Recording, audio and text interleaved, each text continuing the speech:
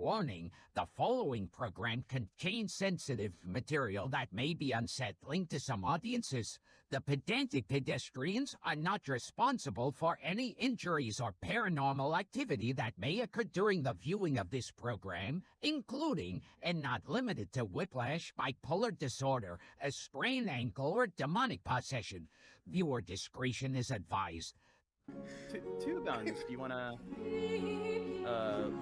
encourage people to respect those? So funny, Chad. When you see people laughing.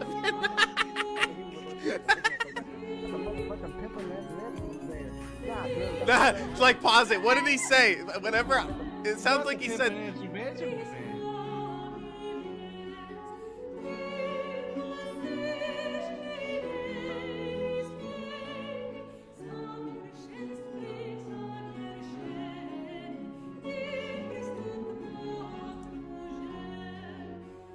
So we're live. We're live. So Shab, why'd you decide to go for a walk? Like, right before we were supposed to stream? Yeah. I don't know. You were the one that was late. Why do you have poor executive functioning, Shab? You were late. And you pushed the stream I was back late by 30 minutes. Okay, Gene. Your request. No. You pushed it back another 30 minutes because of me. So 30 minutes because of you, 30 minutes because of me. And where is Dirt?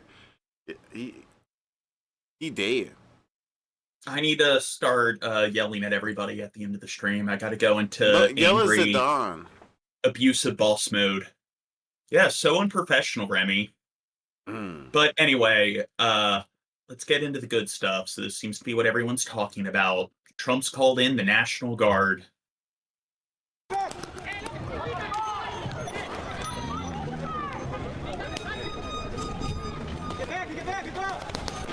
Okay, so when do you think we're going to start to see some stuff that goes beyond just the typical riots, where it's just some tear gas here and there and some fireworks?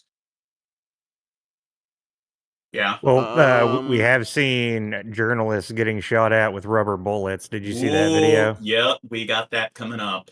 I figured we already had that in the playlist.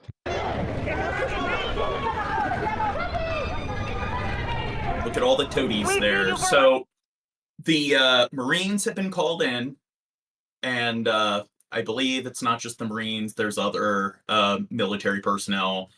They even have the FBI there. I believe there's ATF and state police and DEA. So Trump's just getting all of his toadies, his entire fascist sort of crony brigade. You are a terrorist organization. I'm out of Panama. Now, I mean, welcome here. What's that? You want Drunken Crow to come in and tell Dirt? Okay, sure. We gotta fire Dirt. Pop in, Crow. Anyway, what do you think of the this dynamic where liberals, they don't know how to protest peacefully? Why do they always have to riot? You never see conservatives rioting, isn't that right? Yeah, of course. That's never happened. Shep's really bad at working off this. You're supposed to bring up the January 6th riots. I know what you're referencing, but I'm also bringing Drunken Crow in and fixing the cameras while we're fuck you, Shab. You're terrible at improv. What? You should look in the mirror every day and tell yourself that you are just completely disappointed with your existence. Well, at least you need to cry yourself to sleep every night. Oh my God, Shab. But yeah. But I guess all of those people are pardoned, and some of them actually committed murder after they were pardoned. But I guess since they were pardoned, that means that they're not really criminals. Don't you think it was all a conspiracy? Yeah, it was all Antifa on January 6th.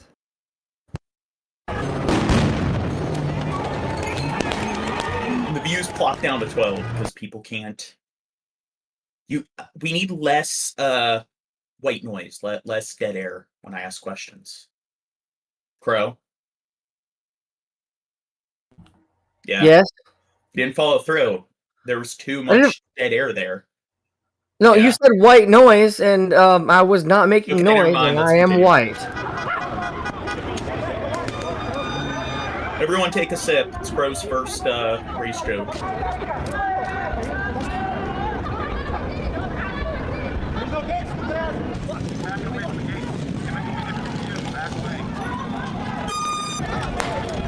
Now, do you think that what percentage of the personnel there do you think are having fun? They get to see some action. Too many of them. I don't know. I can't give you an exact number, but like any percentage is too high. Now, don't you think that people that typically sign up for more of these like sort of toady civil servant positions where they get to raid people's homes and carry firearms and put people in handcuffs, don't you think that they're typically altruistic people that are just doing things for the greater good and they want to help their citizens? Like, I don't think they're the kind of people that just like power and they just like being able to, manhandle others and overpower others. Do you think I'm accurate here, or do you think I'm being a bit too overly optimistic? They'll at least pretend that's the case, unironically. I even know people who are on the left where if you talk to them, they will sit there and play the illusionary optimism game where, no, there aren't that many like bad people out there that would fulfill all of those sort of bad apple roles. I mean, come on. Human beings are so pure that it is just astronomically rare to find a dishonest person who just gets off on having authority.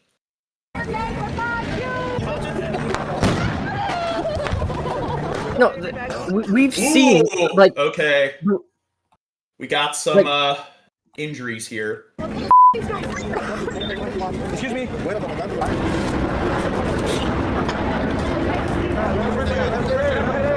Is everyone liking the stream? Is everyone thumbs up? And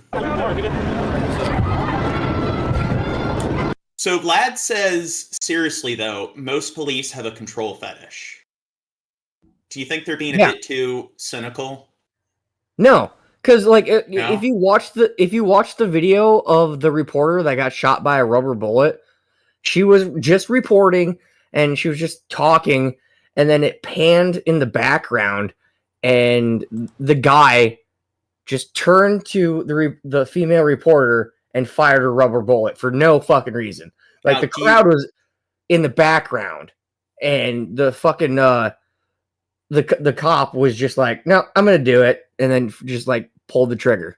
Now, do you think that he probably thought that her microphone was a grenade? Yeah, she's a Hamas. You guys got to be better at answering the questions. Especially you, Shadisky. Me, but I'm the greatest.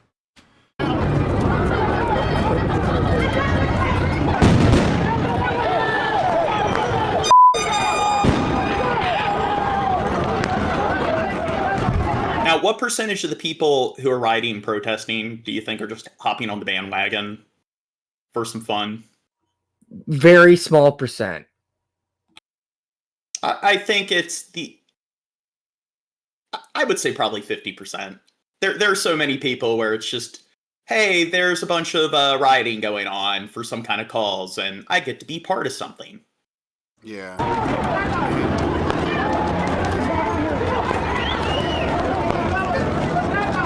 Now, if a big riot was going on outside your place, Crow, would you decide to join in on the fun? No, I'd get a fucking microphone and tell them to shut the fuck up so I can go back to sleep. You mean a megaphone? Megaphone, there we go. Maybe a microphone Whatever. Attached to an amp or something. Yeah. We'll get a microscope. I would sing to him.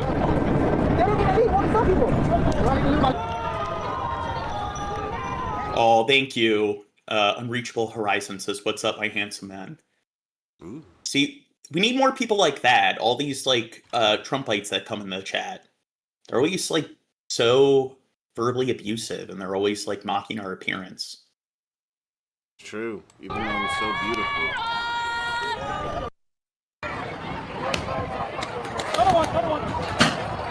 Ooh. Now, I don't know if that was an accident, or if they were just being stupid or whatever. I don't know what their overall initiative was there, but if they did legitimately try to ram the cops with a bicycle, I mean, that does fall within the realm of assault with a deadly weapon. So that's something where people do fuck themselves up royally, where they will try to ram somebody with a motor vehicle. And even if it's at a very slow pace or slow speed, they can still be charged with assault with a deadly weapon. And there's even cases where somebody will just like kick somebody's car with their foot when they're on like I don't know, like a scooter or a Segway, a motorcycle, and they'll charge them with assault with a deadly weapon. And they just like get mad and lightly like tap the vehicle with their foot. Wow. So the right will play these kind of videos and say that, oh, it's supposed to be a peaceful protest. And then the left will actually show videos of like people just like speaking and or like at a rally. Protesters, these are terrorists. But at the same time, you bring in the National Guard plus Marines. Do you not think that's escalating the whole situation? No. All of these people, they're harboring fugitives that are ruining our country. We all know that, I mean, conservatives are much wiser. And if you look at like polls and stuff from conservatives, the number one problem they see with our society is all the immigration or all of the and them damn trans peoples. Well, that's number two. But here, it's like clearly this is a very serious issue. I mean, liberals, they're the dumbasses. That ain't my America. Liberals go to college and stuff. Liberals go to college and stuff, and they get educated and so forth. That's why in all those blue states you have higher like academic attainment. So, I mean, here's the thing, Crow. Only retards go to college. So, I mean, clearly, the conservatives, they're the ones that know what they're talking about. It's true that and you know one what? dude that we invited on the show that we had the big argument with, Yeah. I don't think he went to college. Yeah, but they know that, like, what they're talking about, and the overwhelming majority of the alphas, because they're the alpha class, say that immigration is, like, ruining our country. So you need to call in everybody. I mean, they need to call in the Navy SEALs. They even need to deploy the Coast Guard here. Everyone they can. They've been laying people off and stuff, so maybe all those park rangers, because Trump doesn't care about that, just send all the park rangers out here. We need all the state police we can get.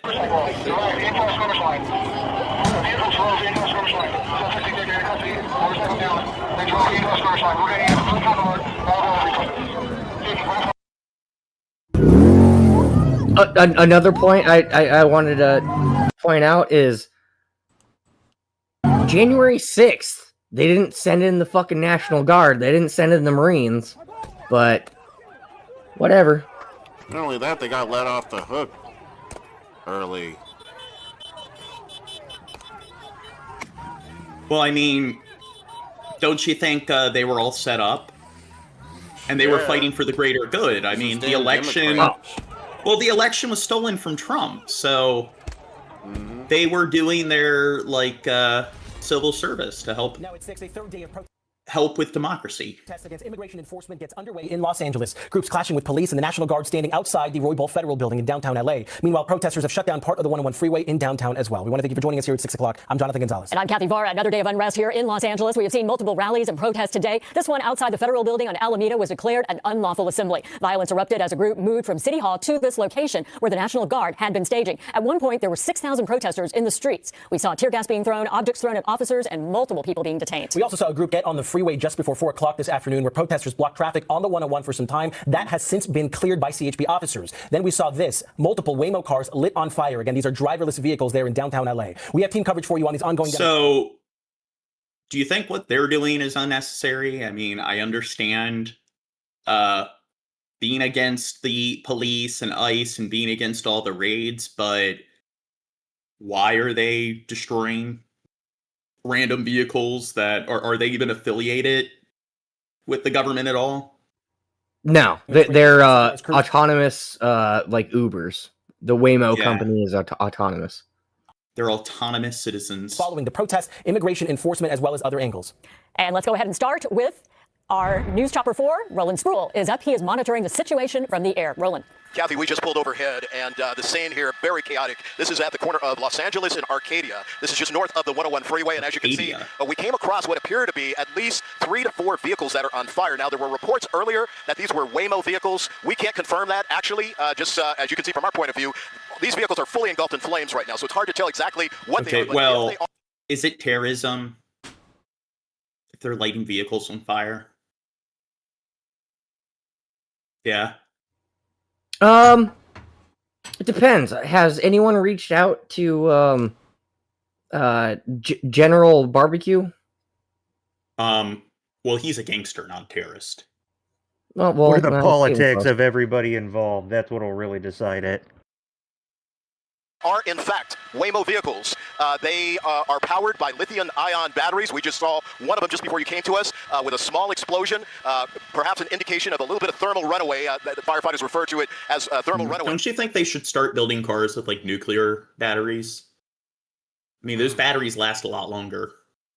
Yeah, that sounds these things can burn for a very long period of time. No indication of LA City Fire Department on the scene, of course, because of the situation being very unstable with the protesters and so forth down there. Now, what do you think of this, Shab? So they're destroying these autonomous vehicles from like private companies. So what good is that doing? I mean, it's one thing to go against the government, but seems like when you're just defacing just random property that has no association with what's going on. Yeah, it's kind of like them going to small businesses and destroying them too. It's like, what does the dude with the fucking sandwich shop have to do with this? Like, I mean, yeah, you're supposed to be targeting the Walmarts and the Targets in Minecraft. Calm down. Quite possible the fire department may have to wait for force protection from LAPD or perhaps the CHP to come. To be fair, that company is called Target, so. This fire under control, but so far, no indication of any fire. Well, they are autonomous cars, so maybe they just saw all the chaos going on around them. And maybe the AI's gotten to the point where they just decide to go through or subject themselves to self-emulation. Or what is it with when they light themselves on fire? Emulation, yeah. Yeah. Location again. This is at the corner of Arcadia and Los Angeles, guys. Yeah, lithium-ion fires, as you know, Roland, being a former firefighter, are extremely, extremely dangerous with temperatures that can reach up to 2,000 degrees in these cases. So even if they were there, these are very difficult fires to put out. Talk about the situation there on the ground in terms of numbers. You know, we know that you left for a moment to go refuel. Now that you're back, have you seen the crowds move? Have they diminished? What are you seeing from your vantage point? From this vantage point, we see a very significant number of people still on this Los Angeles street overpass. Everybody just seems to be watching the... See, look at these people. They hate America. They'd rather wave the flags of other nations. Oh, well, Pinky said send it in the rooftop Koreans. Do you know about the rooftop Koreans, John? No. Everybody wants to be them. And by everybody, I mean cringy white dudes. Law enforcement on Arcadia Street or on Los Angeles, but that doesn't mean that they're not there. It's just that I want to be Korean. Number of people that are down there, a lot of vehicles and so forth. But the focus again being on these Waymo vehicles, which are just confirmed. These are in fact Waymo vehicles. Now, my pilot asked me on the way over here, could these have? So what happens when AI vehicles develop a level of sentience and then they subject them to this type of destruction collateral? That's what they're trying. That's what they're trying to prevent. That's what they're trying to prevent. They're like, oh, the government's going to hack into the driverless cars and use them to ram through the crowd. So they're take them out early. 4 steps ahead. Anti-ICE protests erupting coast to coast as Immigration and Customs Enforcement ramp up its immigration raids from New York turned to up LA. all the way on your end, We Gene? want the release of the immigrants that have been detained. In a historic move, the National Guard has been deployed in Los Angeles, the first time a president has federalized National Guard troops in the country since the Civil Rights era. If we think there's a serious insurrection or less than that. So, do you know what's the deadliest riot in American history? LA riots? That's number 2. Was it the Black Riots? Oh, is it? See, we do need a pause there. What? It was a joke, Gene. That is not a good fucking joke. I'm sorry. No, it's when they ended segregation and they had they let blacks and whites go to the same school, Nope. right? It was the draft riots during the Civil War in New York City. Yeah. Hundreds of people died because they didn't want to fight for the Union. We're gonna have law and order. Guards firing tear gas and rubber bullets at protesters as they gathered in downtown LA. The clashes came on the third day of demonstrations against President Trump's immigration crackdown in the region, as the arrival of around 2,000 National Guard members sparked anger. So, everyone in the chat, what did you think of Shab's last joke? What? Among some residents. People are sick and tired of being sick and tired, and ultimately, the more that this administration is going to escalate, so are the people. As protests continue to escalate, cars have been set on fire, and a heavy LAPD presence has been joined by federal agents from the Department of Homeland Security. Congressmember Maxine Waters is also on the ground, standing with protesters and firing back at President Trump. Homeland Security? Like, who isn't try and make an example out of us. being deployed? No, I'm not surprised. This comes on the heels of protests exploding here in New York. When are they going to send in, like, the FAC agents and the FCC? Demonstrators say they were protesting against the alleged lack of due process for immigrants detained by ICE. NYPD taking 22 demonstrators into custody Saturday. Elected officials reacting to the local protests. They say goodbye to their families because they're coming here, and then all of a sudden the families do not know anything about what is happening to them. Back in Los Angeles, President Trump's deployment drawing a sharp rebuke from Los Angeles Mayor Karen Bass, who also condemned law-breaking protesters. The First Amendment right gives you the ability, again, to protest peacefully, but it does not give you the right to be violent, to create chaos, or to vandalize property. So, we all know that when it comes to, like, violence and so forth, breaking the law, it's not always, like, if you're on the side of government, you're not always on the right side of history or on the right side of things ethically. I mean, the most notable examples, World War II, Nazi Germany, following through with what the government tells you. So when it comes to, I guess, fighting against fucked up sort of federal policies and raids, what level of disobedience or what level of I guess illegal acts do you think are acceptable? John, I don't want to interrupt your question, but Dirt's here, so I am outie. Okay. Well, hang out in the chat, Crow. Help us out. I can dip out and Crow can stay, actually. If that's cool with you, Crow. Are you sure? Yeah. Oh, okay. I mean, yeah, I guess that bring Crow. Cool. Or let's bring Dirt in. Help us out in the chat, Zidane. But anyway, want to answer my question, Shab? Well, I forgot what your question was now. So, in regards to like how ethics don't always correlate with government policy, when it comes to, I guess, fighting against government tyranny, what level of, I guess, illicit sort of behaviors do you think are acceptable? So when they're talking about how violence isn't okay, basis. Now, what level of, I guess, I think the level that they're doing right now is beyond what they should be doing, and it also shows how stupid they are. Because I don't know. I think if you really want to make political change, you can do it the smart way. You don't throwing fireworks, throwing stuff at cars, and trying to kill people or whatever. That's not going to help fix. Wait, so you think they're trying to kill people with the fireworks? they're throwing rocks at cars while they're driving by at like 50, 60 miles per hour. Okay. That's going to kill somebody if it goes through the windshield and hits you in the face, probably. But when it comes to destruction of property, do you think, maybe, do you think any government buildings, do you think it's acceptable? No, I think like, what if you were in Nazi Germany and you burnt down some Gestapo sort of office, would that be unacceptable? Is that what you're trying to equivocate these ICE buildings to, John? Are you trying to call Trump Hitler? Well, I mean, how far does the government need to go where if you do, like, engage in some act that I just described, where you would consider it to be, I guess, acceptable? I think if it's Nazi Germany, then yeah, it's very acceptable, this kind of rock throwing shit. But I think we're not in that kind of position. I think bad things are happening, but this ain't no Nazi Germany. But it's not on that same level as camps and gas chambers and stuff. If Trump was like, get all the illegals and put them in camps and gas them up. Well, maybe if it was weed, I'd be cool with that, but not the stuff that kills people. That's the weed chambers.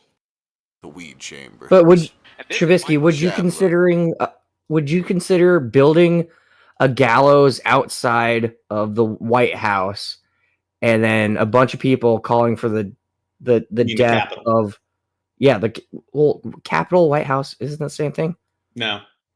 Whatever. Okay, whatever. But yeah, they built gallows and called for the death of the vice president during January 6th. What is that not on the same level as this? And then right wingers are just like, "Oh, this is the worst thing that's ever happened in my lifetime." Well, they were fighting against real tyranny, Crow. Yeah. Oh yeah, real tyranny. Okay. Well, don't you think it was a conspiracy? The election was stolen from them. Oh yeah, by lizard people. I remember. By lizard. Well, I mean, if you claim that the election was, stolen from Hillary because she didn't win the popular vote or whatever, and people are arguing that Russia interfered, even though they can't really make a case why that is any more or less plausible, well, hey, if their side didn't win, then they're going to hear other people make these conspiracy claims and just jump to the conclusion that it's true, even though they haven't looked into either or theory to determine which one is more credible or whether they're, like, either of them are credible at all. But hey, like, I want X to be true, therefore it's true. Obviously.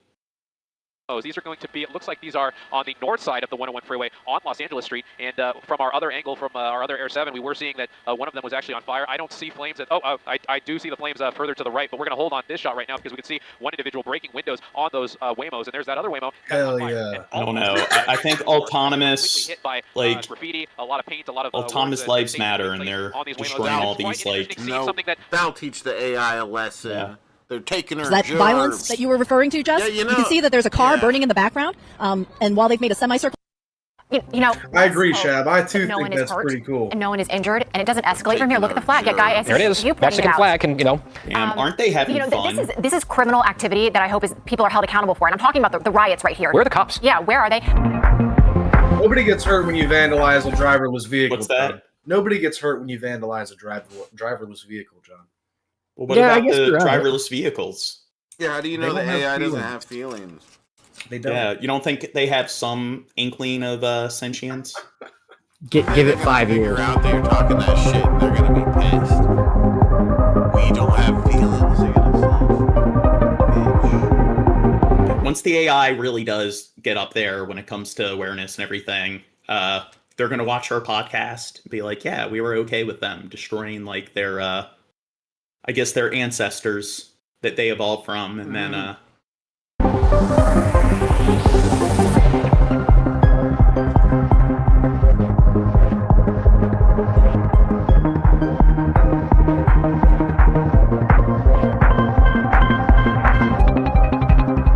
someone in those in the chat who don't know, we don't condone them destroying the vehicles.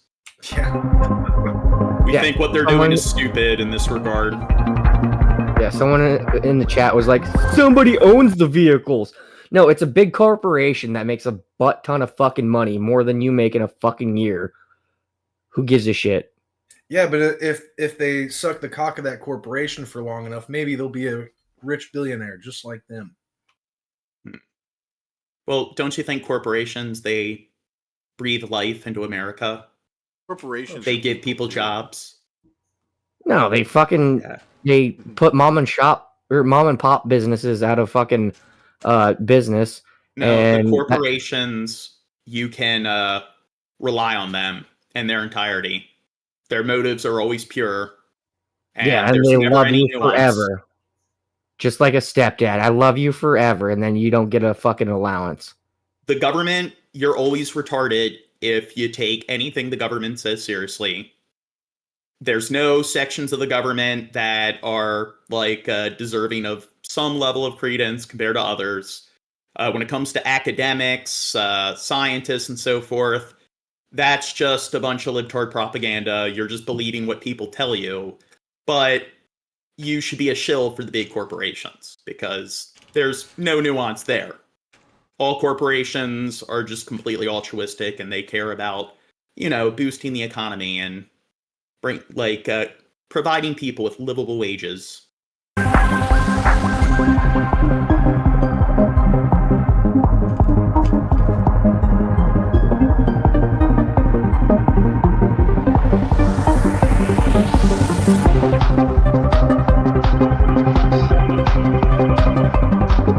Oh, they're insurrectionists. I know. I was going to say that. Have you They're seen not just that? rioters. They're insurrectionists. When he was having his debate with Kamala's VP pick, he was asked questions about the January 6th riots, and he refused to give a straight up answer. He refused to condone them. Refused to call it an insurrection. Yeah, what they're doing here, clearly, this is where it passes that threshold where they're insurrectionists. They're trying to usurp the government and my authority to stick my dick in their business. But during January 6th, weren't some people flying the stars and bars, the Confederate flag? Okay, so isn't that a foreign flag? I don't know. Stars and bars. Yeah. Actually, that's not even the Confederate flag. The Confederate flag is just completely white because they fucking surrendered. Go fuck yourself. Well, whatever. But the point is, I think that because we got all these insurrectionists rebelling against the government, do you think we have Doge and stuff and we're cutting funding to shit like the Department of Education and the Department of or the IRS and so forth. So don't you think we need another government agency that's an anti-insurrectionist agency? That kind of keeps an eye on people, make sure that they're not going against the government's wishes or whatever.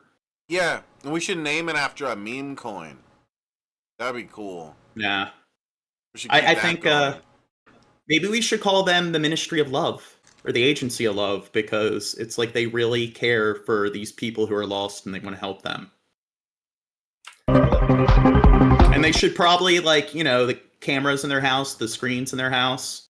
I know they're already doing it, but really set the algorithms and stuff to spy on them to make sure that if they speak out against the government, which loves them dearly, they're going to send their Ministry of Love agents to their house.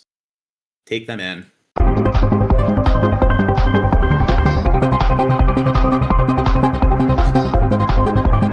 You know what that reference from? Or what I'm referencing? I don't think so. 1984. Oh, yeah. Sorry. That's very obvious. Yeah. Ministry of Truth, Ministry of Love. I was actually distracted by the chat because we're fat, gay soy boys. And, that dude is clearly an alpha off camera. It's not like the overwhelming majority of Americans are fat and they're likely to fall within that 90%. Also, I got described as bald, soy, and mad. Fair. Well, you're our bald crow. I got more hair on my. Isn't the point of calling somebody a soy boy that they like, usually are like vegans and stuff? They do take care of their diet and stuff, and they're like skinny and they're not like all muscular and shit.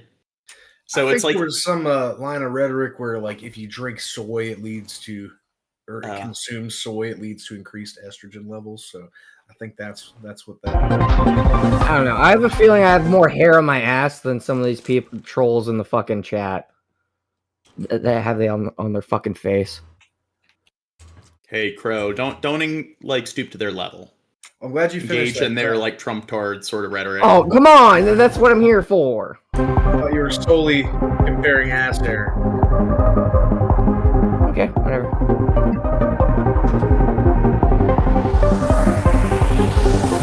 When they spit at people, they. Dude, I love how. So all these people that want to come in and talk shit, can they ever find anything original to say? They're not very inventive or clever. And again, it's just the statistics show that conservatives usually are far less educated and usually are far more illiterate in general. Plus, there's a correlation between obesity and voting red. All the red states are some of the most obese states in the country. But then it's just they show that they're not a bunch of uneducated hicks because their rhetoric is exactly what you'd expect from a 12-year-old on Xbox Live or 4chan. So you know that it's not like they matured mentally until they got to like the age of 11 or 12 and then they stopped.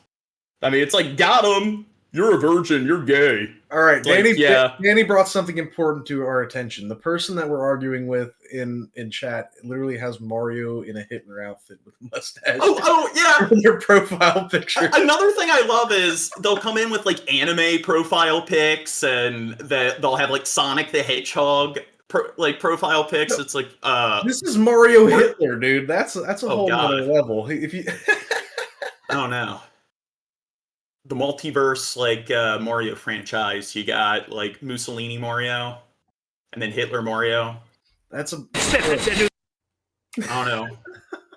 Adolf Mario and Mario's Luigi. like cousin, like what's a good Italian name? Alfonso. He's a fascist. You know what they throw at them, right? And when that happens, I have a little statement. They spit, we hit. And I told them. Nobody's going to spit on our police officers. Nobody's going to spit on our military. Trump cares about people respecting his toadies. But at this point, he should just like amalgamate the DEA, the ATF, like the FBI, like all of these agencies should just be one agency now. It's like the TTD, the Trump Toady Department, or the TTA. What is new is that the left wants to make this a political issue, and the left continues in this United States to confuse immigration, legal immigration, with illegal immigration. America is a country of immigrants. We welcome over 1 million a year legally. It's when you come in illegally, unvetted, that you're subject to being sent home, and that's what this is. Okay, so whatever. Like, even if you're against people coming here illegally and you don't think they should do that, how much of a negative effect does it have on the economy? That's not even what the pro. The thing is that it, out of all the things to be concerned with that are negatively affecting the country, poor education, poor healthcare, a shitty criminal justice system, why are they so fucking obsessed with immigration? Why is it always on the back of their minds? I mean, a lot of people, if you talk to them, it's like, have you ever had a job stolen from you from an immigrant? Or do you know anybody where they had a job stolen from them? It's just, I think that the reason they care so much about it is because they are just bigots that hate non-English speaking and non-white Americans. They kind of like want a country that's more homogenous.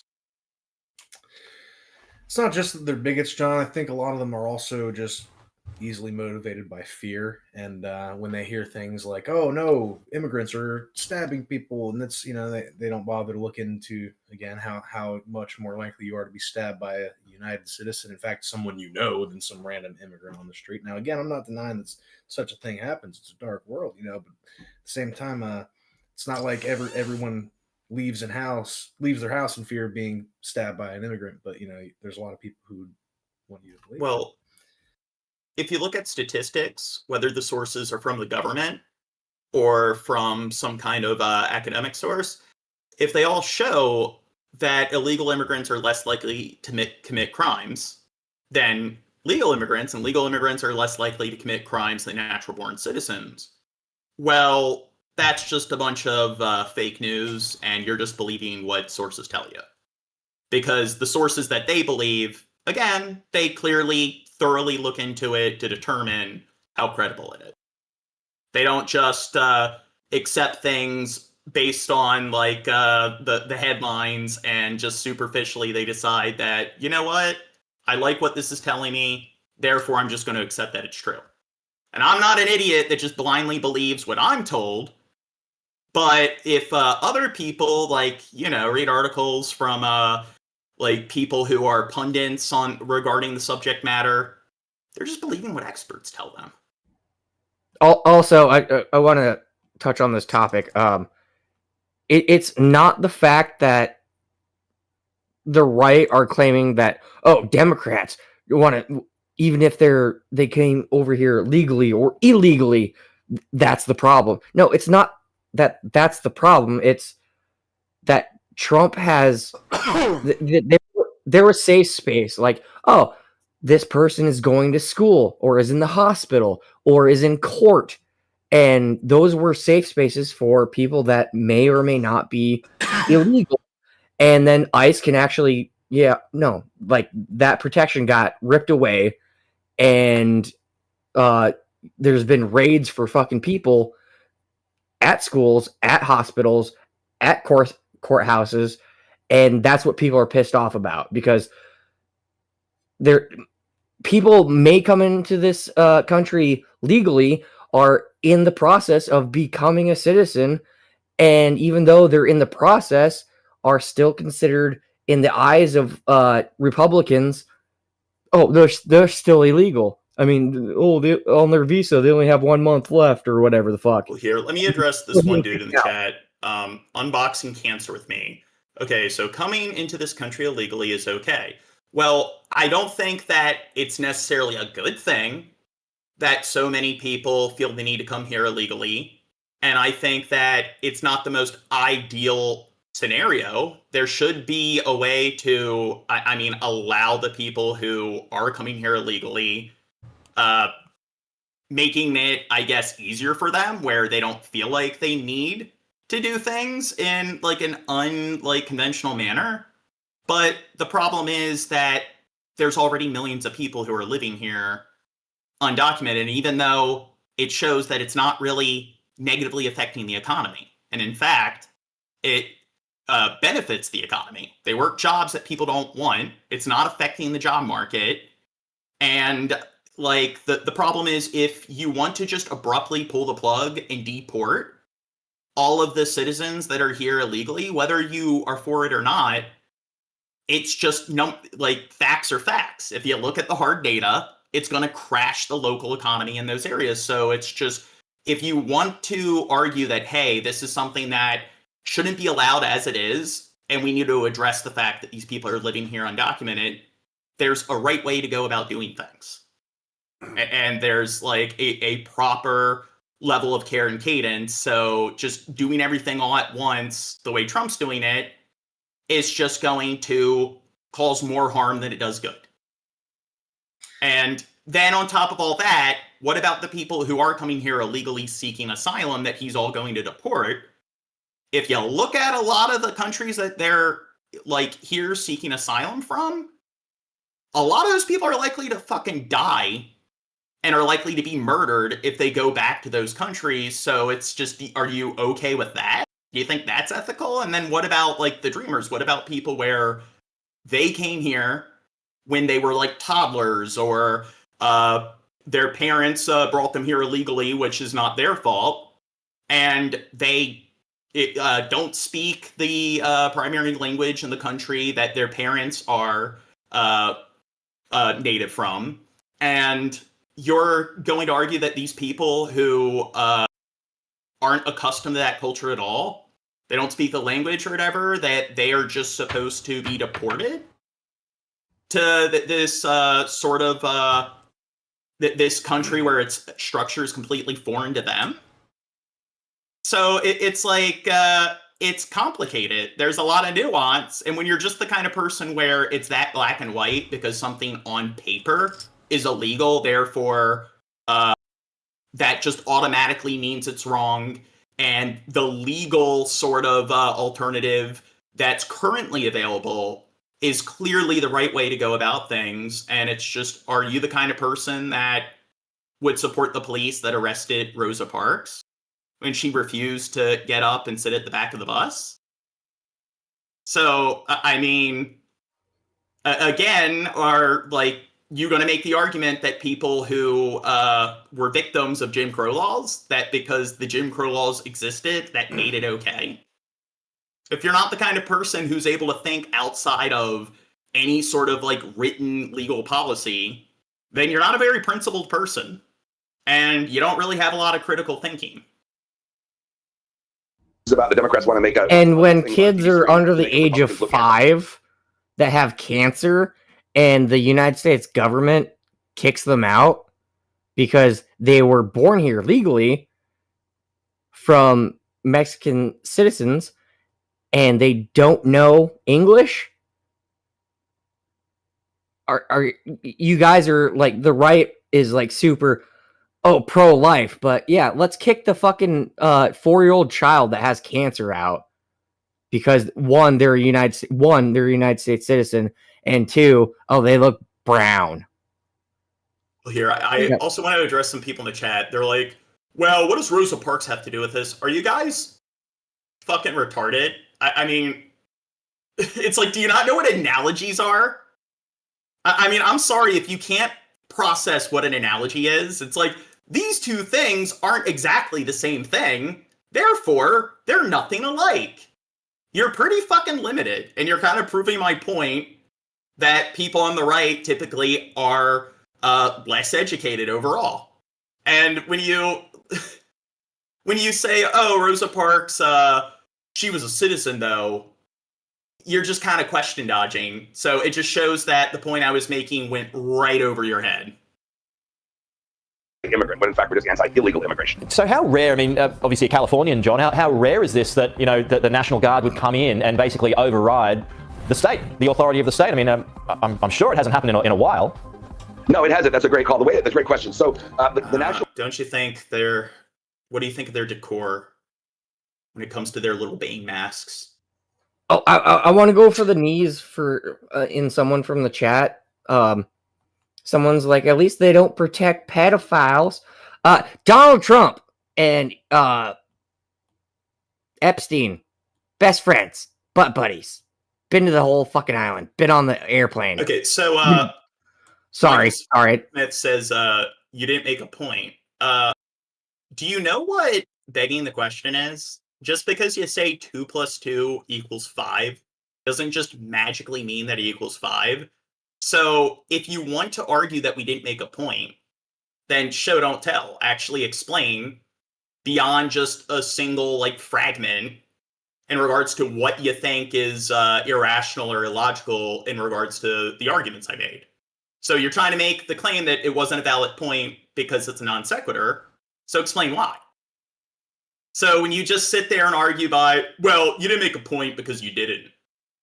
I mean, I think you're kind of demonstrating again that you're not that well educated and you're a failure when it comes to critical thinking. 4 in 5 Americans fail at tests that measure critical thinking. So I don't really think you're that fall within the 20% that have any ounce of critical thinking. National Guard, under normal times, is under the control of the state governor. This is true of all 50 states. But the president of the United States, whoever that is, can federalize it and bring the National Guard troops under federal. Oh, shit! Oh my God, is that? Yeah. Yeah, it really showed that part.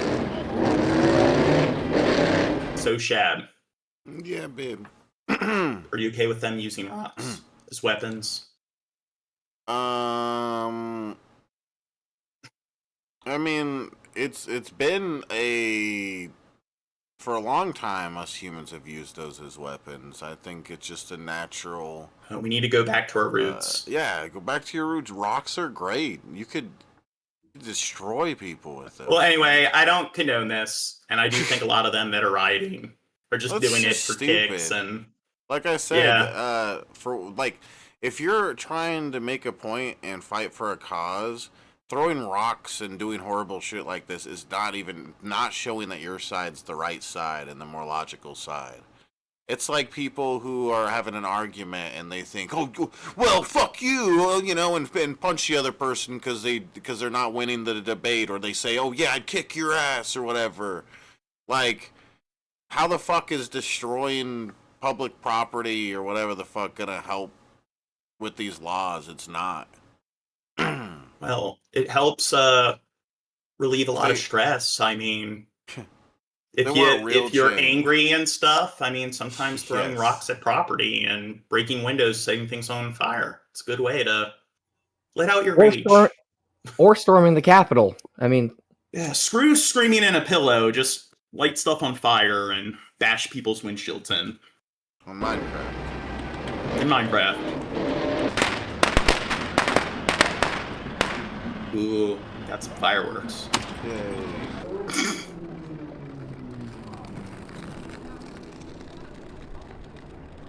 Some moments there in Los Angeles. There was a solidarity protest in San Francisco tonight near the ICE building. John, you see this vicious beast I got right here?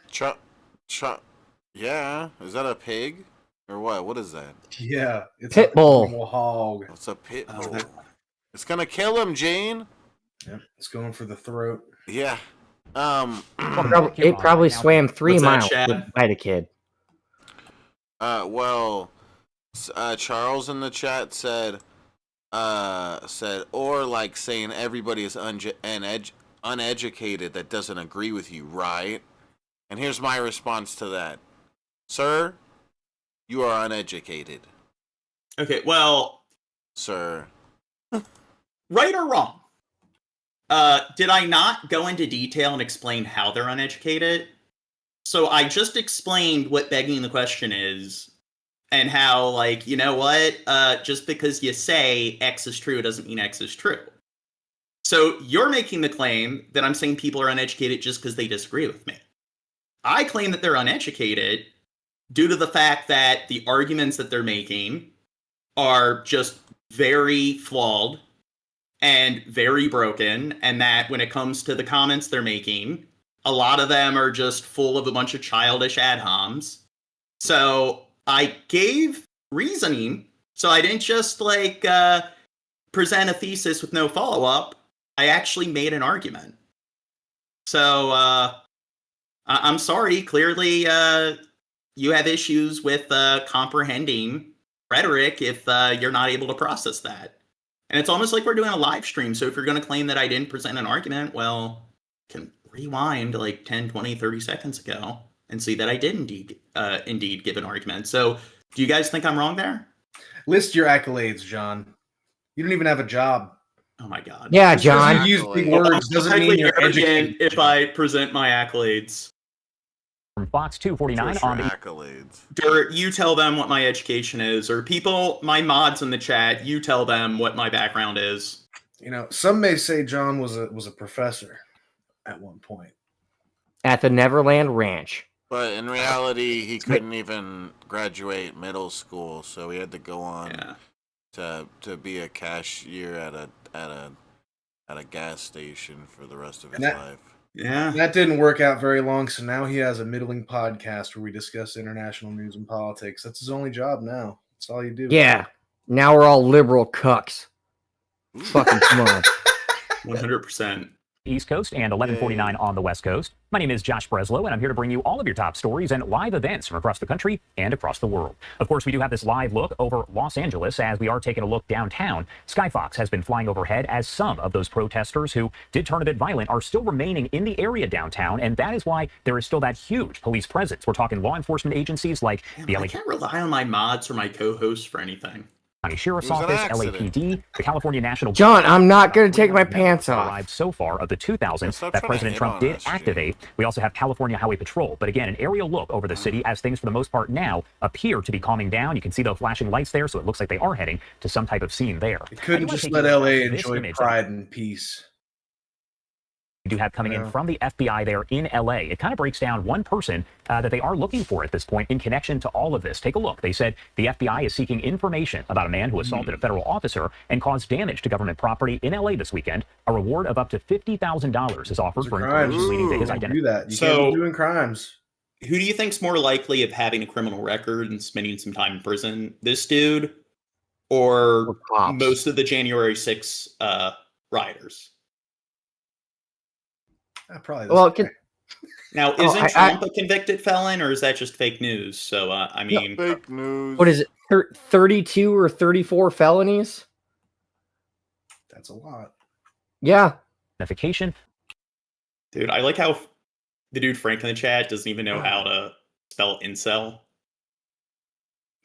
Arrest and conviction. I want to take you to a closer look at some of those photos. Obviously a little small there on the left-hand side of your screen, but these are those photos right there made a little bit larger. Now, the FBI in Los Angeles putting out a release saying that they are seeking the public's assistance in identifying the individual responsible for assaulting a federal officer and damaging government property near a line. Okay, so what about like assaulting people who aren't like state officials?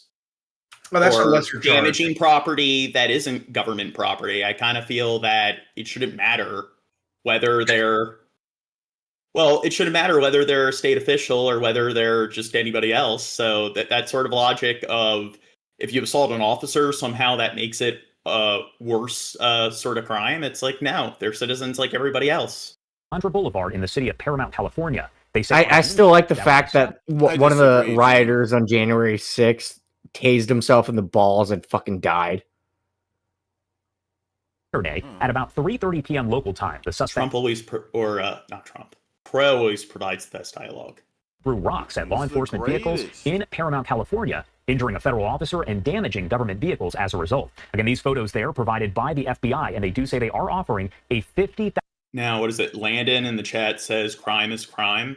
I agree. This guy definitely shouldn't have assaulted a federal officer, but there is a bunch of irony here. Like anybody that supports him spending time in prison or being held accountable, they should also support Trump spending time in prison or the January 6th rioters spending time in prison. So they care so much about the law. The problem is they're here illegally. They're breaking a law by being here illegally. It's like, well, why don't you care about all of the illegal things that Trump did?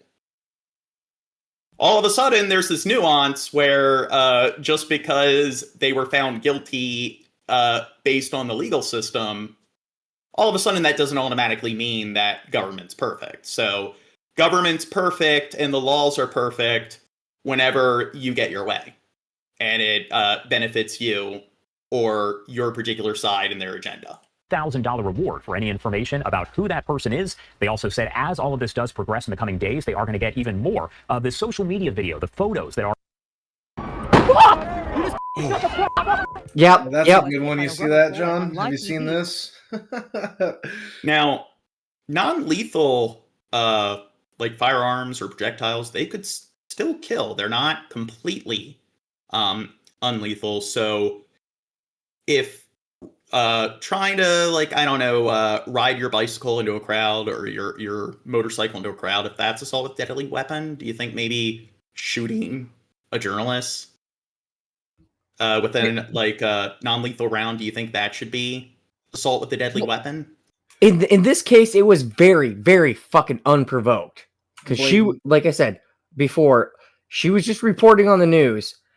In the background, some dipshit turned and aimed and fired at her fucking leg. Well, here's the thing. She doesn't sound like she speaks American. So it sounds like she's got some kind of dialect or whatever. So do you think she's here legally? There was isn't there? Do you think she's an infiltrator, Crow? Oh yeah. She's definitely Hamas. Well, the cop heard her accent, and it's like, oh no, these are one of the people that came here illegally to eat our cats. To eat our cats. Yeah, Los Angeles ICE protests. She looks very Chinese. US correspondent Lauren Tomasi was in the field as LAPD clashed with demonstrators in the downtown district amid outrage over immigration and customs enforcement raids throughout the city. The outlet shared footage of Tomasi describing the scene on camera when a rubber bullet appeared to strike her leg near the end of her report. Now, I mean, what if somebody with the same kind of weapon and the same kind of projectile shot an officer? Do you think maybe they would charge them with assault with a deadly weapon? No, someone in the chat was like, "Oh my god, it was a stray shot." Like, no, this person was in his like military group or like National Guard group, focused on an actual group of protesters, turned to the reporter and fired. That wasn't a random shot. He was. You don't think they thought her microphone was a grenade? Despite her initial scream, Tomasi could be heard saying, "I'm good," and she later confirmed to 9 News that she and her cameraman are safe.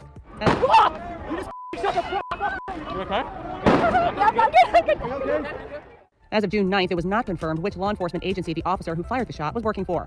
The LAPD reportedly has no comment on any specific incident related to the protests. Now, in all seriousness, so when you have journalists here from other parts of the world, and they're reporting on events taking place in the United States, and then American officer shoots them, do you think maybe that's not the best way to make your country look that great? Keep it paused here, because you'll see every other cop or National Guard or whatever the fuck, they're looking down the road, but you see that one person looking at the reporter, and that was the person that fucking fired the shot. According to CNN, Australia's Department of Foreign Trade issued a statement of support for Tomasi, noting that, quote, all journalists should be able to do their work safely. Fucking turned again and shot her. So you're saying that he turned and shot her? No, he was already turned over there, and then there was a car that got his attention, and then he turned again and shot the reporter. Okay, so he turned again. The National Guard. I'm sorry. Wishes of California Stephen Young in the chat, like you're exactly what we try to preach against here, is this black and white thinking, all or nothing. He says all illegals get to stay now because the reporter got shot with a rubber bullet. Darn. That's clearly what we're saying. Who said that was our argument. Who said that? Yeah. No one said anything like that. We talk about one thing, and you see, now that's a shitty analogy, bro. That's a false equivocation. Gavin Newsom and LA You know Mayor what I Karen find Bass, funny, the former of though, whom called it is that one dude, like, damaged a car or whatever the fuck he did, and they're like, a $50,000 reward if you can help us, find him. But they claim he assaulted a federal, like... Okay. Yeah. Well, the cop assaulted the journalist there, and they're like, yeah, we just still don't know which cop it is. What they should do is turn them against each other and be like, $100,000 reward to whoever tells us which cop did this, so that one of his cop buddies... $50K. Yeah, dude, if I was a cop buddy of his, I'd tell on him for $100K. Fuck yeah. Let's do it. Fuck that cop. Quote, wait, but if you were the person to actually do that and turn yourself in, would you get the money?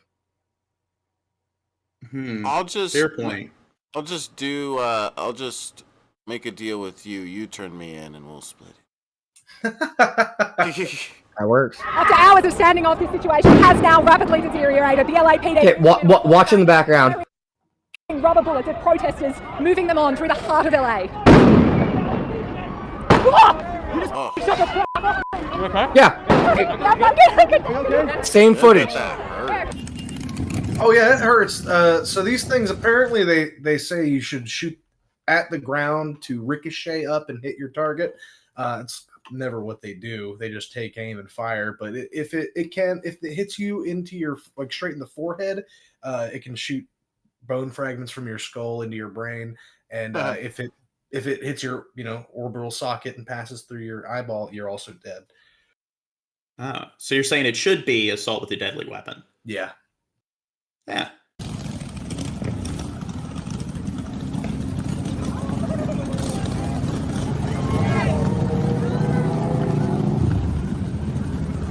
In all honesty, I do, like I said, most of the officers that are there, personnel, I think it's just like, yeah, we get to see some action.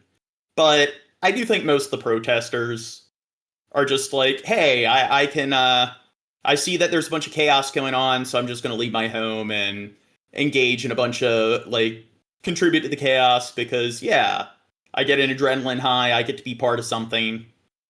So I think that most of the people that are here and participating in this are not doing it for selfless reasons.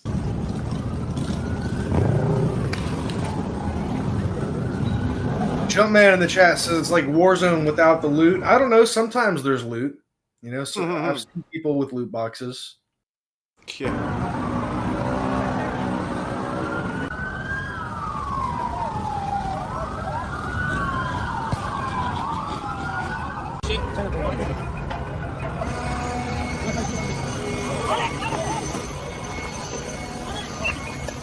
Okay, so yeah, I don't think he should be throwing rocks off a bridge. And I can see civilian cars driving underneath that bridge. I think that guy should spend some time in prison for that.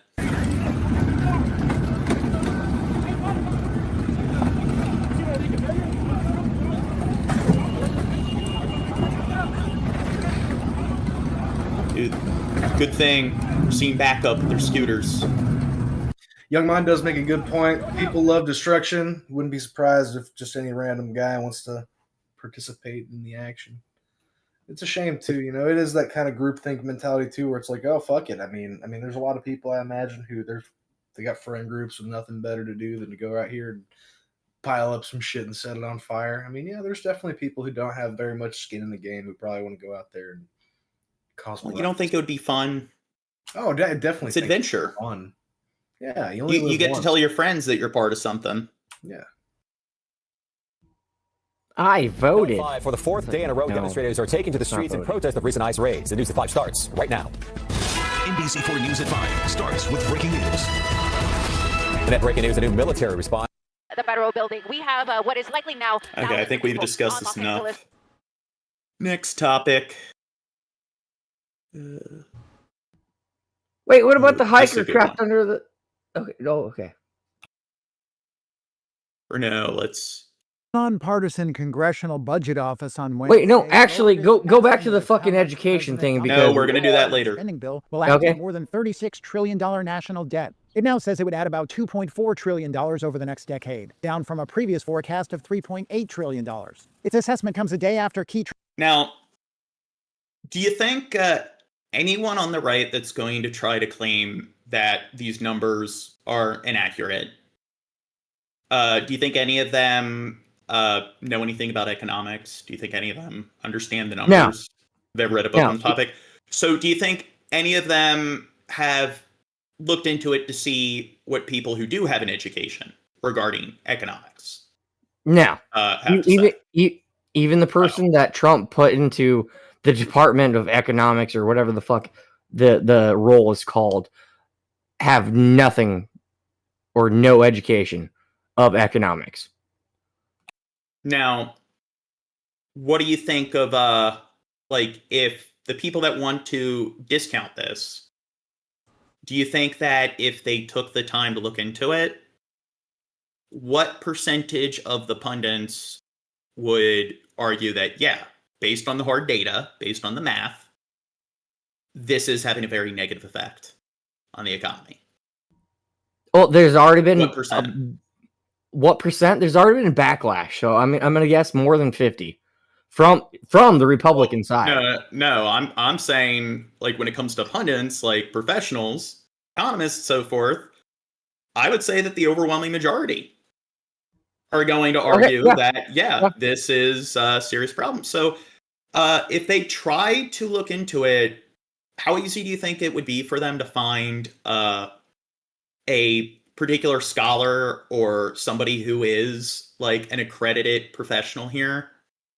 How easy do you think it would be for them to find somebody in that area who actually is going to argue against it having a really negative effect on the economy? Very easily. They can go to any fucking college and get the first year economics major, and they would say that Crow doesn't know what I'm. When you're talking about pundits, you're talking about people who. Yeah, I know. Have their PhDs on the topic. People who are.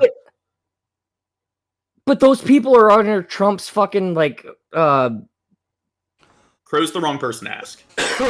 Okay, okay, whatever. I'm sorry, Crow. Don't be bullying. Trump ally Elon Musk blasted the bill as a. No, what I'm saying is any normal person that understands economics would be like, this is stupid. This is hurting the economy.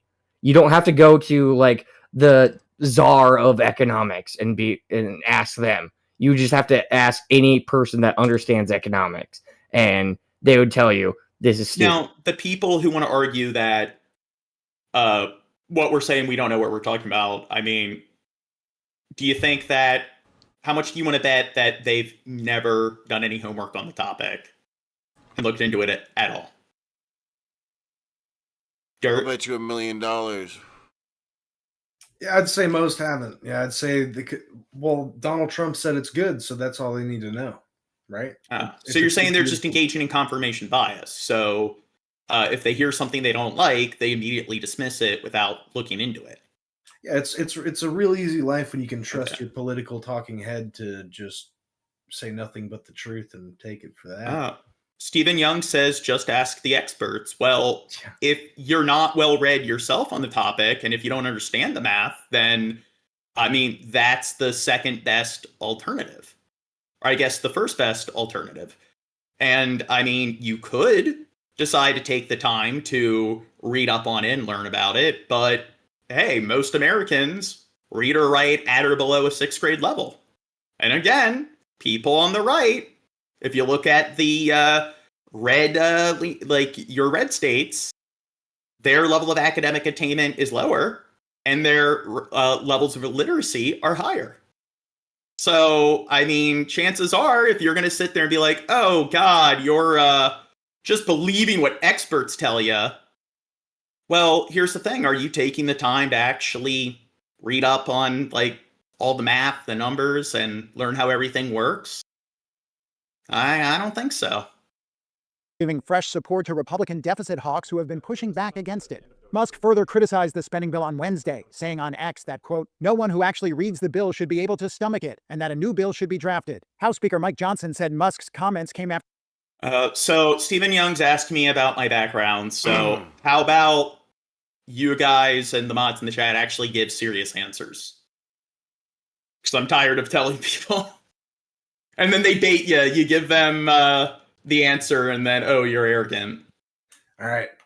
John's got a college education, believe it or not. You know, he comes from modest means, but he worked his way up via the American dream to become, you know, a well-paid federal employee. How about that? No, it's not a state employee. He works for the city. John fought in Vietnam. His best friend's name was Bubba. You guys are fired. Bubba. I'm a civil engineer. I went to the University of College Park in Maryland. After he and the billionaire had what Johnson thought was a productive conversation about the spending bill. Elon and I left on a great note. We were texting one another, happy texts, Monday. And then yesterday, 24 hours later, he does a 180 and he comes out and opposes the bill. And it surprised me, frankly. And I don't take it personal. We don't take it personal. He's policy differences are not personal. I think he's flat wrong. I think he's way off on this. And I've told him as much, and I've said it publicly and privately. I'm very consistent in that. Reuters course. You think that guy knows what he's talking about? Yeah, he has a suit on. He's on TV talking about it, John. Yeah. Correspondent Andy Sullivan has been tracking the legislation, which has passed the House and is awaiting a vote from the Senate. The biggest thing it would do would extend the current tax breaks that are in effect that Trump passed in 2017. Those are due to expire at the end of the year. If Congress doesn't do anything, we'll snap back up to the levels we were before then. It also includes a number of new tax breaks, including things that Trump campaigned on last year. The big ones that they're talking about a lot are eliminating taxes on tipped income and taxes on overtime. The bill also reflects the priorities of the new administration, like promoting oil and gas production and eliminating benefits for choosing cleaner energy sources. As a former bartender, no tax on tips. That is basically bullshit because we don't declare most our people actual I knew tips. who worked for tip wages did not declare what they made in tips simply because, well, why would you? It's at the most it's 10% of what we made in actual tips that we declare. At the end of a shift. That's the number I hear. Now, what do you think of their approach here of trying to penalize people for using cleaner sort of energy sources? Now that sounds dumb. Now, sounds something you'd actually probably want to incentivize. But when you have environmental scientists that say that climate change is a really serious issue, do you think you're just believing what experts say? So yeah, even though you don't want to take the time to look into what the science is, and you don't want to learn about the actual hard science, you know better than all the experts, because when all the experts say otherwise, I mean, you're not arrogant if you believe that you clearly are able to come to a more accurate conclusion and you're able to determine what the truth is much more efficiently than all of these people that have far more education than you and who are some of the world's leading pundits on the subject matter. So, don't you think we need to use oil and so forth? Because it's definitely going to benefit our nation more. Yeah. Also goes after a lot of those green tax breaks that were passed under President Joe Biden. The break for buying an electric car, for putting solar panels on your house, that sort of stuff. It will revoke a lot of those things. And from a budgetary perspective, that saves money because you're eliminating these tax breaks. That means the government's losing less money to people who buy electric cars, et cetera. Republicans hold a narrow majority in the Senate, though warring camps within the party are vying for changes to the House-passed bill. The Congressional Budget Office said the number of people without health insurance would increase by nearly 11 million by 2034 if the House bill's policy changes remain. Of that number, an estimated 1.4 million people would be undocumented immigrants who no longer would be covered. Thank you all for being with me. As many of you know, the U.S. House of Representatives recently passed the so-called reconciliation bill by a vote of 215 to 214, a one vote. Well, this guy's a communist. Every Democrat voted against this bill. No. Almost every Republican voted for it.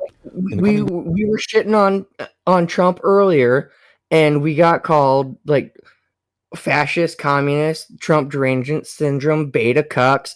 If these other people want to shit on Bernie Sanders, we can just say they're anti-Semitic because, it goes both ways, dipshits. Tell them, Crow. You can't trust bad shit. The Senate is expected to take the bill up. Let me take this opportunity to tell you what is in this piece of legislation.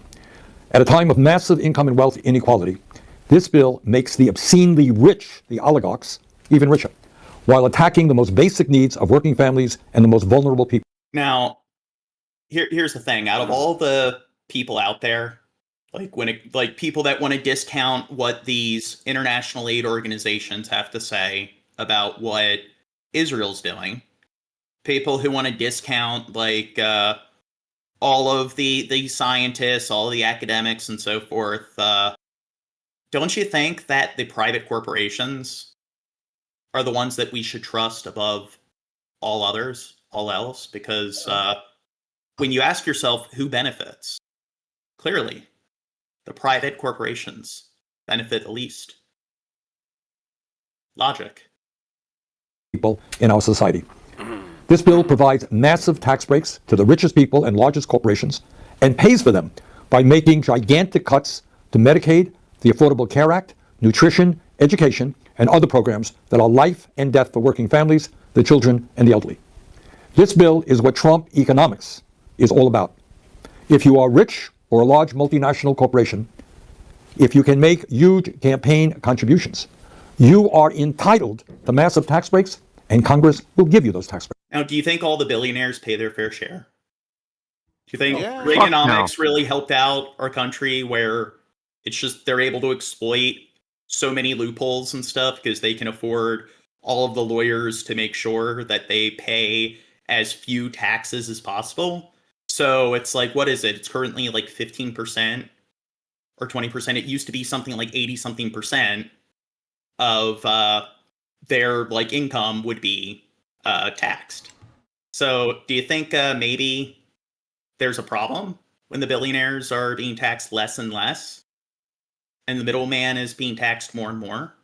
No. Well, the little man needs to pay his fair share too. I mean, think about how much the billionaires are paying compared to the little man, John. I mean, he really needs to pick himself up by the bootstraps and start paying more.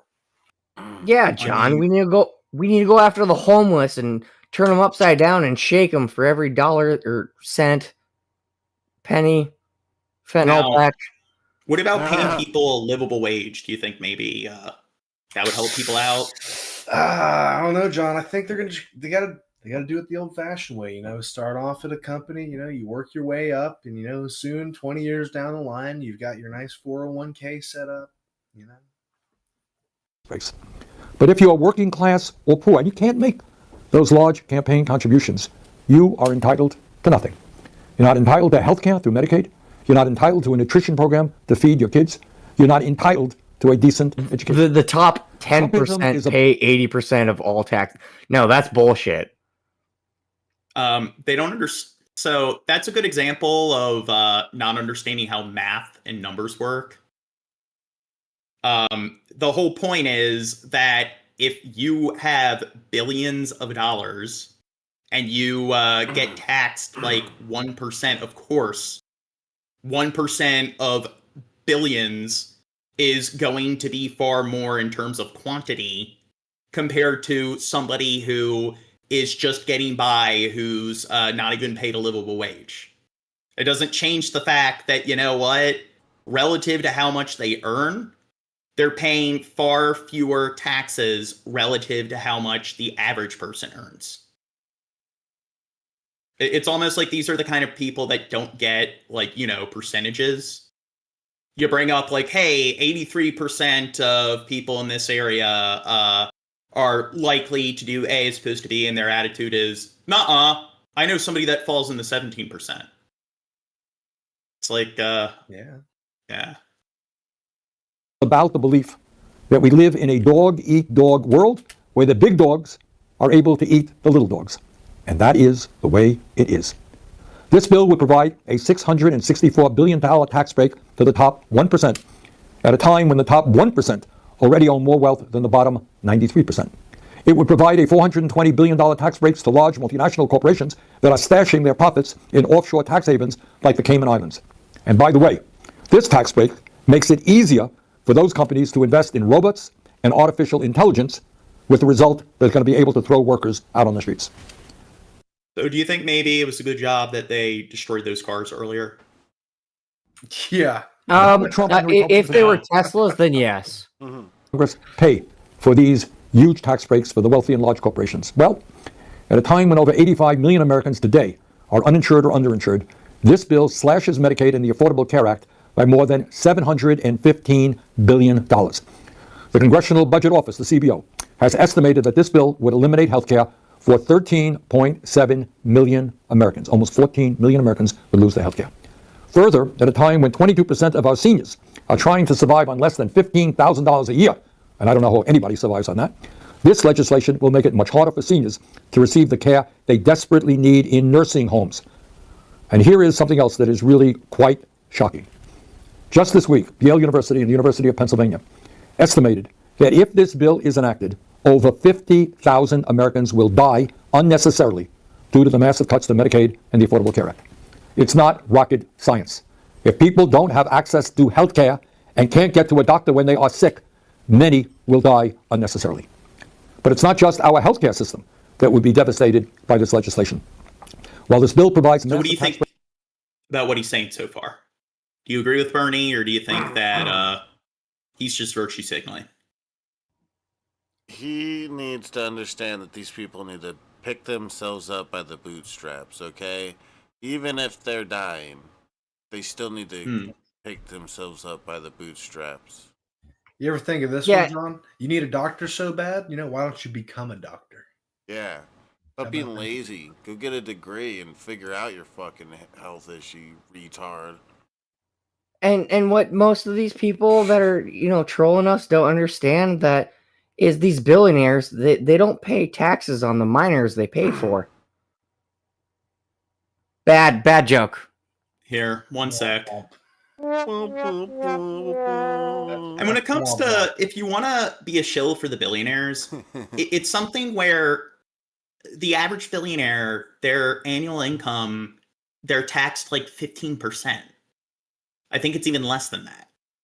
So I am pretty much taxed like 50% of my paycheck goes to taxes. So I earn a decent living, but guess what? I'm not earning billions or even millions a year. So why am I being taxed 50% of my annual earnings, and then billionaires are being taxed a smaller percentage of their that doesn't really make a whole lot of sense. Breaks the billionaires. It would cut $290 billion. And what I don't get is people on the far right, they hate taxes so much. They don't like taxes going to going to the social sector and social institution. They don't want taxes to go to things like universal health care. But for some reason, they really don't care about billionaires being taxed more so the average Joe can be taxed a lot less. That's the thing. It's if the average person had to pay 10% less in taxes, that would have a significant impact on the average Joe. If the average billionaire had to pay 10% more in taxes, do you think it's going to affect the quality of their lifestyle? Do you think that they're even going to notice it?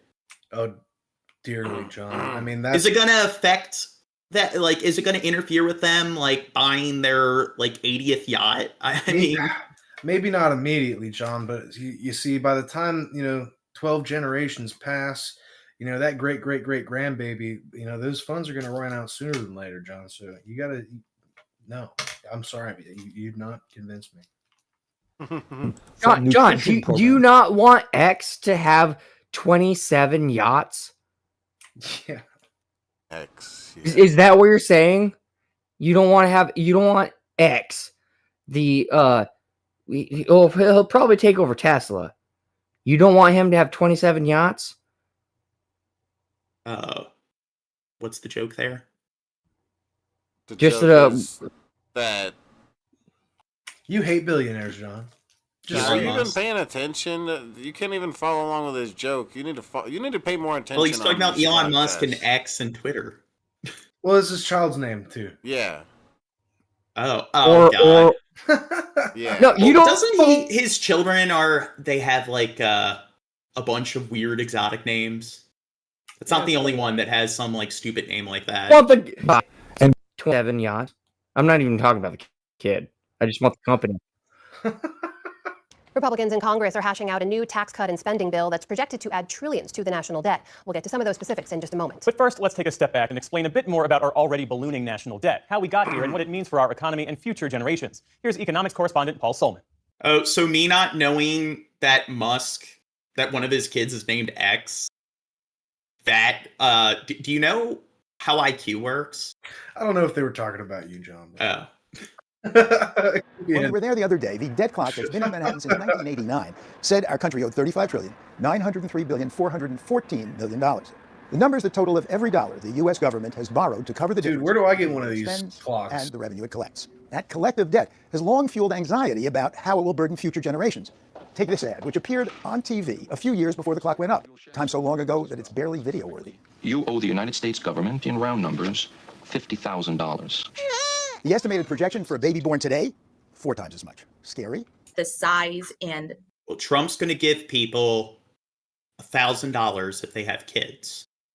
So people who want to talk about liberals wasting money... Dude, I better start having kids. Holy shit. there are most other or developed countries, they have universal daycare. Their educational system starts a lot earlier. So a lot of times daycare is actually integrated into their like public school system, and they have like universal healthcare, so the cost of living is much lower. They pay a little bit more in taxes, and they get a lot more back. And what he's doing, giving $1,000, it's like daycare costs more than college tuition. 2 years of daycare is more expensive than 2 years of college. So so the issue here is they want to talk about how, hey, wasting money, giving somebody $1,000 as a kid is not really going to help them out a whole lot. When it comes to being able to provide for that child. It's actually $5,000, but it's only applicable to white Americans that procreate. And in other countries, yes, they do have better child care systems. They get parental leave and whatnot. But like in the Scandinavian countries, yeah, they put their kids, they wrap them up, and they put them in like the little strollers, and they leave them outside, which might sound bad, but at the same time in America, yeah, people leave their kids in hot. No, I'm talking about the. No, I'm not. I'm talking about the child care system and how in America it compared to. In this case, it's the Nordic countries where you can put your just wrap your kid up and yeah, they're outside. But in America, yeah, people just leave their kids in hot cars with the windows rolled up, and yeah, that's fine. Look it up. Look it up, John. Okay. Look it up all the time. Whatever. But somebody says that I'm providing outlandish numbers. Why don't you do your homework? I mean, aren't you in front of a computer or are you using a phone? So you have to have some kind of device that's connected to the internet. So why don't you look into cross-reference what I'm saying? Do you know what cross-referencing is? Why don't you come back to me? So if you find something that conflicts with what I'm saying, that 2 years of daycare is not more expensive than college tuition, then please present it in the chat. But instead of just saying, hey, I'm not even going to look into what they're saying, but these numbers are outlandish. Why? Just because. And I mean, again, you don't think that you're a failure when it comes to critical thinking if that's the sort of logic you're using? I don't trust these numbers, so I'm just going to jump to the conclusion that they're fake. Knowledge is a justified true belief. And my justification is I'm not going to look into it. I'm just going to jump to the basis conclusion that they're false. The sort of also the minimum base from 0 to 18 minimum is $250,000. So having a kid and getting granted $5,000 for one kid, yeah, that ain't gonna pay. Now I don't know about Pro's numbers because from what I've heard is he's planning on granting people $1,000. So and then I haven't. Well, that's even fucking less. Well, I haven't heard of the race caveat thing. So where'd you get that from? From 0 to 18, $250,000. That's just daycare, preschool, elementary. You mentioned that they're going to grant people $5,000 if they're white and they have kids. So you claim that's what they want. Okay, but that's not what they're actually doing. Stephen Miller wants to have. Bro, stop spreading fake news. Stop spreading false information. Fake news. Not making us look good. Fake boobs. I mean, fake news. To cover the gap between what the government says and what it collects, okay. Even though it's call them bonds. Look at fucking yeah. Okay, whatever. We're kidding. Don't beat us up. Trumpster. No, you guys are fucking. joking at the fact that I'm saying this, but it is actually true. It came from the mouth of Stephen fucking Miller, who's the head of the goddamn. That was his idea. Okay, I agree with that. I'm sorry for repeating facts. Well, to be fair, you should have specified that that's what they wanted, or that's what that specific person said. That you're quoting somebody. Oh, instead of you guys assuming that it's just racist because it's coming from me. I didn't say that. Crow, have you been drinking? No, never. Fifth of our debt is held by different parts of the government itself, while the rest is held by the public, which includes foreign governments, investors, and folks like you and me. We rely on this debt to help fund the government. In 2024, that included about $4 trillion on benefit programs like Social Security, Medicare, and Medicaid, and nearly $2 trillion on defense and basically everything else. In all, the U.S. spent $1.8 trillion more than it took in, contributing to a national debt that we've been building on and off since the country's founding. Welcome to the present. We're running the real nation. Before he was... Oh, this is the movie I can't get anybody to watch. No, we watched it together. It's got the dude who played Leighton in Snowpiercer. I've seen it. Our first Treasury Secretary, Alexander Hamilton, called the young nation's debt the price of liberty. Me and you. I don't think you actually watched it, because we started watching it and then... don't gaslight and chat. I watched in the aftermath of the revolution. You were the one acting like I didn't watch it. That was okay. You watched it. Moving on. For the federal government to take over state debts to cement the colonies into the United States. If we assume the debts the union gets, the new line of credit, a financial diuretic, how do you not get it? The pace of borrowing has ebbed and flowed, with peaks due mostly to wartime spending, though generally the borrowing ebbed after a crisis was over.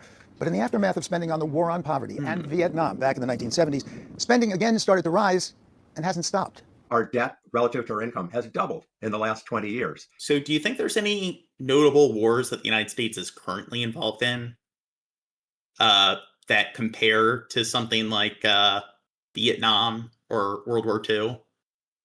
I mean, define involved in, John, you know? Oh. I mean, a notable ground war where we have troops deployed and there's a notable war effort where if we do not actually participate, then it could result in the entire destruction of our nation. Does Los Angeles count? Yes, that. Yeah, it has quadrupled since 1980. We borrow very promiscuously, particularly during the financial crisis and during the pandemic. In fact, as things stand now, we owe about as much as all the other large advanced economies put together. But what's been happening lately? Tyler the Destroyer says, I can solve a Rubik's Cube in under 3 minutes. Yay. Have you seen me do that before on stream? If they're trying to talk shit, then that's kind of ironic that they're saying that. I don't know. Maybe that's just them bragging.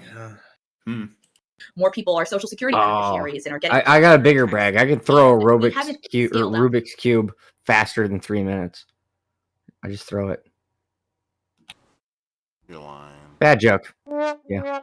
Our revenue collection in ways that match that. And there have also been tax cuts, including during President Trump's first administration in 2017. It's the largest tax cut. Okay, Crow. Carl's Reed said, blue shirt definitely hurts the stream. He's the kick me whenever you want, John. Do it. No, I'm not criticizing you. I'm just trying to repeat what Carl's Reed had to say. Oh yeah, they're very. They did a documentary on me. All right. Well, Frank Vrooman says blue shirt's the only genuine one on here. So how about that? See, I guess they cancel each other out. Yes. I was also called bald and beta. Get a positive and a negative, so they neutralize each other. Those cuts cost about $1.9 trillion over just a decade. Tax reform, or cutting taxes, cutting the revenues that we collect without raising commensurate revenue to be able to cover the cost of that lower tax burden. And the result is we have every year higher deficits. So the yearly deficits pile up and keep the total debt swelling. But so what? Today our debt is approaching levels not seen since the end of World War II. At least so far, our economy sure hasn't collapsed. Far from it. If we have problems, we can have another pandemic, we can have a financial crisis, God forbid, we could have a war of some type, and we will want to borrow a lot. And the fact our debt is starting so high It's a risk. It gives us less flexibility for dealing with these things. Economists say we've gotten the past. You know, most of the debt that the United States owes is to itself. So this is one of those areas where it gets pretty esoteric. Because the dollar is the reserve currency, meaning it's the most widely used currency in the world. But that dominance could be slipping. Everybody sees, even if we don't, that we are likely to have a problem. And it's not the end of the dollar. It's not. Yeah, so the US dollar is the world's centralized currency. So Trump seems like with all the tariffs and stuff where he's starting to back down. But seems like if Trump decides to follow through with the tariffs, it could crash the global economy. And then if the value of the US dollar goes down, that's really going to fuck with the rest of the world. And I don't know, what happens if Trump does cause like a global depression? It's okay. People will get over it. It's no big deal. It was the Biden administration. It was because of them. Not going to collapse, but maybe they want to be a little more diversified. Maybe they want to do other things. That further pushes up our interest rates. That makes it more painful. And we're in the thick of this right now. Look, our IOUs are not free. We pay interest. And the rate on it has been rising. In fact, interest is the fastest growing part of the federal budget pie, making up about 13% of spending in 2024. That's more than we spent on defense. And the interest pie slice is more than twice what it was. Don't you think we need to spend more on defense? Of course. You can never be more defensive. Well, all these people are infiltrating the country. They're coming here illegally. I mean, look, we got all these insurrectionists. We need more on defense because we got people within our nation that are trying to destabilize the country. Just 3 years before. I mean, don't you think, I don't know, we need more armed sentries and stuff on every street corner?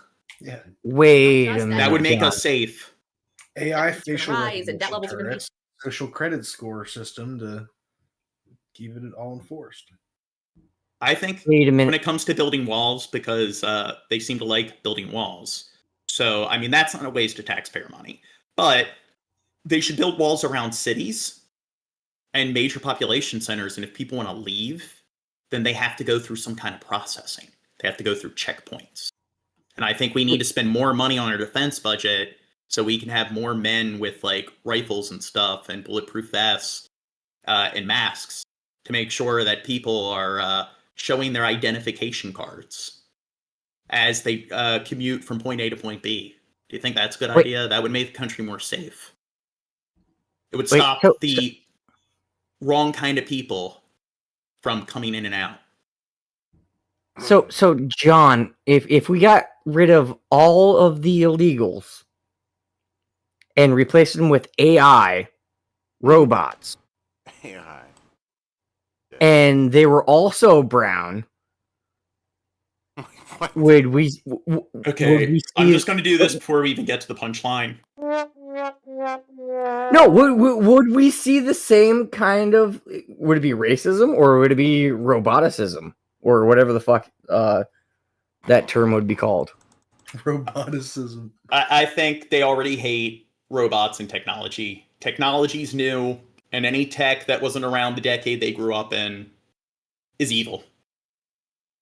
Higher.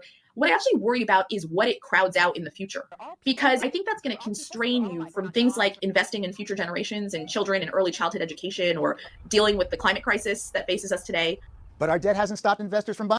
Now, I mean, what is it, like 97% of scientists think that climate change is pretty much caused by human beings. And pretty much 100% of them agree that it's definitely going to cause significant problems. It already is. So do you think that maybe that's something that should be taken seriously? Do you think maybe instead of investing in a wall, maybe that's something that we should probably invest more into? Nah, that's fake news.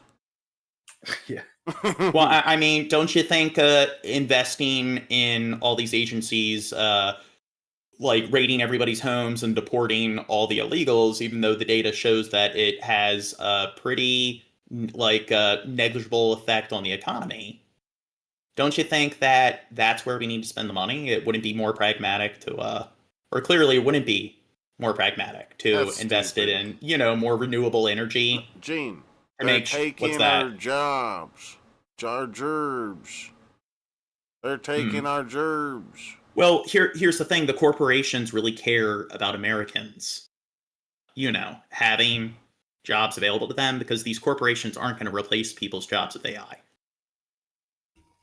Yeah, and with all the tariffs, all the manufacturing jobs are coming back, right? Yeah. It's not like when Trump did it in his last term, it ruined or it took away far more jobs than it created. It did something like it created 1,000 jobs in the steel industry, but then it also eliminated like tens of thousands of jobs. The idea that the U.S. would stop paying entirely in default seems pretty unlikely.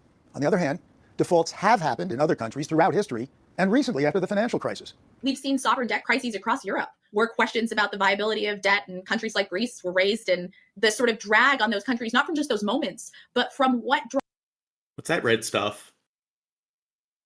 It's wine. Drawing into question your integrity and your security and stability as a place to lend, really what that means to the economy. And these aren't short-lived impacts.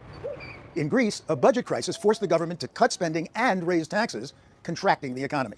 Unemployment reached 27% in 2013. It's a crisis that took years for the country to recover from. So, is the U.S. nearing the point that it can't pay its debts? We're not going to... Okay, so Stephen Young says, is it weird that banks still had large real estate investments on coastal areas, even though politicians said they would disappear due to global warming? Now, politicians aren't scientists. I don't know if you're aware of this. So when I ask people, like, when they're making certain claims of like, oh, they said this and that, it's like, which particular scientist said that? And then they'll be like, Al Gore. And it's like, Al Gore's a politician. He's not a scientist. So I guess because politicians that were trying to hype up climate change, who maybe they should have kept their mouths shut because they weren't professionals and they didn't know what they were talking about, and because they were speaking out of their ass, they made claims that were inaccurate. So it actually will take credibility away from like the issue. People aren't going to respect the data when people are spreading like fake information. But in the end, politicians, they're not fucking scientists.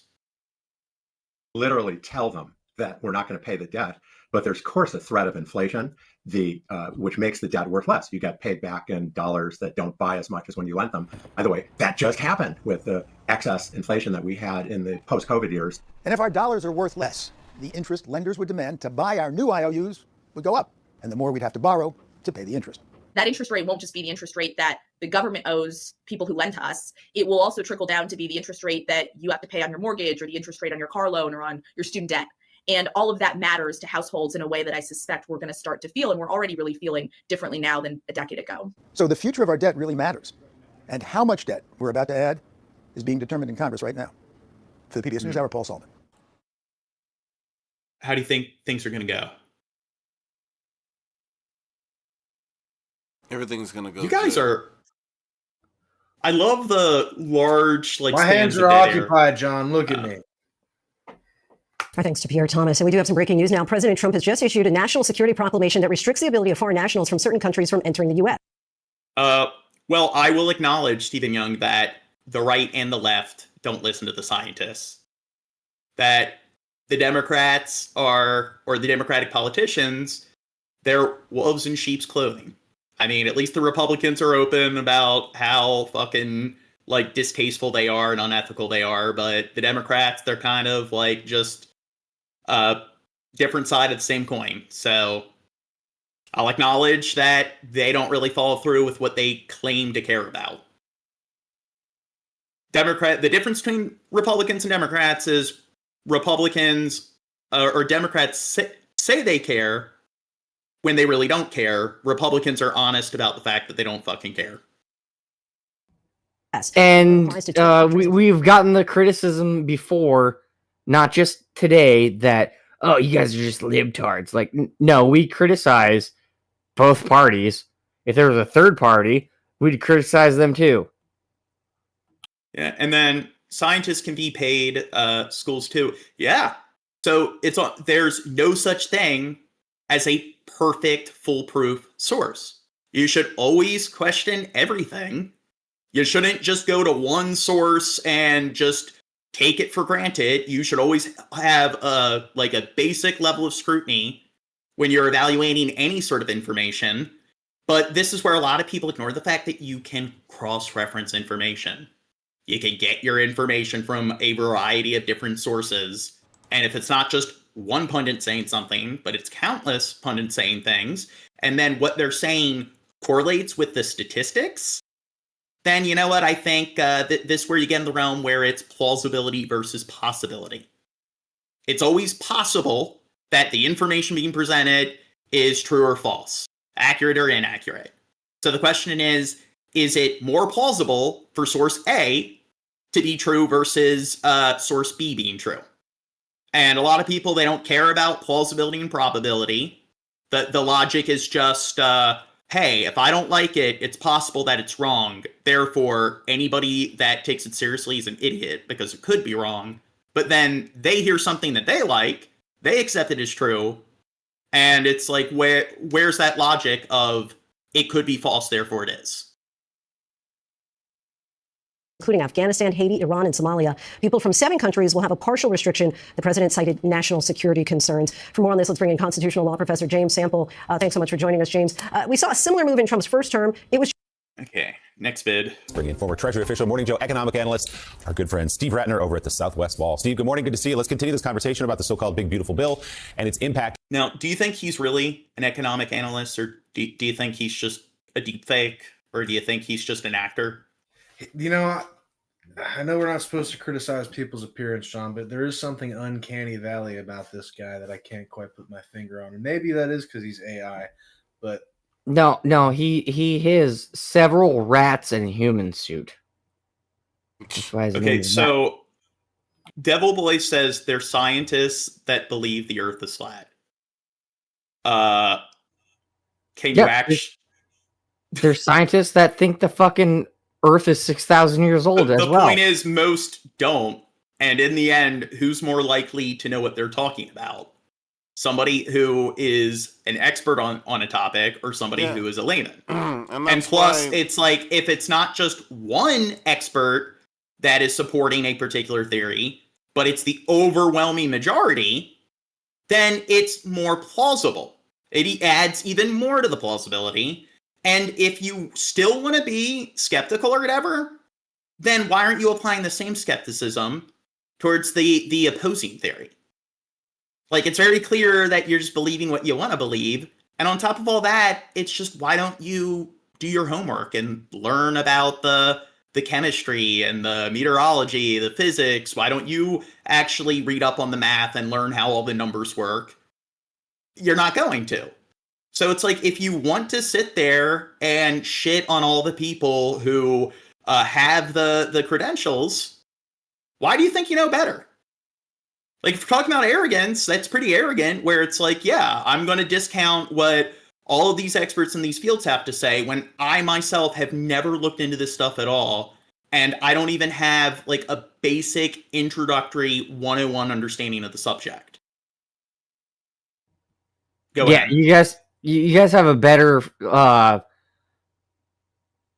argument because the guy that discovered the Big Bang theory was a priest. You have a better argument for that than flat Earth, and even that's not even a good argument. So somebody says 97% is a false stat. So can you provide any sources that show different numbers? So that's the thing. It's false just because it's false. Why is it false? Just because. On the national... And like what Oscar Boo said, peer-reviewed sources.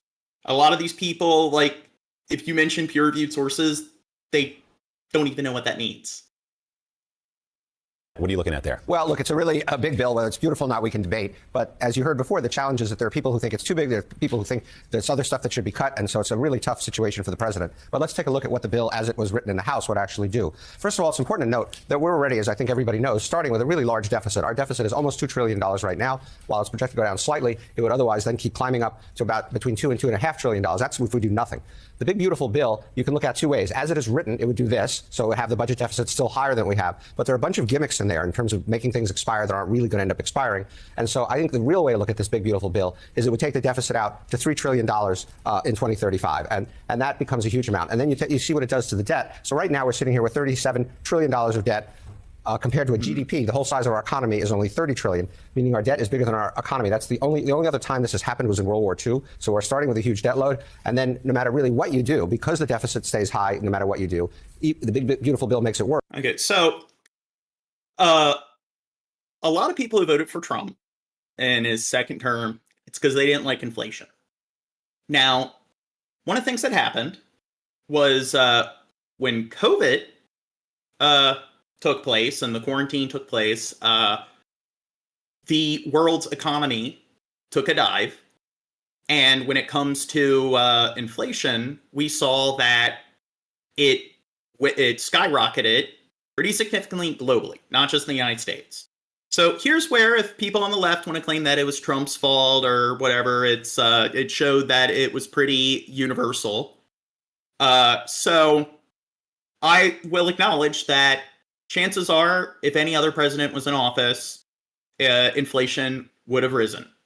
Now, when Biden was in office, inflation was actually declining.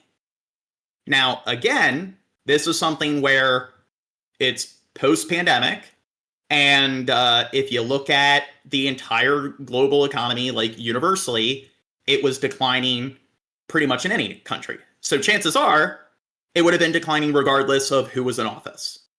So this is a scenario where I don't think you should really credit Biden for the decline. You shouldn't blame Trump for the inflation going up, but it was going down. Now, in Trump's second term, it's starting to go up again. And this is a trend that doesn't correlate with what's going on across the rest of the globe. And you're seeing that a lot of these sort of executive sort of decisions that our head of state is making is definitely not helping the fucking economy. But do you think this is all fake news? Charles Reed said that, these numbers are ignoring the tariffs. It's not accounting for all the money that tariffs are going to save us, John. Yeah, and I'm sure, this person understands how tariffs work. Yeah. Yeah, because it's not like, again, Trump tried to use tariffs in his first term, and it didn't help the economy at all. A far greater number of Americans lost their jobs as opposed to actually gaining work because of it. Of course. If you're going to use tariffs to bring back some sort of an economic industry, it's going to... We got to bring it back to the United States. And it's going to take time to bring back factories or whatever the fuck that you're talking about, whatever industry that you want to bring back. But there was this one interview with this Democratic senator and this Republican senator, and he was talking about bananas and tariffs. And he's like, well, no, we got to have the tariffs so we can bring back all these industries. And the lady senator is like, we can't fucking grow bananas in the United States. And he's just like, well, no, we're going to bring back the whole industry. We can't fucking make bananas in the goddamn United States. And he just walked back on the whole thing. He's like, no, that's what we're gonna do. Because I think Madagascar or one of those countries, we import a shit ton of vanilla extract, and we can't do that in the United States. Oh, we want to bring all these industries back into the United States. We can't do that because we don't fucking grow that here. Okay, Crow. $1 billion. Sorry. I gotta use the bathroom. I'll be back. So the debt growing faster than the economy, this becomes unsustainable, and this is what the deficit hawks are really focused on. And Steve, already bigger than the economy is the national debt, and this would just add to that, as you say. This is a large conversation, I know, but just briefly, what are the risks to a debt that is larger than the economy? Well, what you've seen happen in the last few weeks as this bill has been moving through Congress is periodic spurts of interest rates moving up. The federal government has to sell this debt periodically. It rolls over, it matures, they have to go out in the market and sell it. And the risk is that we pay higher and higher interest rates for our debt. And that, in turn, as we'll look at in a few charts. Who do you think they should sell the debt to, Shabisky? China. Well, they didn't sell. They borrowed money to pay off their debt. That's what Obama did. And that wasn't a really smart decision on Obama's behalf. Sounds smart to me. From We how should the just debt keep works to borrowing the debate money. over it. They'll fix our debt. Right now. To look at No, what President during the Reagan administration, we were the biggest, or before he got in, we were the biggest creditor. And then when he first got in, that turned into we are the biggest debtors. Yes, that. he calls the big, beautiful bill means for the U.S. debt. Congressional correspondent Lisa Desjardins joins us now from the super screen to explain it all. So, Lisa, if this passes, it would be the largest bill in dollar terms in U.S. history. Just kick us off with what the money involved is here. Right, for Republicans, this is part of answering what they see as a potential crisis, the end of the Trump tax cuts. The question is this something that adds to a different potential crisis, an American debt crisis? So let's look at the money flow in this bill, and let's start with the tax. Okay, they're going over the same old thing.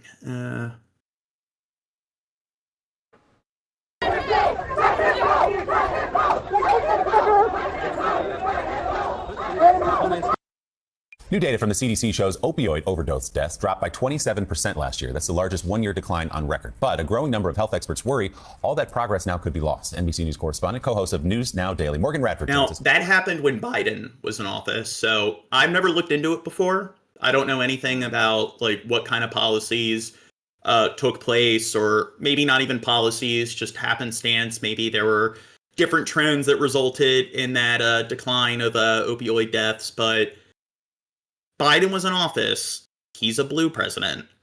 And you know what? Something good happened when he was in office, therefore he's responsible. Yes. But if the opposing candidate was in office, well, it's just a coincidence.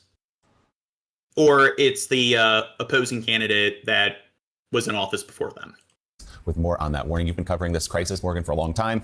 So what do health officials say? What are they worried about right now? Yeah, the simple reason, funding cuts. The Trump administration has proposed more than $6 billion in funding cuts to the CDC and other agencies, which deal directly with the opioid crisis. And it's not just researchers and doctors who are sounding the alarm. We went to a small town called Huntington, West Virginia, where we have been covering the opioid crisis for almost a decade now to see what they had to say. That was me when I was sober, actually. Rebecca Queen says she's been addicted to opioids for 17 years. I probably use every 3 to 5 hours. But 4 months ago, here's the news. That addiction almost cost her life. They call it death dope. And this is how I'm saying it. And the addiction is I sought it out. You sought out the death dope? Death dope. Dope that would be so powerful it would bring you near death. Correct. I died. Have you ever taken any opioid shab? I've only been given it at like the hospital, like morphine. Oh yeah.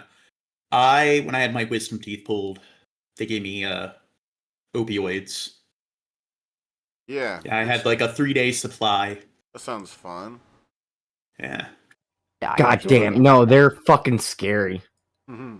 Now, health officials here say that Narcan, a drug also known as naloxone, that works in minutes to reverse overdoses, is in jeopardy. What if I told you that there are proposed government spending cuts that make it harder for you to get Narcan? I think they're trying to kill. Well, here's the thing. Because they got themselves hooked, do you think that taxpayer money should go to, any sort of service that could prevent them from dying? Well, do you think taxpayer money should go to the Catholic Church for sending priests that do stuff? Okay, that has nothing to do with what we're talking about. Yeah, it's still taxpayer money, though, isn't it? Crow's drunk. Right? No, it's still taxpayer money. But anyway, Shab. Right? Yeah. When it comes to cutting this kind, or funding for this kind of service, do you think that people should be okay with them dying because they need to they pull view themselves them up as by just the bootstraps, Gene? These guys. Well, what do you think of the principle there that they brought it on themselves? It's not my problem. Yeah, I mean that's what most people on the right would be. Most people on the right would be saying. Well, anyone on the right in the chat, what's your take here? Do you think that if they can be offered some kind of like substance that could prevent them from overdosing, do you think that that should be, I guess, not that it should no longer be easily available to them? That's their problem. God. See, they're such altruistic people. I mean, I think they were the same kind of people during COVID where it's like, hey, they're just old. They're 50, 60, so whatever. Scooby-Doo's like helping people. More nuisance like raccoons and pigeons. The Trump administration is looking to cut $56 million in annual grants that fund naloxone distribution. Here in Huntington, West Virginia, which attorneys for the city have called ground zero for... Now, the thing is, you can make the argument that some people who are like hooked on opium, they decided to get themselves hooked, but then there's also people that are born like addicts. There's people that, you know what, their parents did drugs and they were born addicted to different substances. So people like that are much more prone to later on in life, I guess, being drawn towards like this kind of drug use. So like, what about people in that situation? But it's their problem. Their problem. Federal funding for that has been cut. Federal funding for people or kids that are born with herpes, HIV, has been cut. So yeah, the government's looking out for you. So it's already available and they still die. So do 100% of them die? All of them die? There aren't any people who are addicts that recover? You're saying that there aren't any cases where people have access to that kind of life-saving treatment and they're able to avoid overdosing and then get clean? That never happens. Just 100% of them are guaranteed to die. For the opioid crisis, you can't even walk your kids down the road without probably stepping on a needle. Local health officials are taking drastic action. So this is one of the closets that we keep the Narcan. So you are stocking up on Narcan right now? We are gathering as much as we can. In case those funding cuts come? Yes. Connie Pretty leads the Huntington Quick Response Team. Is this the QRT headquarters? Yes, it is. Which deploys to overdose calls with specialists trained to save lives and to help guide people out of addiction. When is the last time someone has used Narcan to save you?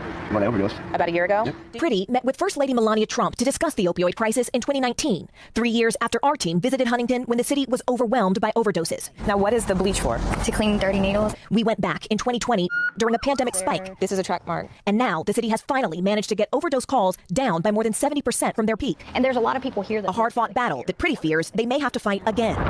The Trump administration is looking to cut more than $6 billion to the CDC and other federal agencies that directly address the opioid crisis. We're a small community. The funding is... So, again, why do they want to cut funding to all these government agencies like the IRS, the CDC, like the ones that are the FDA, that are in charge of the well-being of your average person, where the bureaucrats that work for those agencies don't typically engage in work that involves raiding people's homes and, you know, like firearm training?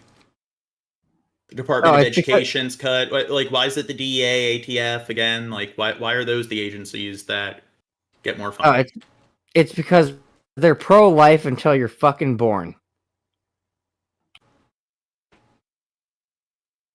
I'm just gonna let that sit. But what do you think it is, Shab? Yeah. Let that fucking simmer, because it's not a. Go for it. But Shab, what are your thoughts? That. Take your time. My thoughts are that Drunken Crow is right. The people on the right. Oh my god, I gotta fire Shab. Were you paying attention? No. Were you even paying attention? to what I was saying? You threw me off with that stuff. Whatever. I was paying attention. You threw me off. You're fired, Shep.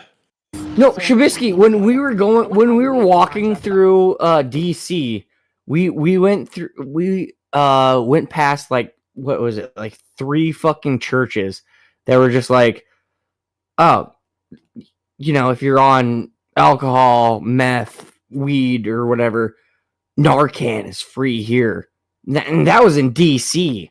And it was like, you don't have to like fucking pay for anything. You just like, oh God, I'm fucking overdosing. And you go into this place. And then like $6 billion that they're cutting. Do you think the those idea is that you get it before you overdose? Not you're overdosing and you're like crawling in there like I need. Well, I think either or, but I think still. the paramedics usually have it on them, and it's like giving somebody an EpiPen when they are having allergic reaction. So if they're overdosing, I believe it's something where when the paramedics are called on the scene, where it's a needle. I don't know 100%, but yeah, I'm not familiar with this stuff. Pay for it. You can't. You've just got to decide, are lives important enough to save? Is the money more important than the good that you But do? as much as I hate churches, like, they're just like, oh yeah, if you're fucking ODing, you know, fucking come here and yeah, we'll fucking hit you with a fucking Narcan. And it doesn't matter if you're like, you know, on the streets or, you know, the governor, because of course the governor can pay for it. But yeah. Crow, are you trying to advocate for people going to church? No, don't do that. I am if you are a person that needs Narcan during a certain moment in their time, yeah, go get Narcan. So what kind of denomination do you think's likely to have it? Do you go to a Catholic church? Do you go to like an Episcopal church? Lutheran? Well, oh yeah, you're not gonna sit down at a Catholic church because it's gonna hurt. Okay, Dirk's back. You gotta go to a Pentecostal church to get Narcan, John. I don't think so. Am I trying to stand here and say there's no government waste? No, but saving lives is not government waste. Cuts that would affect people like Silly Macklefresh. Okay, so Charles says hate churches, but you're okay with the government. Have you been Hey, they both listening to our stream at all? Charles, they both fuck you. But I think we've been pretty critical of the government. Who says Pretty's team saved her life after years of addiction. And I was God on is a fentanyl lie, for many so years. Fuck churches. Died so many times. So many times. Sorry. But I tried to go to treatment. Most people did not care about me at that point. Did the quick response team save you? Yes, multiple. With Narcan? Yes. Now 3 years sober, she uses her experience as a certified peer counselor to help others escape addiction once and for all. What happens if funding goes away? People start dying again. People will start dying again. NBC News reached out. So do you think this sort of policy or practice that was implemented, it resulted in a lot less people dying, and even like they've been receiving a lot less calls due to people overdosing on opioid, meaning that the issue with people even being addicted to begin with was improving?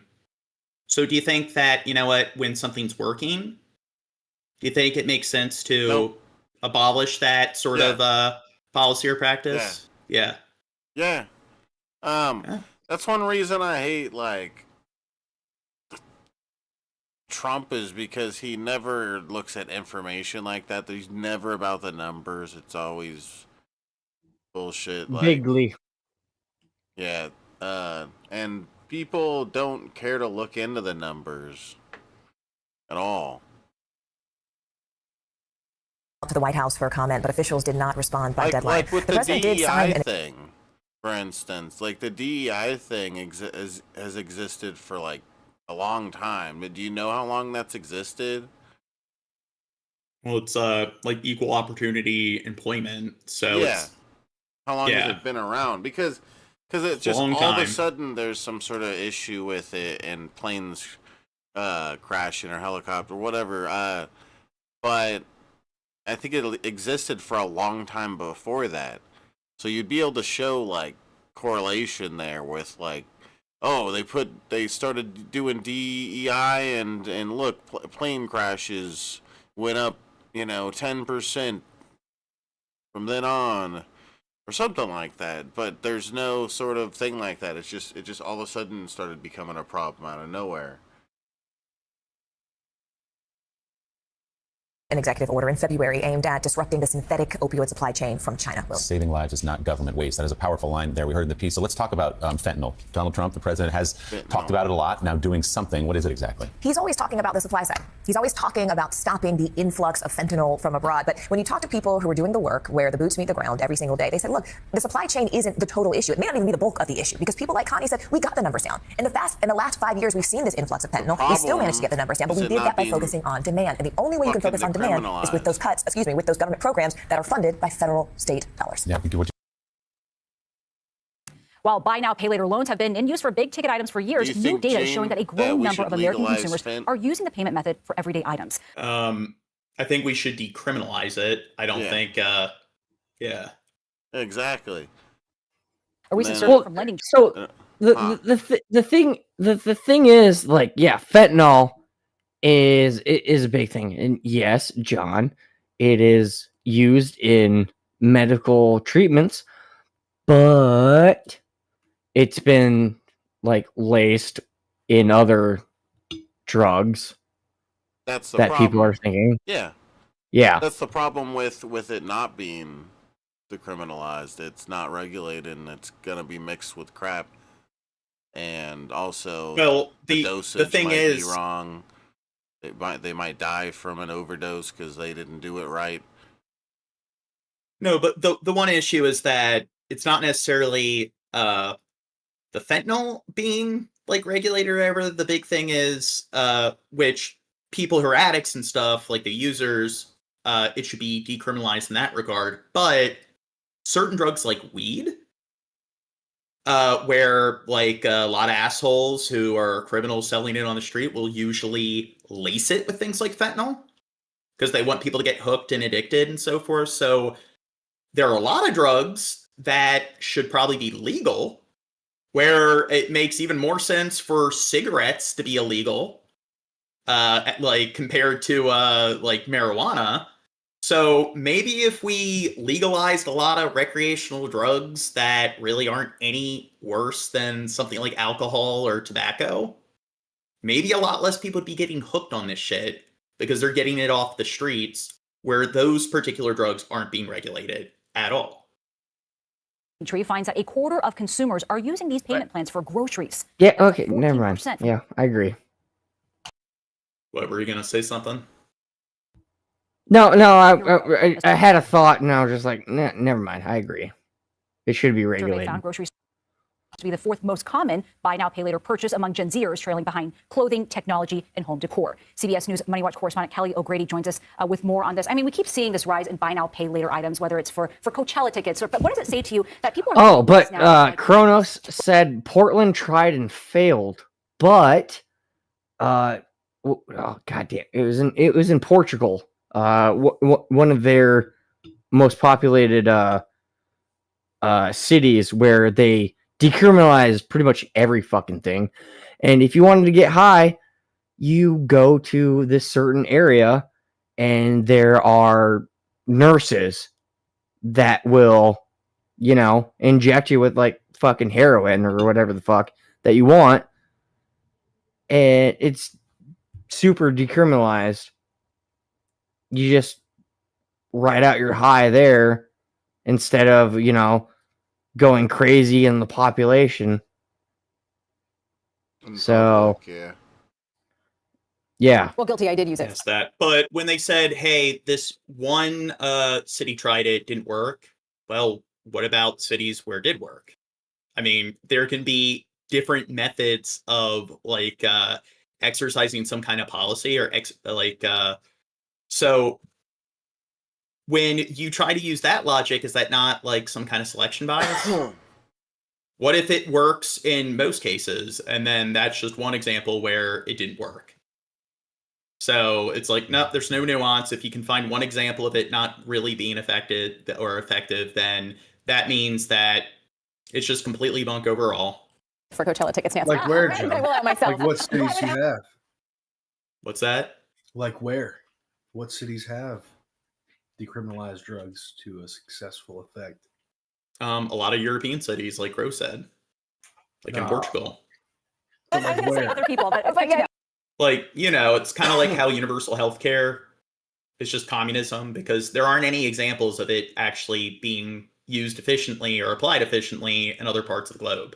Yeah. Groceries, though. I mean, we saw one of the buy now, pay later services do a partnership with DoorDash, right? Getting food delivered.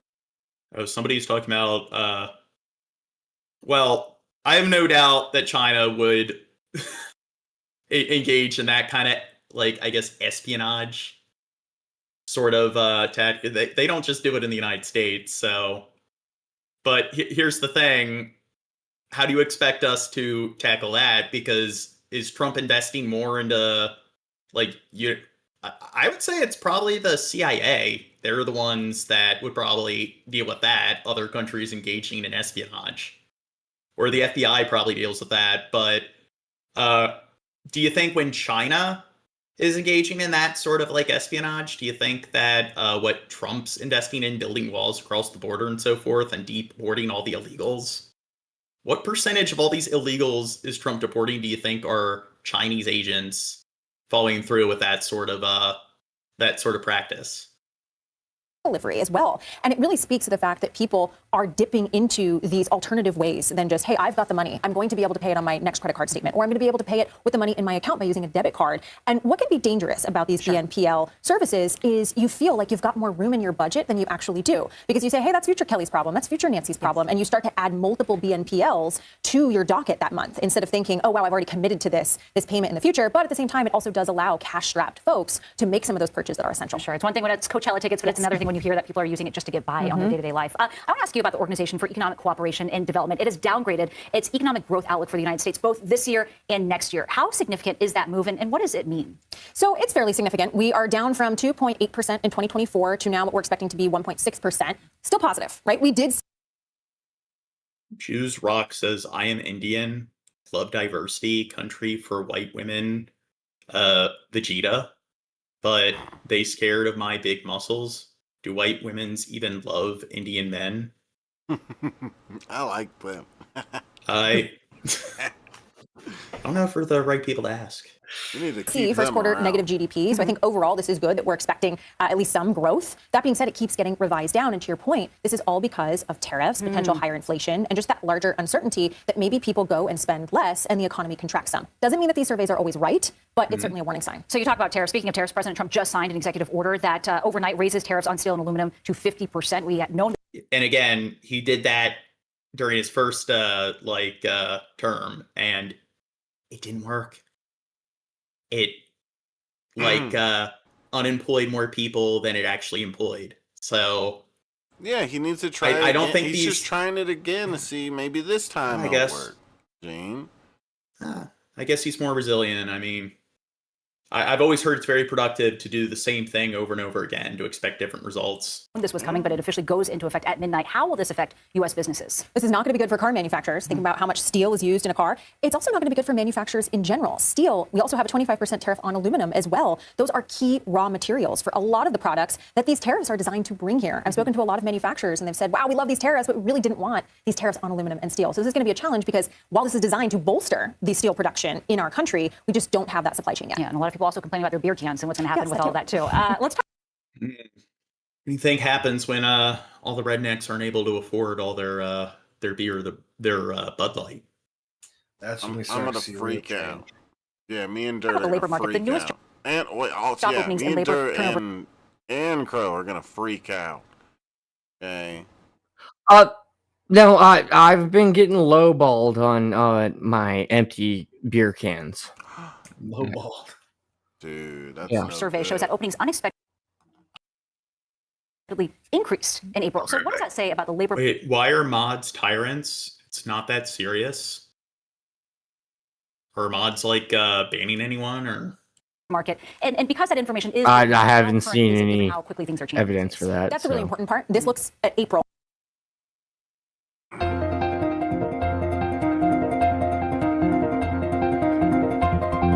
And again, so not only are the tariffs shown to not have a positive effect on the economy, and plus his new bill that they've been discussing is also shown to just increase the debt. Do you think laying off a bunch of federal workers where then they're going to have to go and work in the private sector? I mean, if you're talking about not enough jobs going around, once they have to start working in the private sector, well, then that's just going to cause an inflated job market in that area. And I don't know, it seems like Trump's doing a lot of stuff that all the numbers show that it's going to have a negative effect as opposed to a positive effect. Well, I would like to point out recent events where in his first term, his nickname was Teflon Don. You could call him whatever, and it would just like Teflon. It would just wash away. But then, the economists and everyone was just like, Taco Trump. Trump. You scared dirt away, Crow. What the hell? Oh, I'm sorry. Well, dirt doesn't like tacos. But no, Trump always what's the acronym? Trump always whatever the You're fuck. fired. You're drunk, Crow. Well, no, I admit it, you're drunk. No, I thought you were talking about Trump saying you're fired. I don't know what you were referring to. No, Trump always cowards away or cowards or shit. I don't know the CO. But yeah, but that always fucking he no matter when you call Trump a fucking you chickens out. There we go. Chickens out. Trump always chickens out. And Bro, yes. How much have you drank? Actually, yeah, not as much as I could or should or no. I'm drinking water right now. So, how much alcohol have you consumed? I plead the fifth. Let's continue.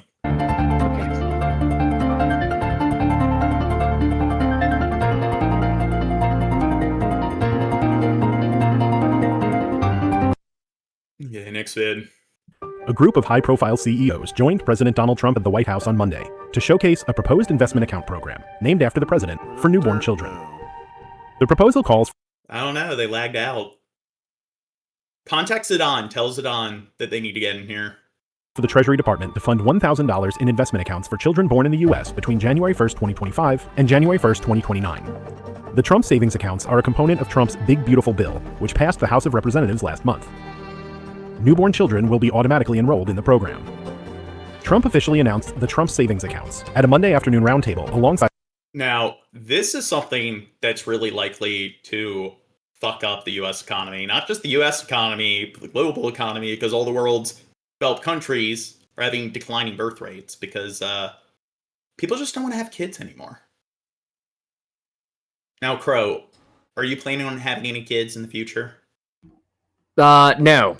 Ever since I was ever since I was young and I was the product of a divorce. No. What about you, Shab? My parents are still together, so I want to procreate. Your parents are still together? I'm not gonna have. No, I was joking about what he said, but I don't think I want to have kids. Maybe if I get super rich, and then I'll have lots of time and money for a kid, but right now I ain't got time for that. Ain't nobody got time for that. Now, do you think to incentivize people to have kids, because one of the big reasons people don't want to have kids is, I don't know if you're aware of this, but they're pretty expensive and they're a lot of work. Yeah, that's what I'm saying. So, that's why I need a lot of money for one of those motherfuckers. Do you think if I'm gonna get them? Now, it's something like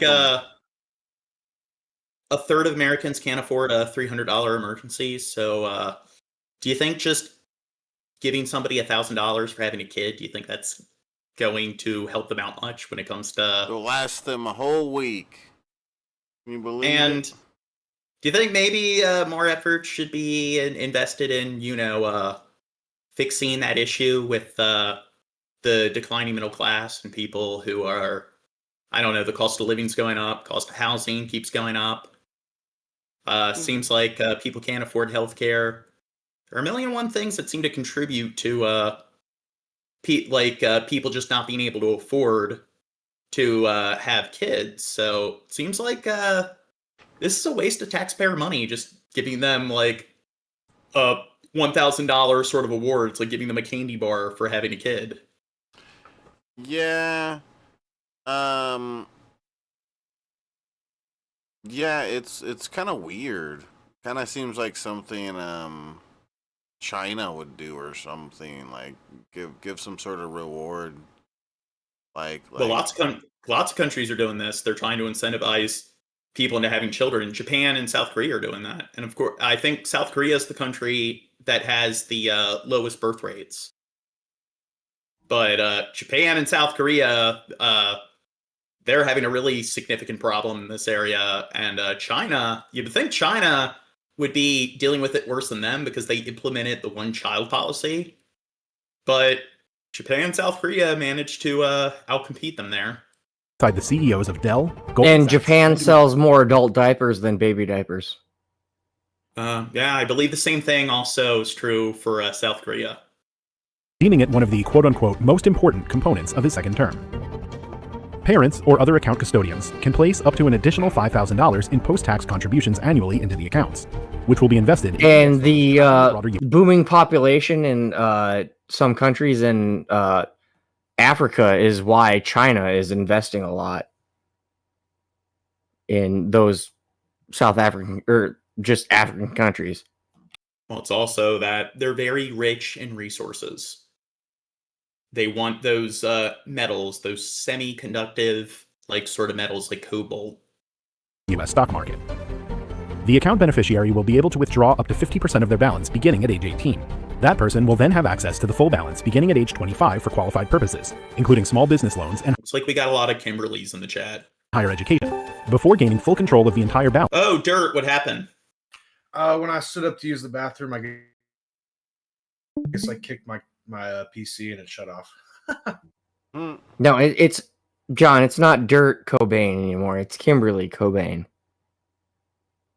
I am also renaming myself Kimberly. Balance at age 30 for any use.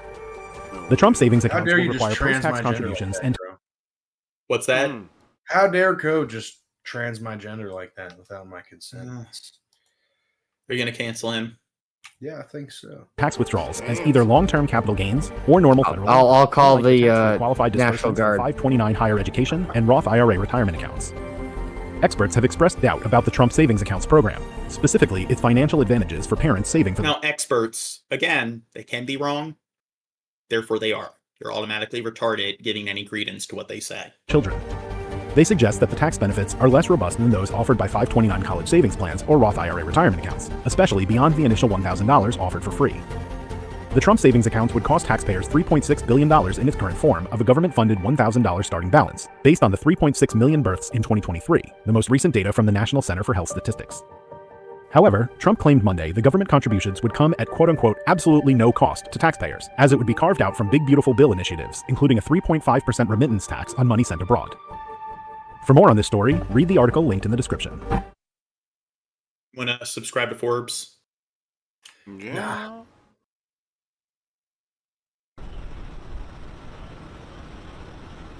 We support securing our border. We support following the law.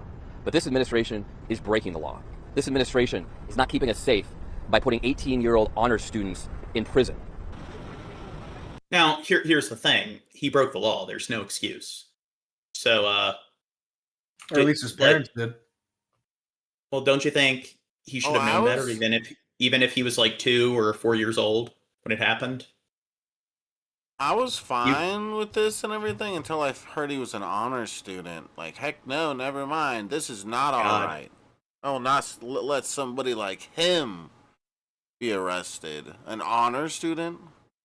Well, I mean, Trump's clearly trying to get all these criminals out of the country because they're here illegally. That makes them criminals.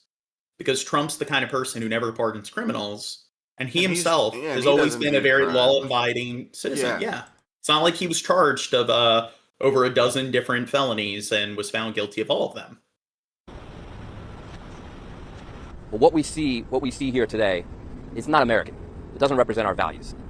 And we may very well find that this administration is just outright breaking the law. That place, it's not good. It's not good.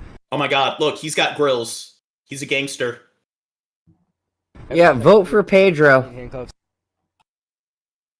Those are braces, Gene.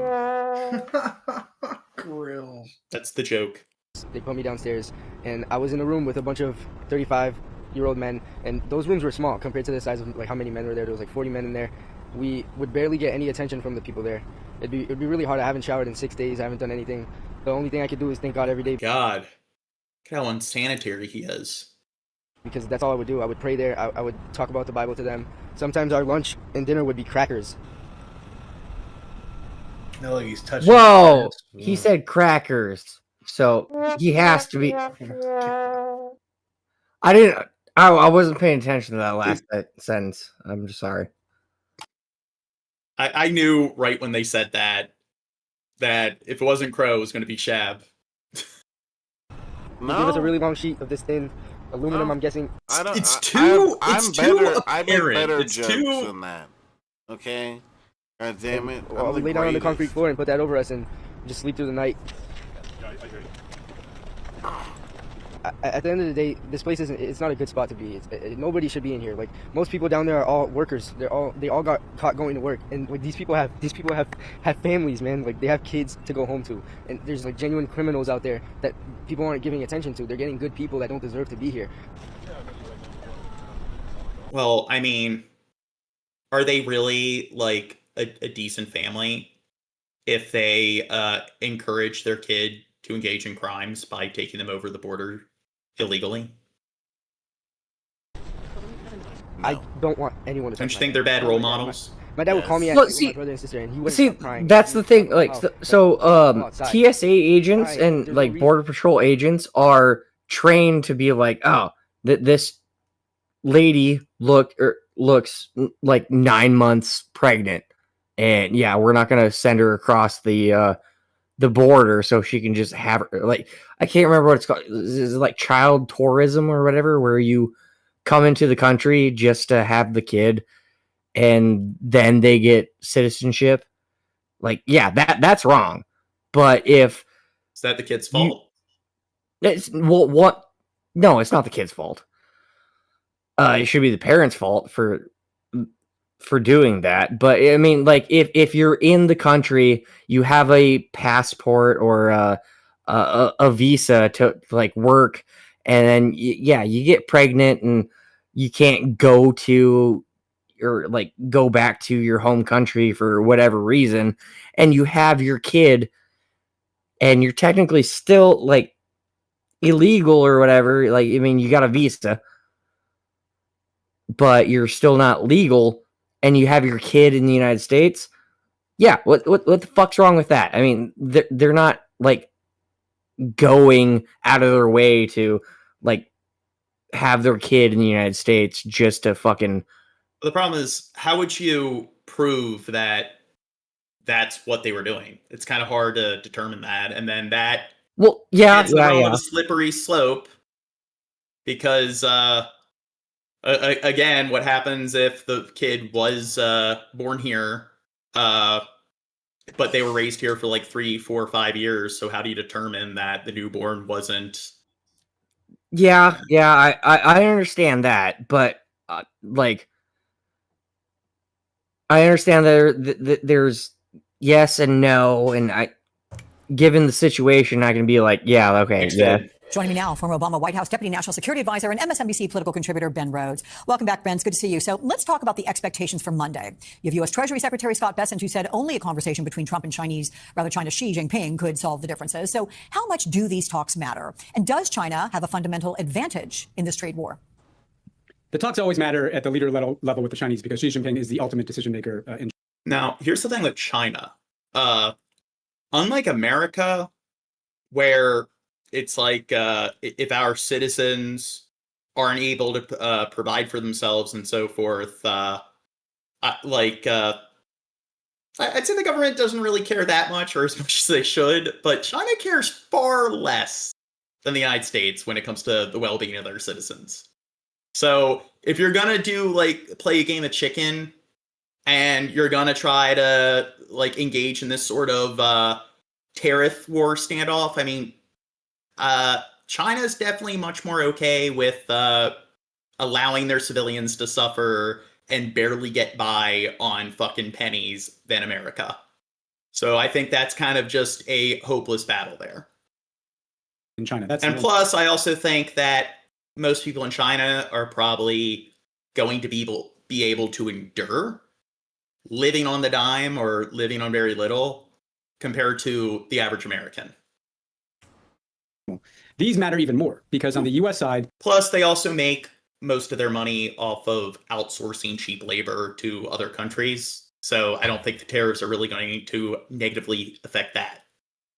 There are multiple policies happening at once. You've got people like Scott Bessent, who clearly wants to kind of calm the markets down, clearly wants to kind of unwind the trade war that his boss started. But then you've got all kinds of Trump advisors who are spoiling for a fight, who want to escalate things. And so I think what Xi Jinping wants to do, and I think he's been quite firm with Trump, and Trump seems to have a lot of affection for Xi Jinping as a strongman. Xi Jinping wants to say, look, let's just calm this down. You need to rein in your more escalatory, if not crazy, advisors. I also think Xi Jinping, to your question, Alex, is holding a lot of cards here because in addition to the fact that the global markets are being disrupted and that led to a lot of Trump supporters putting pressure on him to unwind these tariffs, China has restricted the export of what are called rare earth materials that they have a massive global monopoly on to the U.S. And U.S. manufacturing can't really work without these inputs from the Chinese. So I think Trump. Now, do you think it's fake news that there are certain resources, there's certain rare earth minerals that are more abundant in certain parts of the planet? No. Compared to the part of the planet you're in? Dirt's dirt. And I'm not talking about dirt. Yeah. I'm talking about the land. Dirt's dirt. Well, I'm saying it's all the same to me. Like silicon, cobalt, a lot of these minerals that you need for modern digital tech and so forth. What if there aren't large quantities of it within the set of borders that you live in? No, there's got to be. What should you do?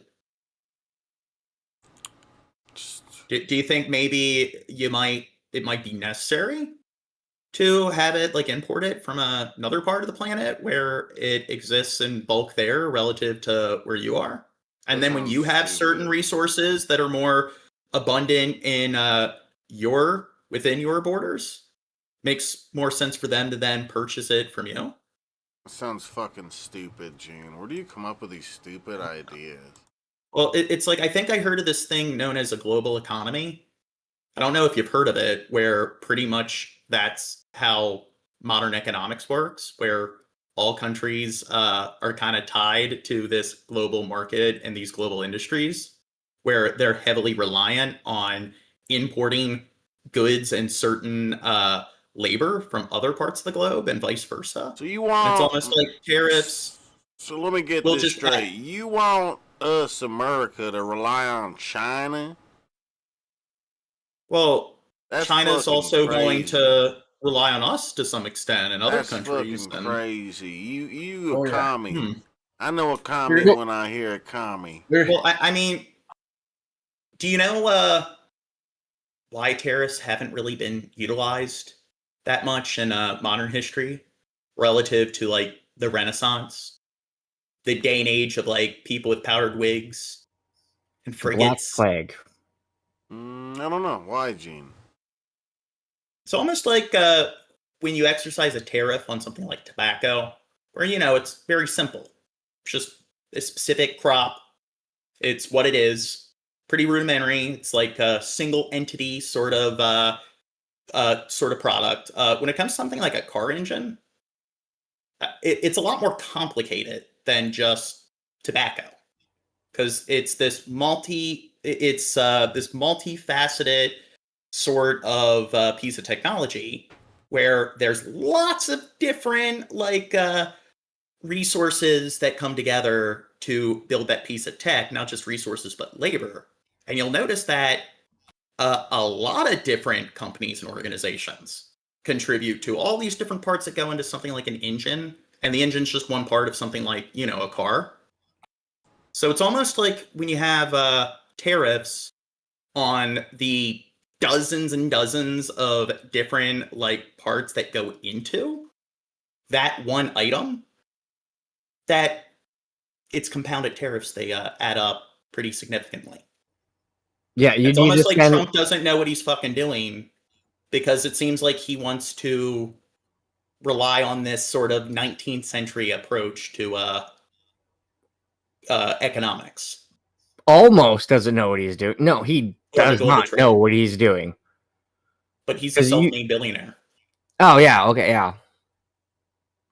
But no, you need to send... In most cases, engines or car parts or whatever, you need to send it to... we can make this one certain part in America. You need to send it to Canada to make another part. You need to send it down to Mexico to make another part. You need to send it here, there, and it comes back. Yeah. In order to make... and then for Chevrolet or whatever the fuck, it needs to go abroad for parts that... Yeah. Am I wrong, or did I not already explain exactly what Crow's explaining? No, Sorry, you Crow. did. You did, but I'm doing it in stupid. Okay, I He's guess breaking he it needs down to for the layman. translate what I'm saying. Exactly, in stupid. Translating it to the drunk people in the audience. There's a couple of them at least. They're like, well, I didn't get what that nerdy dude said, but the fucking blue guy's really speaking to me. No, because people actually fucking believe that. They're like, oh no, we can just bring all the manufacturing over here. They don't understand that we need to send. Yeah, we can manufacture to a certain point, but we got to send it over here. We got to send it over there. We got to send it back here, and then it comes over here. Wait. And then. So you're saying it's almost like they want a really seclusive, insular sort of society where they kind of, wall things off from the rest of the world. We don't need any of these outer sort of entities. We don't need all of these foreigners coming in and contaminating our sort of very pure white canvas sort of nation. What's another country that has a very white? Well, there's this other country where the emphasis isn't really on white. It's on another race, but they're also very reclusive, where they're really they're cut off from much of global trade and everything. And pretty much everything's handled inside that country, and it's really difficult for people to get out. You know what that country is? North Korea. Yeah.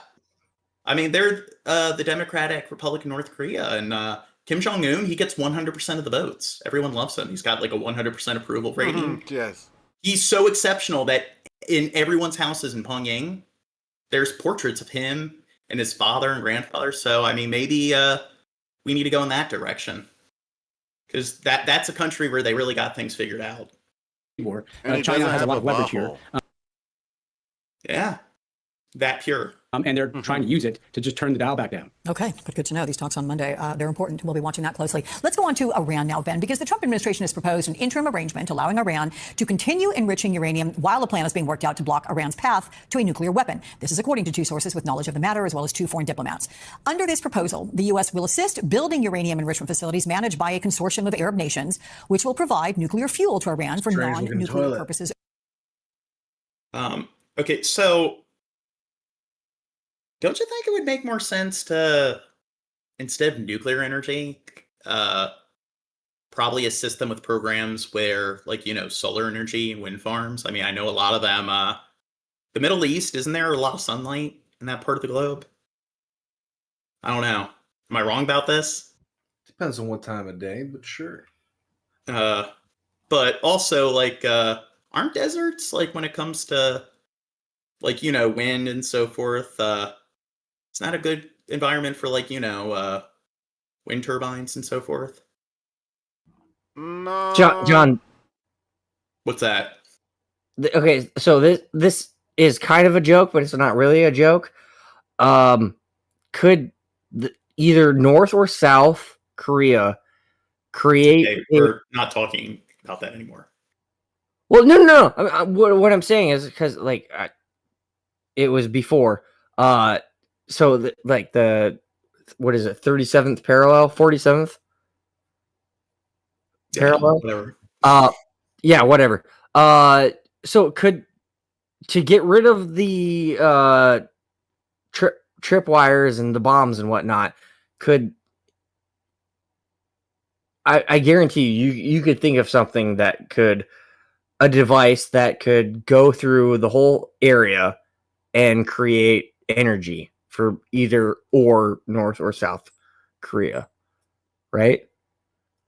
You need to go Elon Musk's approach and just nuke it, and there you go. All the radiation will make things livable and feasible. Only. You, Ben, helped craft the Obama administration's Iran deal, which Trump tore up. What? Is this a viable compromise, and does it buy more time for diplomacy, perhaps? Yeah, it buys time for... That was Elon Musk's approach to colonizing Mars, is to just nuke Mars. Bombard the atmosphere with nukes. Diplomacy. Clearly, the Trump people want a deal. They want this kind of off their plate. They don't want the risk of a nuclear-armed Iran or the risk of an Israeli strike on Iran that could start a much wider regional war. The irony of all this, Alex, of course, is that... But, I mean, I don't know. Don't you think it would probably be cheaper instead of investing in, like, assisting them with these nuclear programs if they don't want them to have access to, like, this sort of nuclear technology? Maybe I'm wrong. I don't know exactly what the, like, cost is, but I think maybe investing in developing, like, wind and solar farms, that's probably going to be much more efficient at providing them with, like, pretty much endless sort of power or more than enough energy. And it's not going to have all the risks, like environmental risks and so forth, and all the hazards, the dangers that come with nuclear energy. Plus, if they're so scared about them, I guess, using that nuclear tech to develop something like bombs, why don't they just help give them an alternative source of energy? But hey, why should we help them? It's not our problem, even though they're already invested. So if they're already invested, maybe they should try a more pragmatic approach. We had a nuclear deal in place. Trump pulled out of it because it was Obama's deal. What the Iranians want is they want to maintain some kind of domestic nuclear program, some kind of domestic enrichment capacity. That means there are centrifuges spinning inside of Iran that are enriching uranium for nuclear purposes. If they can have that capability, you can have a deal. That's what essentially happened in the Obama years. They shipped all their fuel out. They took out a bunch of those centrifuges and put them under storage. Their inspections. If the Trump people can get comfortable with the Iranians having some minimal capability, not for weapons purposes, for... Okay. You guys want to get to the next topic?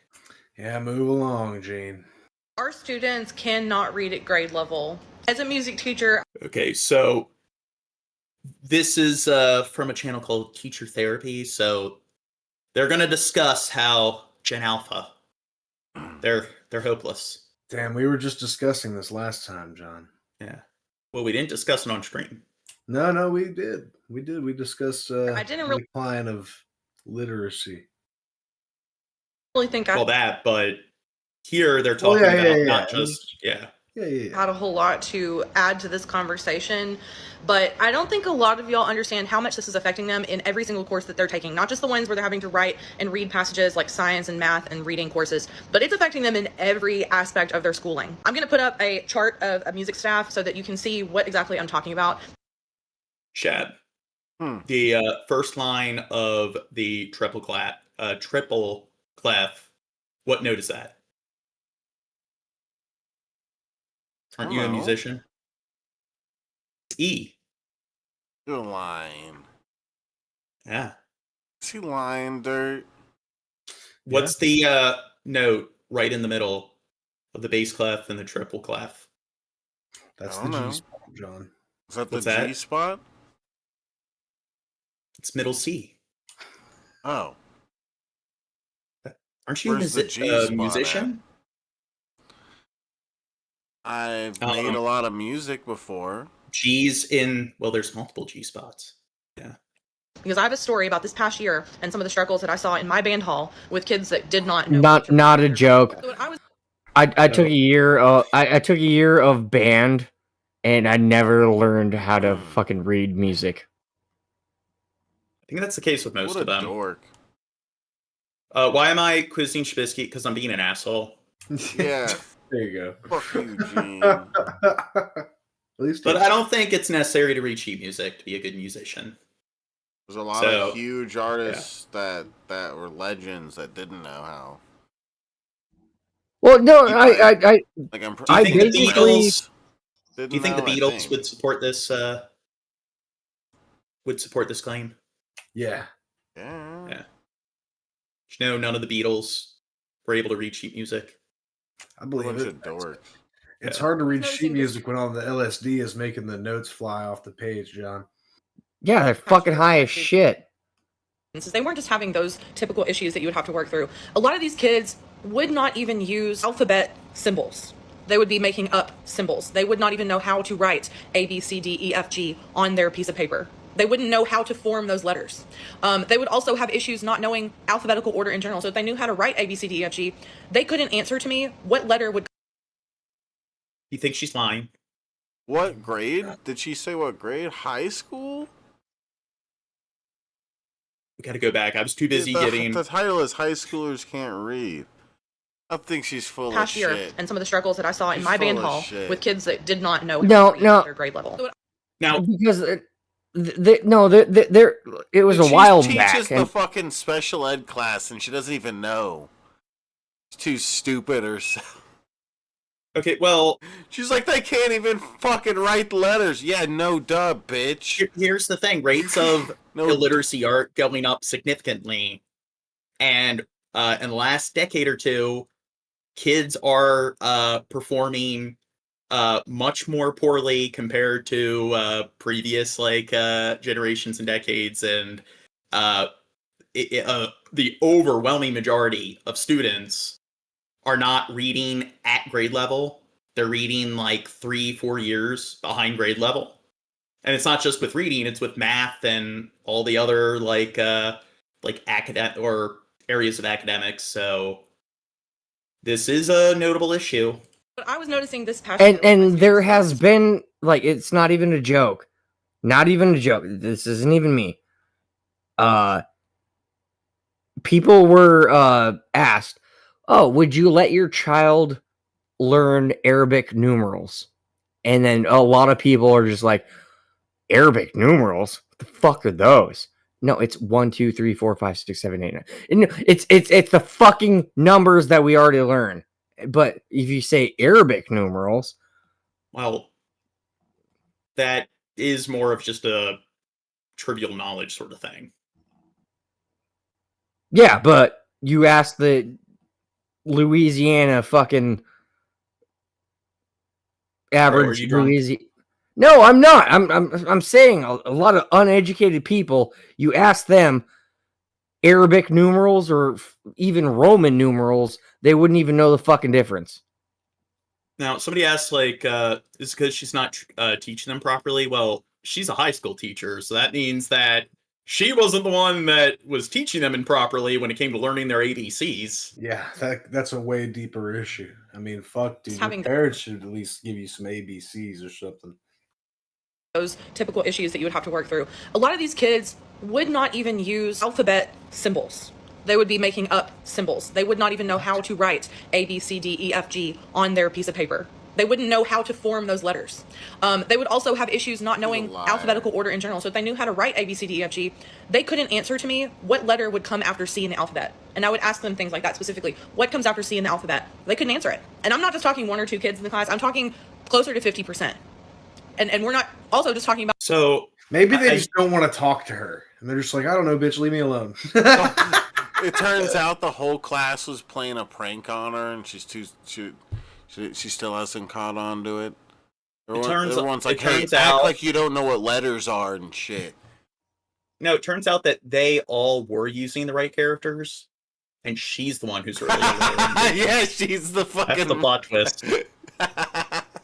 About 6th graders. We're talking about 6th, 7th, and 8th graders. Kids that are about to go into high school. And did it make the job of teaching kids how to read music harder? Yes, but I think the reason why I'm wanting to point this out specifically is that a lot of teachers in middle school grades or upper level grades before you get into high school aren't necessarily dealing with skills that require you to go back to those remedial basics like the alphabet or drawing letters. But in music class, we literally... Now, the one thing is you have like the Common Core, and apparently they don't really hold kids back anymore.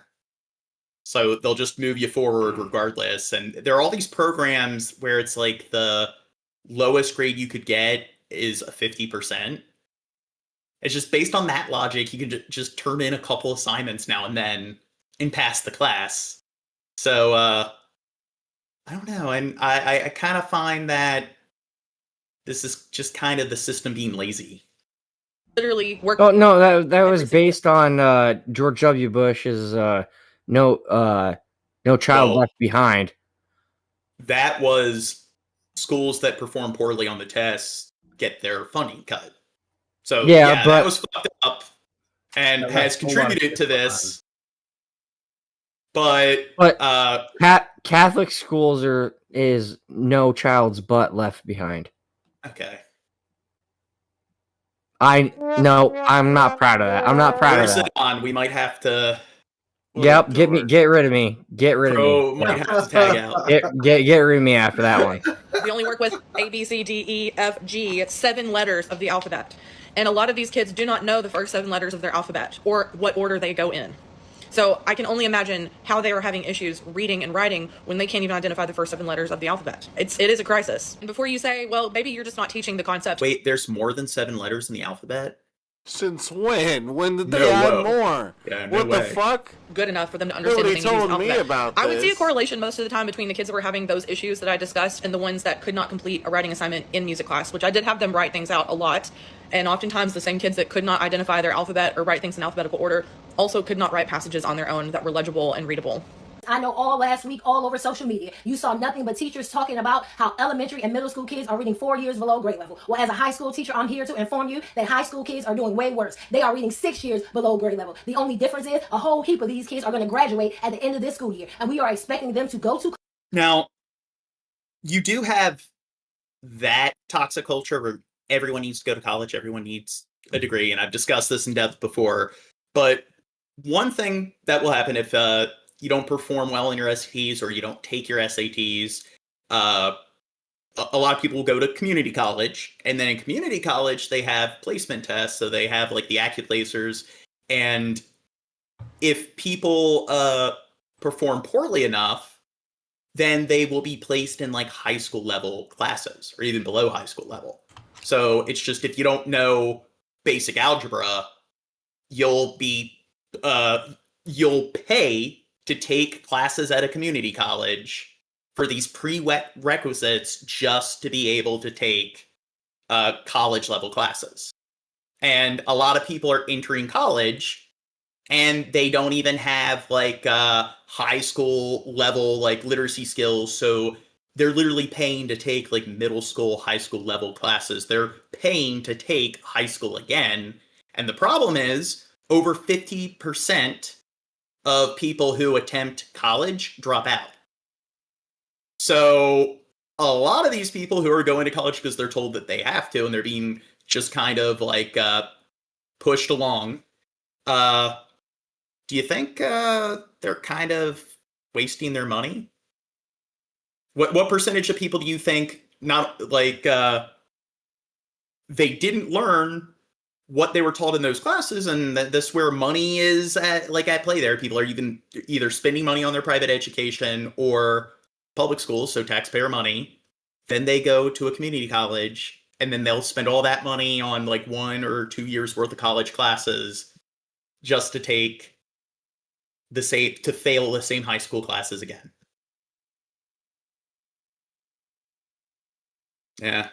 No, it's It's a strange situation, John. Like I said, I went to a high school in the South here, and I saw a lot of that where people like they would curve the entire class's grade essentially so that the least performing student would pass. It was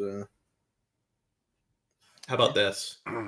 How about all the kids need to pass the class in order for any of the kids to move forward? So if one kid fails, everyone is held back. That's one way to get bullied. Like everyone's pissed off and like kicking the shit out of the dude that you'll have a full metal jacket situation with the lock socks. You're gonna study. No, John, no. One kid fails the test, they all fail. It's like Nathaniel, the kid with dyslexia and ADD. Good God, we keep failing because of him. No, look, he's gonna be like 7-6 point Columbine. yeah, that's gonna cause a lot of Columbine shit. Well, to be fair, kids are more likely to commit suicide than they are to commit or die of homicide. So, bullying kills a lot more kids through, the unaliving themselves dynamic as opposed to getting shut up dynamic. But I wouldn't be surprised if we did see more kids with rifles coming into schools. And Gene coming through to brighten our day with this awesome stuff. Thanks, Gene. Statistics, yeah. Basic skills, which is why we probably see a problem with employers finding employees. Yeah, they go to a DC movie and they fucking shoot it up. Okay. Joker. Where's Zidane? Message Zidane. We need to. It can't be. Kick the fuck out. No, I'm done. Sorry. Kick me. I'm done. I'm out. No, you can stay. Somebody get Zidane first. We'll let you stay until we get your replacement. High school kids reading on a 3rd grade reading level, and still states are expecting teachers to prepare kids and have them pass state tests are on or above grade level. See, the issue is schools have dumbed it down for kids. They have made it so easy that kids believe that. Zidane, get in the the general chat. Their only job is to show up and behave, and that should be enough to get a passing grade. Oh yeah, that's my only fault. I forgot to say in Minecraft. Yeah. We have a real issue here, and please do not talk to me about graduation rates because Bugs Bunny could graduate in this era. Make it make sense. Yeah. Wait, Bugs Bunny, he was pretty intellect. Yeah, what the fuck? Why is she talking shit on Bugs Bunny? Where'd that come from? Yeah, he could outwit anyone. Remember Wile E. the Coyote when he moved in across from Bugs Bunny, and he said on his mailbox, Wile E. Coyote genius. Wile E. Coyote is a self-declared genius, and Bugs Bunny was able to outwit him. Yeah, I don't know. Yeah, who was a mentally disabled Looney Tune? Who would have been a better? Hell yeah, Elmer Fudd. Dude, he had some kind of chromosome disease. Hey! He just had a stutter. That doesn't mean he's disabled. Also, on the topic of Bugs Bunny used to dress up as a woman. That's true. Okay, you know what? All right. He talked me into it. I don't like Bugs Bunny anymore. Kimberly, do you think I'm too controlling? He thinks you're not controlling enough, Gene. She just told me. Bro better be in the chat. Spell philosophy. Ain't no way, bro. You 16, he's 17. Y'all juniors and seniors in high school, man. Spell it. Yeah, get in the chat, Crow. You whore. Is he angrily exposing how dumb his kids are? Well, he's kind of exposing how dumb he is because it's kind of your fault if your kid is in high school and you just found out that they can't read or write. And in a lot of these cases where they've just discovered that their kids are illiterate or they don't know that their kids are illiterate, I mean, I don't have kids. I don't know what it's like, but I don't know. I find it hard to conceive of somebody raising a kid for over a decade and they don't know that their kid is fucking illiterate. It's like they've never sat down and done any homework with their kid. Yeah, or paid any attention. Do you have anything to do with your kid ever? Like, well, I mean, how uninvolved do you have to be? You have to be pretty like just like toned out to not or classed out to not. That implies to me that this dude was not like making sure that his kid did his homework or any of that stuff. And it's also a lot of people. It's kind of a good example of how maybe not everyone should be having kids, and just because you have a kid doesn't mean that you're automatically a expert on developmental psychology. But it seems like he doesn't understand that you're supposed to raise the kids, so it's like it's not really the kids' job to raise themselves. So it's like he's acting like it's their fault that they didn't properly teach themselves how to read. Mother, dog. Keep going. I'm curious. I'm curious to see. Come on, spell philosophy. Damn. Yeah, that's not. Look, that's not an easy word. If I wish I was there so I could be like, hold up, Dad, you spell philosophy. Shad, spell philosophy. PHILO.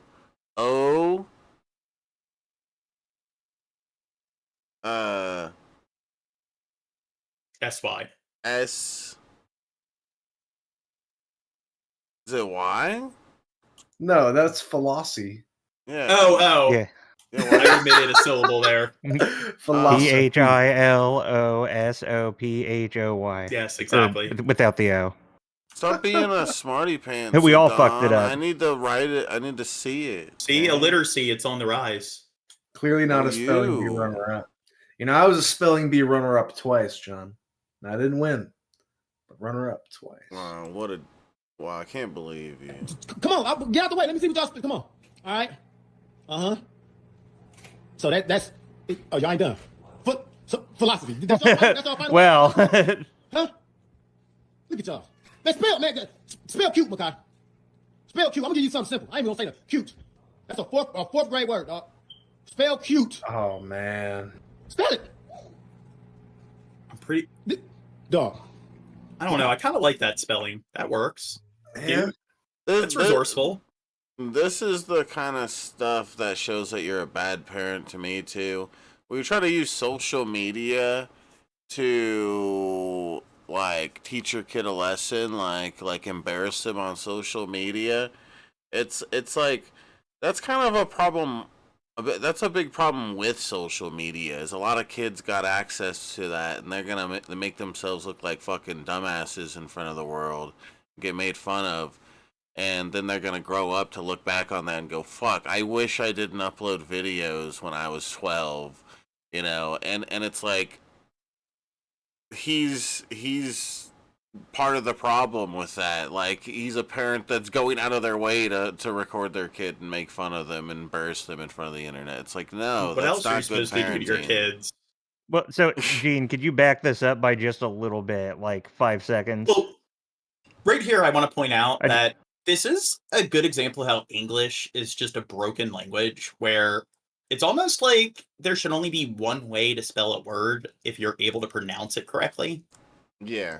The fact that it's just there's 1,000,001 different ways to spell a word, and most of the time, like there's based on just rules when it comes to grammar and syntax, there's several different ways you can spell it if you abide by the rules. But then there's so many words where it doesn't even abide by any sort of fucking rules at all. So you just have to take a lucky guess. Well, one thing that I want to point out though, go back to like their faces when he's zooming in on this thing.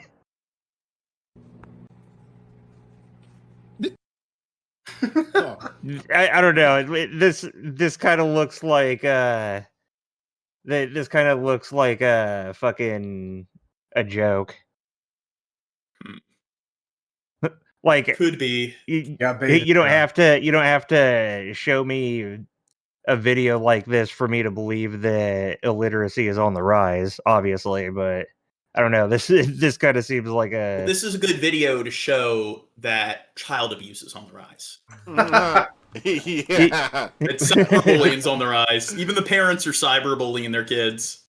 asshole. So in today's example of your child cannot read. If I were punishing, or if you're punishing your kid and putting it on social media, you are a piece of shit. Either way, that's true. Yeah.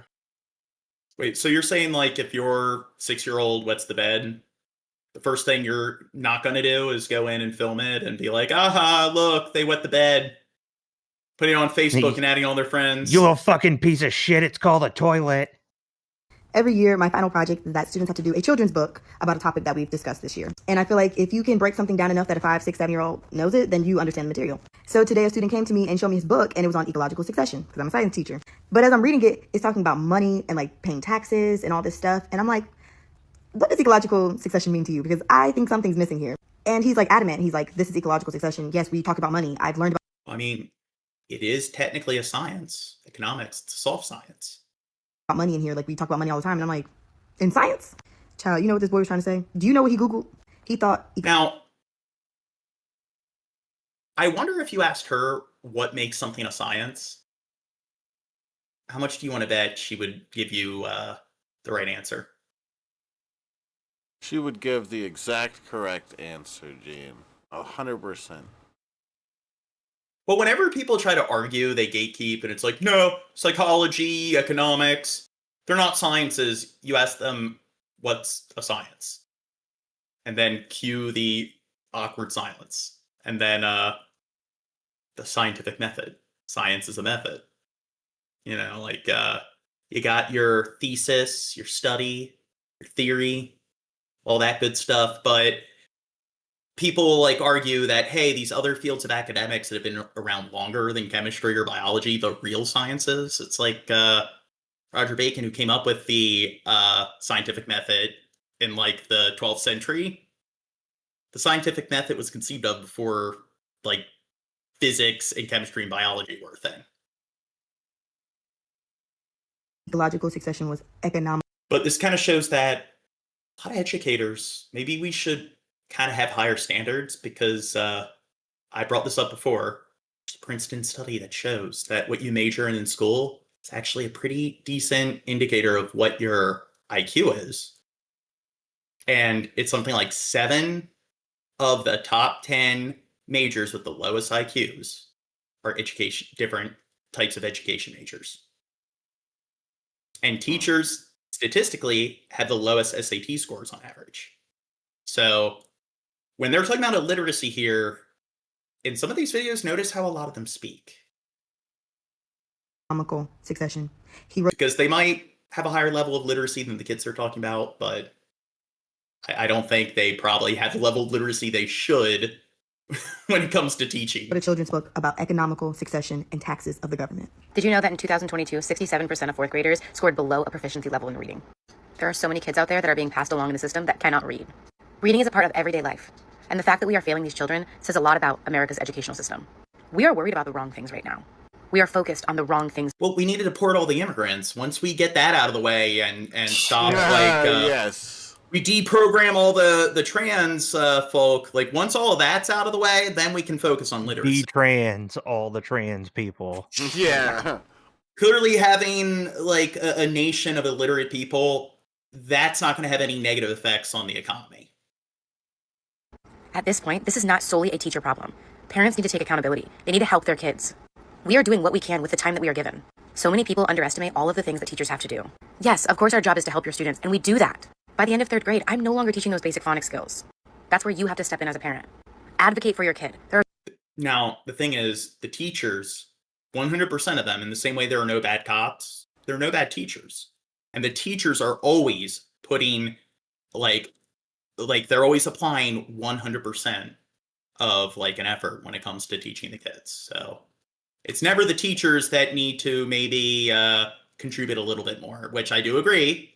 Sometimes it's more of the parent than the educator. Sometimes it's more the educator than the kid. Sometimes it's a combination of both. But when you talk to a lot of educators, they seem to have this attitude of like, no, the laws of the universe make it impossible for educators to, perform poorly at their job. That's not a thing. Every teacher there's also kind of a report card. Well, there's also kind of a victim complex. Yeah. Well, it's like we get paid so little, and our job's harder than anyone else's, and they get paid a 9-month salary. And they can work, or they can work 12 months if they want to, and they choose not to. So the average teacher makes the same amount of money in 9 months that a nurse makes in 9 months. But, and also it's, a lot of them, they just write the page number on the board and have the kids do book work. That's what I dealt with when I was in middle school and high school. I mean, all of middle school and high school was just show up, page number on the board, sit down, odd number questions or for classwork, even for homework. So I don't think that's really a difficult job if that's what you're doing. I mean, don't you think you could get anybody and have them just write the page number on the board and have kids do bookwork? That's why they're going to be replaced by AI soon enough, Gene. Well, wouldn't shock me. I mean, creating a AI tutor. I mean, Khan Academy has an AI tutor, and I mean, it's not that hard to use ChatGPT to tutor you on a subject. I've discussed using it to hey, explain all the things I need to know in advanced algebra or in trig, and then it's okay, so can you provide me some practice problems on this particular topic? And then from there, it's can you tell me which questions I got right? Okay, the ones that I got wrong, can you explain what I need to do differently? And I mean, we are kind of getting to the point where, you know what, based on my experience, how educators went about their job, AI would probably be better. Even AI in its current form would probably do a better job. There are so many parents that don't know what they're capable of doing. Inform yourself. You have so many resources available to you. I wanted to just spend a moment and tell people why I left the. Well, the problem is, so Michael says kids are going to get even more stupid with AI. Well, the issue there is if the AI tutor thing is implemented the way I'm describing, an adult should be there to supervise them, make sure that they're not using the AI to write the essays and to solve the problems for them. The AI should be giving them tutorials and rundowns, and it should be guiding them through all the different steps, and then it can provide them with the assignments, but you gotta make sure that the kid is actually, writing their own essays, solving their own physics equations. System. I'm a former English teacher. Oh my God. And a lot of my videos when I first started on TikTok. By the way, bro, I thought you were going to bed. System and what was happening. You're in here, you're in the chat typing degenerate shit. You said you were going to bed, you whore. Sorry, I had to call Crow a whore again. Oh, I've made a decision to retire. And I have retired. I literally have left. I'm done. And I'm gonna tell you why. It hurt me and it pained me to go into my classroom, present a book or present a text, and my kids didn't know the first thing about reading comprehension. My kids did not know the first thing about a literary discussion. My kids didn't know the first thing about a Socratic discussion. My kids didn't know the first thing about essential questions that are... Say a Socratic discussion? That is what she said. How old are the kids she's teaching? I don't know. I'll be right back. Did she say what grade she gotta teaches? pay better attention. I've made a decision to retire, and I have retired. I literally have left. I'm done. And I'm gonna tell you why. It hurt me and it pained me to go into my classroom, present a book or present a text, and my kids didn't know the first thing about reading comprehension. My kids did not know the first thing about a literary discussion. My kids didn't know the first thing about a Socratic discussion. Well, if it's elementary school, even middle school, I'd say she's setting her aims too high. Because most adults, if you ask them, what's a Socratic discussion, they wouldn't be able to tell you. My kids didn't know the first thing about essential questions that are tied to the literature that we were reading. So I couldn't have a content-specific conversation with my kids because my kids didn't know content-specific vocabulary. And if you don't know the vocabulary attached to English, just like if you don't know it attached to math, you're not going to do well in that subject. So I left literally in tears because I knew that I would not. I was seeing the failing of the school system in the United States of America because I knew going forward until something happens, I would never be able to enjoy a literary conversation with my students because my students... Wait, someone's asking for a link. Somebody's asking for a link. What link do they want? could not read. I was teaching kids that were 3 to 4 grade levels behind. None of them understood what I was saying. And this is every school. This is not just one school. This is every school that I worked at. They did not understand any literature. They didn't understand the vocabulary words attached to the literature, and they didn't understand the figurative language devices that were used and why they were used. They didn't have any understanding about the author. They didn't have any understanding why an author put a flashback or why this particular genre was allegory. They didn't understand any of those things. So for me to even be in a school system that perpetrated. Wait, what link does Kimberly want? And fronted and pretended like, oh, well, our kids are smart. No, they're not. They are smart, but they're not literally smart. And I think that that's what the part that hurt me. Oh, is Crow trying to shill his OnlyFans in the chat? Knowing that moving forward, I would not be able to told him to stop my own school, or unless we got rid of these state standardized assessments that don't allow teachers to teach, but we only teach to the test, and that's why I left. So parents, if you come across this video, read to your kids and let your kids read back to you. And more than anything, ask your kids, do you understand what you just read? And have a discussion with them, okay?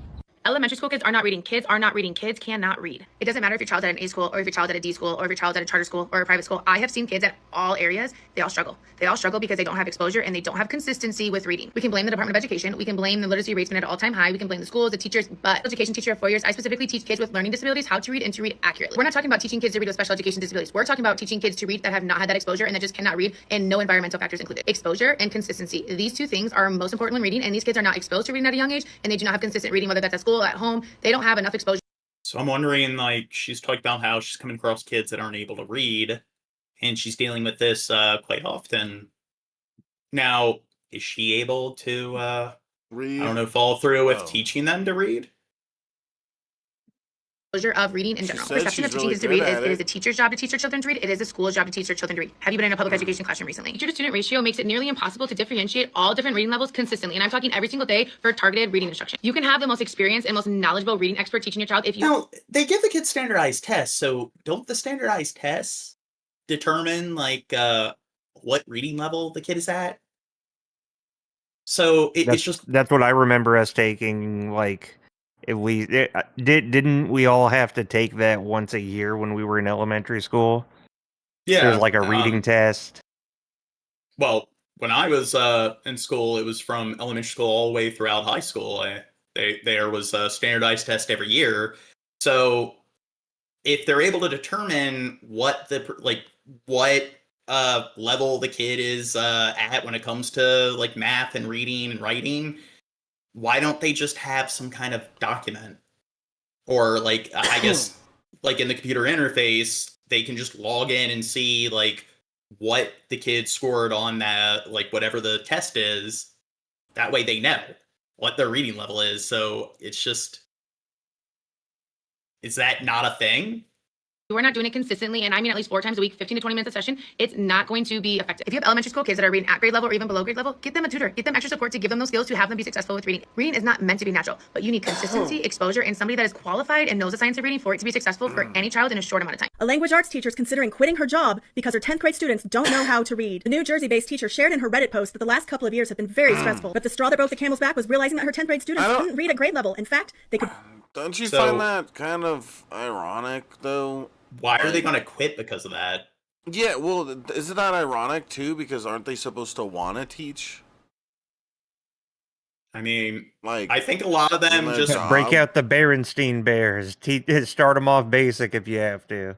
I think a lot of them just want to write the page number on the board and have the kids do bookwork. I mean... Yeah, exactly. I see it a lot, She's like, but... what, these kids aren't already educated? Psh, I ain't got time for that. Ain't nobody got time for that. I was gonna write a number on the board and throw books at them and go play with my phone. Like, could what barely the fuck? read at all. They were reading 2nd and 3rd grade level books like Charlotte's Web and Bridge to Terabithia. She turned to other teachers at her school for advice, but it turns out they were dealing with the same thing. In desperation, this teacher said, "I'm at a loss." Don't you think books need more pictures? Yeah, in the future, this generation, Alpha or whatever, is gonna end up like... like it's just gonna have picture books everywhere they go. Like if they go to a restaurant, there's not even gonna be. It's gonna be like Idiocracy. Yeah, where, and they're gonna be like, "What do you want?" And they're like, that one," because they're not gonna. Well, that was know the movie Idiocracy, where it's gonna be a picture book, huh? Yeah, in the movie Idiocracy, it's like everything that they used was on some kind of it was like a terminal, and when they went into the hospital, it was all these pictures of like, okay, what they're experiencing, like headache or like like they're pointing a little to their child. broken bone. Yeah, and the thing is, none of them knew how to read or write, so everything was just based on automation and pushing the right picture symbol based on what service you need.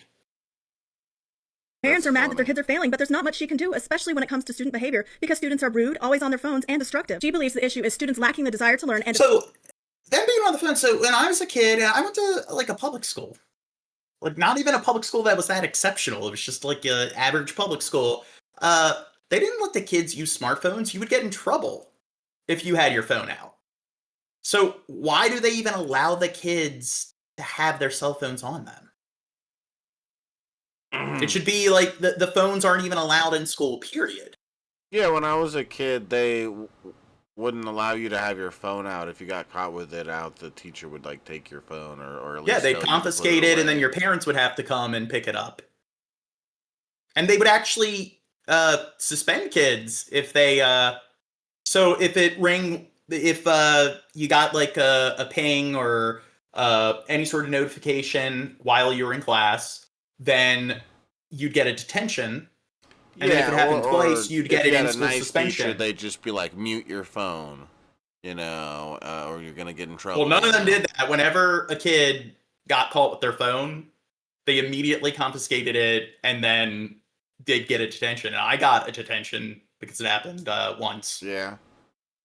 Yeah, you got system and country that teachers doesn't believe in education. For years, other countries have been outperforming the U.S. education system. Author and parenting expert John Fogel said on TikTok that school in the United States is not set up with kids in mind. The country with a global reputation for having the best education model is Finland, and it's because they put their kids first. They don't teach to tests. Teachers are given carte blanche to actually teach. Not only that, there's no homework, the school day is shorter, and there are more breaks during the day. We're to a point... Now, that is another thing where you had the one band teacher talking about, hey, like, I can't teach these kids. They don't know how to read sheet music and so forth, but do they really need to be taking band? I mean, I understand there's benefits to learning how to play a musical instrument. I mean, there's benefits to painting or chiseling ice sculptures or whatever, but it's just not every kid is going to be a master of all trades. No kid's going to be a master of all trades. So it's just, I think a kid is more likely to learn how to play an instrument on their own accord. And if they have more time outside of school, they're probably more likely to invest in learning how to play guitar or piano. So I think kids are spending too much time inside this utilitarian sort of environment where they're expected to sit still and abide by this sort of like white collar office space set of ethics. And I think, kids need to go outside and climb trees.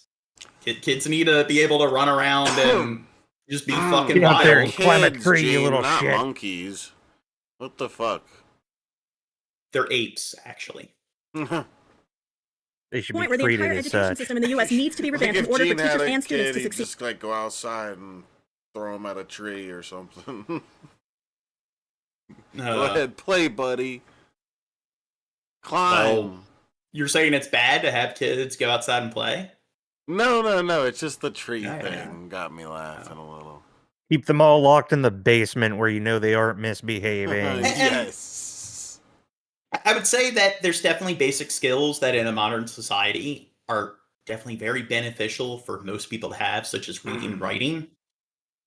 And I think that, maybe if they just treated that like it was more of a priority and all of these like extracurriculars and everything weren't, I guess, such like entrenched element of our educational system, then maybe the kids would be able to, or maybe the educators would be able to invest more time and energy into teaching the kids those things.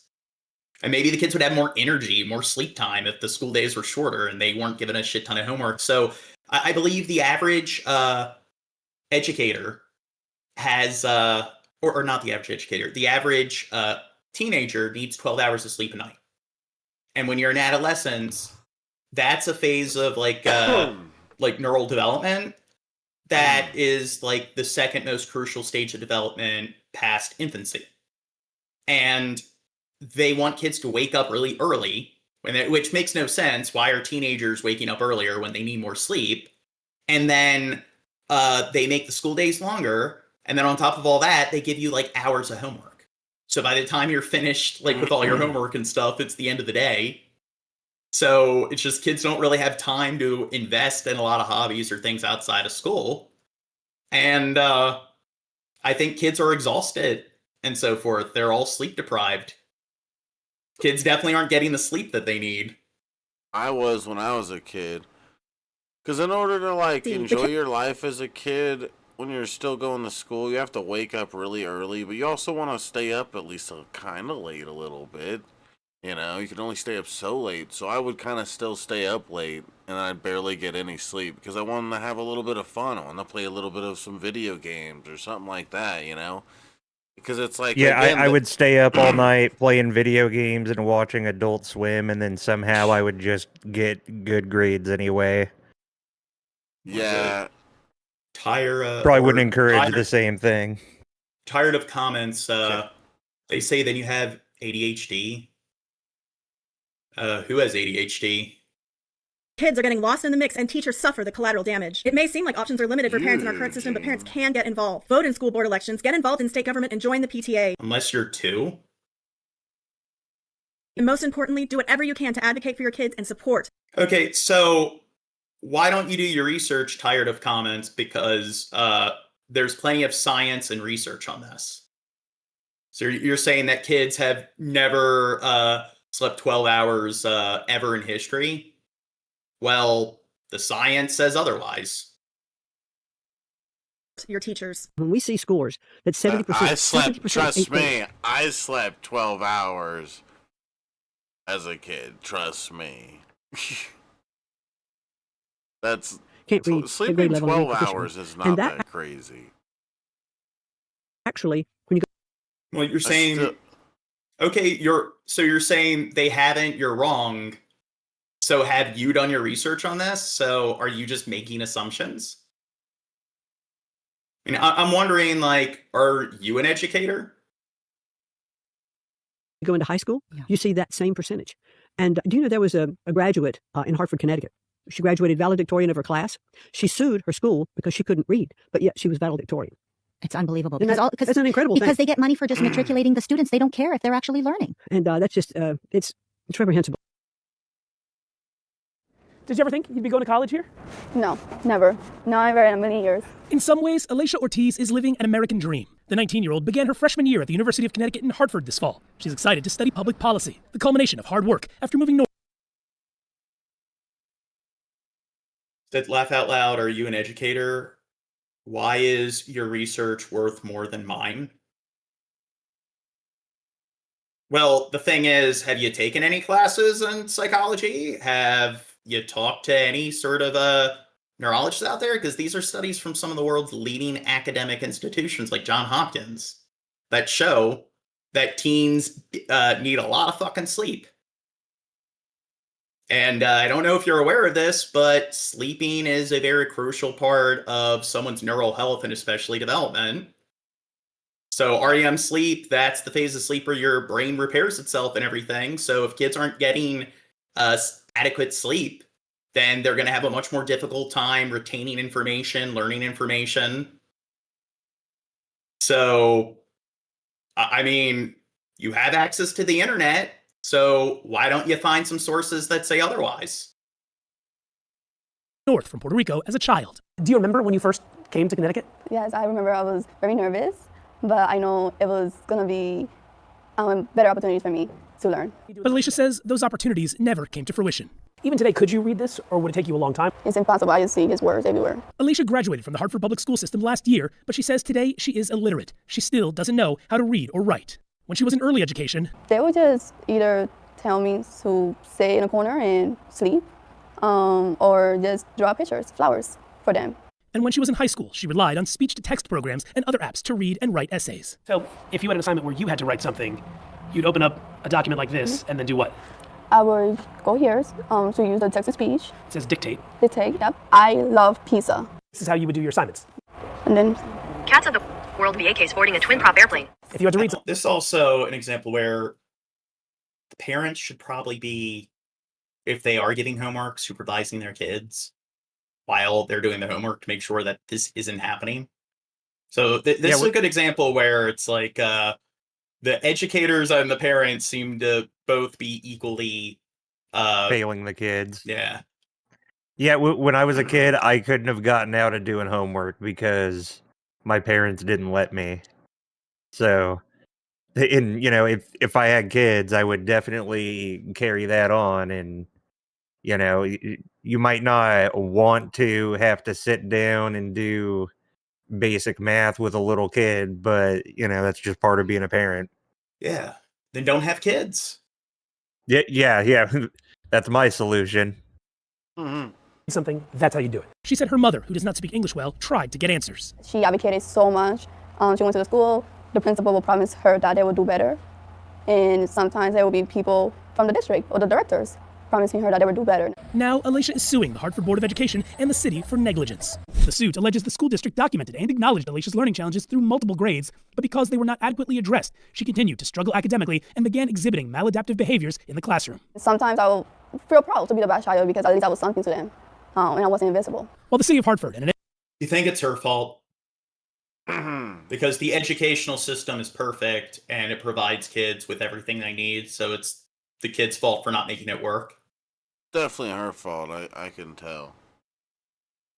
She's just not trying hard enough. an educator named in the suit declined to comment when contacted by CNN. In a statement, Hartford Public Schools wrote, "While Hartford Public Schools cannot comment on pending litigation, we remain deeply committed to meeting the full range of needs our students bring with them when they enter our schools and helping them reach their full potential." What's the dog, man? Dr. Jesse Turner is the leader of the Literacy Center at Central Connecticut State University. He feels the main issue here is inequality in public education. America should be asking a question. Do we really care about our children, all of our children? And I would argue that maybe we don't. A 2019 report from EdBuild, which promotes equity in public schools, found that majority non-white school districts get $23 billion less than districts that serve mostly white students.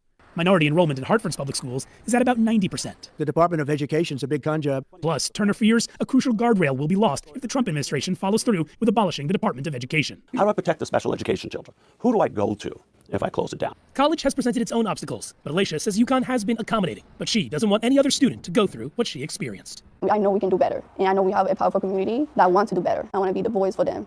Danny Freeman, CNN, Hartford, Connecticut. Having to teach and work with you guys as children has been the most traumatic experience. Due to low birth rates in millennial generations, they are basically forever kids, least economically. I'd say that this has been a trend each decade. So you can't just blame one generation. So rates of narcissism have been rising for quite a while. Like narcissism's been rising at the same rate of obesity since like the 60s. So, I mean, you can kind of blame the boomers for raising the slightly more narcissistic generation, Gen X, and then you can blame Gen X for raising an even more narcissistic generation, and the cycle continues. Of my life. I teach 5-year-olds ballet. They don't respect any authority. You ask them, can you stand in your designated spot? They're telling you no and shut up. They're throwing things at each other. They're throwing things at other people, other classmates. You say, can everybody sit in their spot? I don't want to. I'm not doing that. You don't get to tell me what to do. You're not my mom. You confront the parent. The parent tries to argue with you and fuss at you because... Wait, you said you've given two... I've given 2 proofs of my claim. Where you at? What proofs have you given? It's not their fault you're not paying attention. Yeah, dumbass. You're totally losing this debate, bruh. Because you tried to reprimand... Chad, do you think 2 + 2 = 4? No, I think it equals 12. Why? You have a problem with that? God. You're really bad at going along the improv. And redirect their kid. I told a young little... You ruined it, Chad. Girl, please sit in your spot. You're not my mom. You don't tell me what to do. Okay. When her mom came to pick her up, I said, hey, your daughter's having a hard time following instructions. 7 times today I've had to redirect her to just sit in her spot. Well, clearly she didn't want to sit. And mind you, this... You said keep reading, laugh out loud on the... Are you posting links? Because you need to be a mod to post links. So you're saying you've provided, like, multiple proofs. Mom. Clearly she didn't want to sit right there. So, I mean, if she's telling you she don't want to do something, why keep asking her to do it? You know she's not going to do it. What world do we live in? A former English teacher going viral after posting a raw and unfiltered farewell video as she leaves the classroom behind after just 3 years. Listen. A lot of these kids don't know. I'm sorry, but like I said, I've been in the classroom when a teacher quits, and I think there's something to it. Me too. I think there's something to it. Like something clicks in these people's brains with like I can't help these fucking animals, dude. They can't be me, and I think definitely there's a lot of people who get into education who aren't prepared for it, especially I mean, dude, kids are vicious. And well, I do think like, those who can do, those who can't teach. So I think that culture of everyone needs a degree. A lot of people, it's like, hey, I'm a suburbanite kid. I'm going to go to college. What do I do? I guess you just teach. Like if you go to school for math, I guess, what do you do with math? You just teach math. What do you do if you go to school for history? I guess you just teach history. So I find that a lot of times they don't know anything outside of school.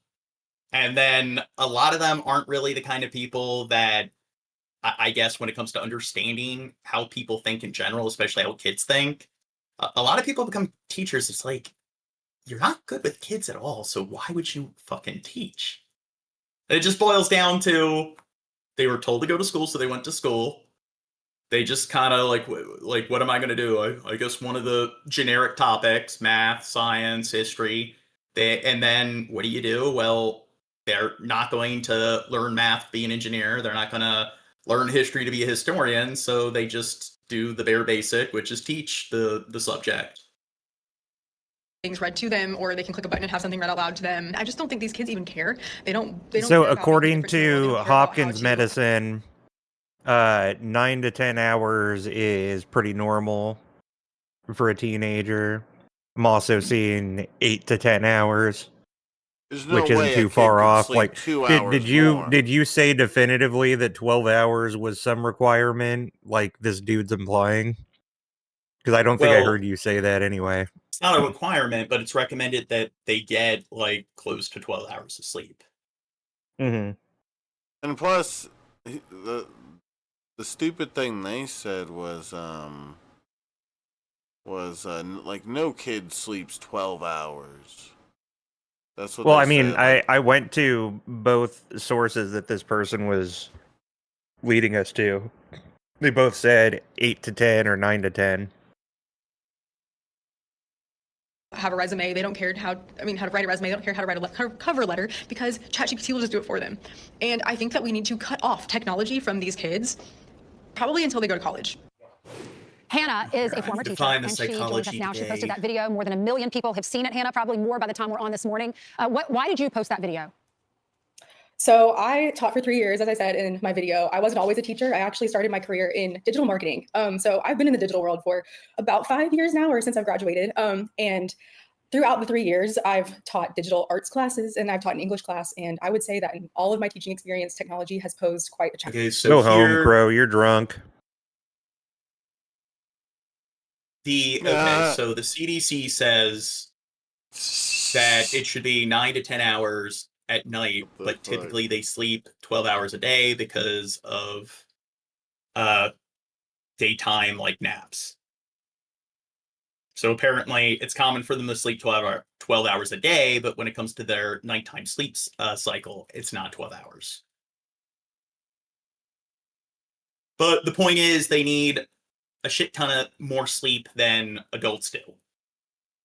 And if you look at the amount of time they need to be sleeping relative to the amount of time they spend in school, it doesn't give them a lot of free time, especially when you add a couple more hours of homework on top of all that.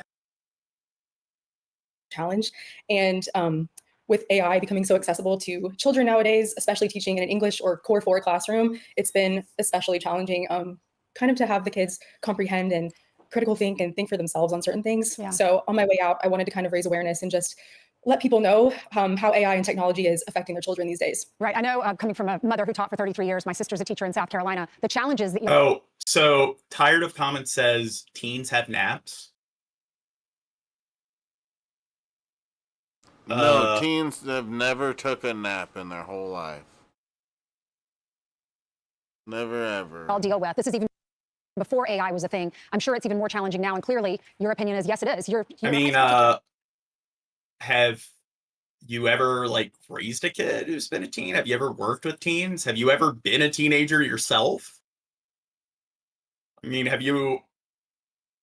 I don't know. I don't think they're really in touch with reality. The fact that they think that that's something that's atypical for teenagers to like nap during the day.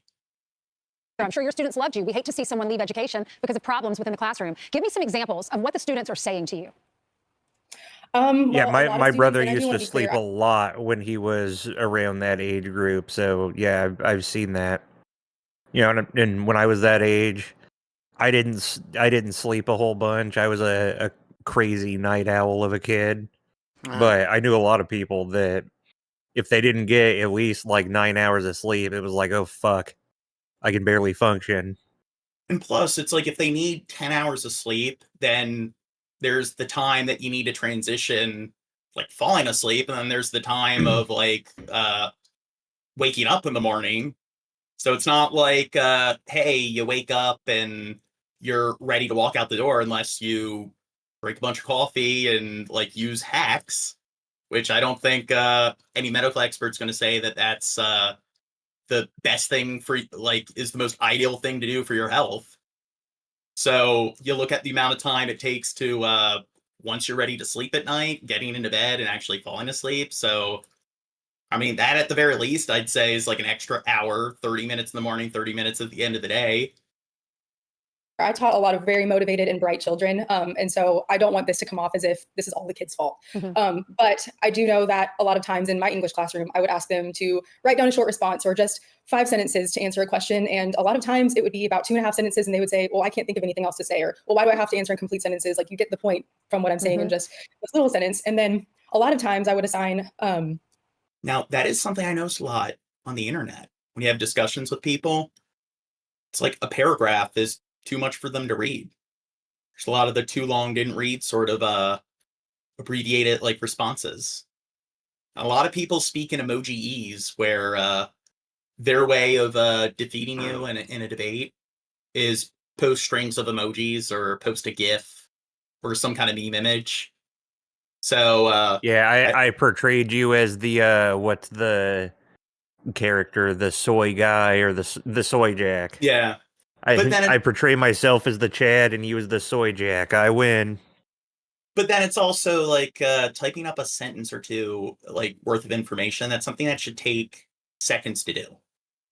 So the fact that there's people like you type up a paragraph, it's like, wow, you're a loser. You must have no life. Even though like on Discord, it shows like this person is currently typing. And even though like you're able to produce more text in a short amount of time than they are, and it's like your 2, 3, 6 sentence reply is being posted like in shorter intervals than their incomplete sentence reply. It's like it's not the amount of time it takes. The way their brain works is it's the amount of text that's produced that determines whether you have no life. Now that's smart. Essays, long form essays, and I know how children write, especially when they handwrite me things in the beginning of the school year. And so when a student, how I know how they write, typically would give me a very eloquently and thorough essay on a topic that I know that normally wouldn't come from them, I would ask them, was this really you? And I'd run it through an AI generator. And of course it would say 100% ChatGPT or AI. And I would speak to the student and they would more so question of, well, if I have to redo this, how much is it really going to affect my grade? Can I just take the 0? Gosh, trying to take the easy way out. Yeah. Right. Is it promoting just a laziness among our children? I suppose. And a lot of them are just feeling as though. I mean, like, I don't know, like you can log into your router and block certain sites at certain times a day. I'm pretty sure like any like service provider you have, they have that sort of like service. So it's something that's completely free. So if I had a kid and it's like, I know that this is the time of day they should be doing homework, I'd probably block block the internet for a few hours when they get home. And then probably later at that night, like make sure that ChatGPT, all the websites that they can use to cheat are blocked. And also like pay attention to what assignment, like what your kid is assigned with.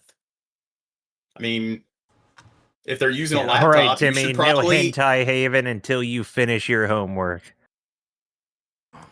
Oh, they don't really need to do the work anymore because AI will just do it for them. Right. And I think that AI can be in the classroom in a very effective way if we teach children in the older grades how to use it properly. But if we're allowing them this unlimited access in the classroom to use AI, they're not going to do the work themselves. Yeah, I know you're a proponent of getting technology out of our classrooms, getting the phones out of our classrooms. I still can't believe some schools are allowing that. Thank you so much. I'm so sorry you had to leave the classroom. What are you going to do next?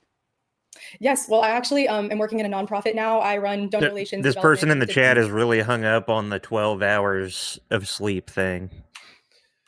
Yeah, I believe it. I believe Gene was wrong. I bet John probably meant to say 10 hours, but he's going to die on the 12-hour John doesn't know shit. No. even though you just got back. John, you're going to be groggy. And basically, whenever I say kids can't read, they are reading at either a kindergarten or a first grade level. When it comes to spelling, I'm seeing a lot of children who can't even spell the word said, for, mother, father in the 4th or 5th grade, which makes me wonder what's going to happen when they're in middle school and high school. These kids can't read. They're going to continue to not be taught how to read, and they're going to continue to just push them along. They can't decode. They have no vocabulary, no background knowledge. I've never seen anything like it. For context, for 8 years, I taught a self-contained program for significant language-based learning disabilities. Like, it was the most restrictive environment. It was the step before being sent to a specialized school. And my 5th graders with significant language-based learning disabilities could write better than non-disabled 7th graders can now. They can't write a sentence. They don't know what state they live in. They don't know what region of the country they're in. They have no background knowledge. Most of them don't know who the president is. Now, when we're talking about like an idiocracy, what do you think about if you're in the chat and you type compound complex sentence, you have like coordinating conjunction that you use to combine the two independent clauses and stuff. You use proper grammar. You're a loser because you typed, you filled up the text limit or a few characters off from the text limit in a YouTube comment. So, yeah. Clearly, that's what makes somebody a loser, is they're able to type up, like, a substantive response.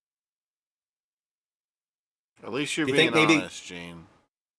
They're coming to school with no background knowledge. They have very low skills. And yes, part of my job is to help them find those skills. And as a special education teacher, like, I'm obviously going to be working with students who require specialized instruction, but I'm not talking about specifically my students. I'm talking about students in the grade period. And this was the case last year. They can't take notes. They can't even attend to a video. They can't even attend to a 3-minute video. Okay, so here's something where kids' attention spans are going down. And you can blame TikTok and not just TikTok, but kids using shorts, reels. Well, YouTube shorts, YouTube Kids, parents that just sit that in front of their child, Coco Melon. Yeah.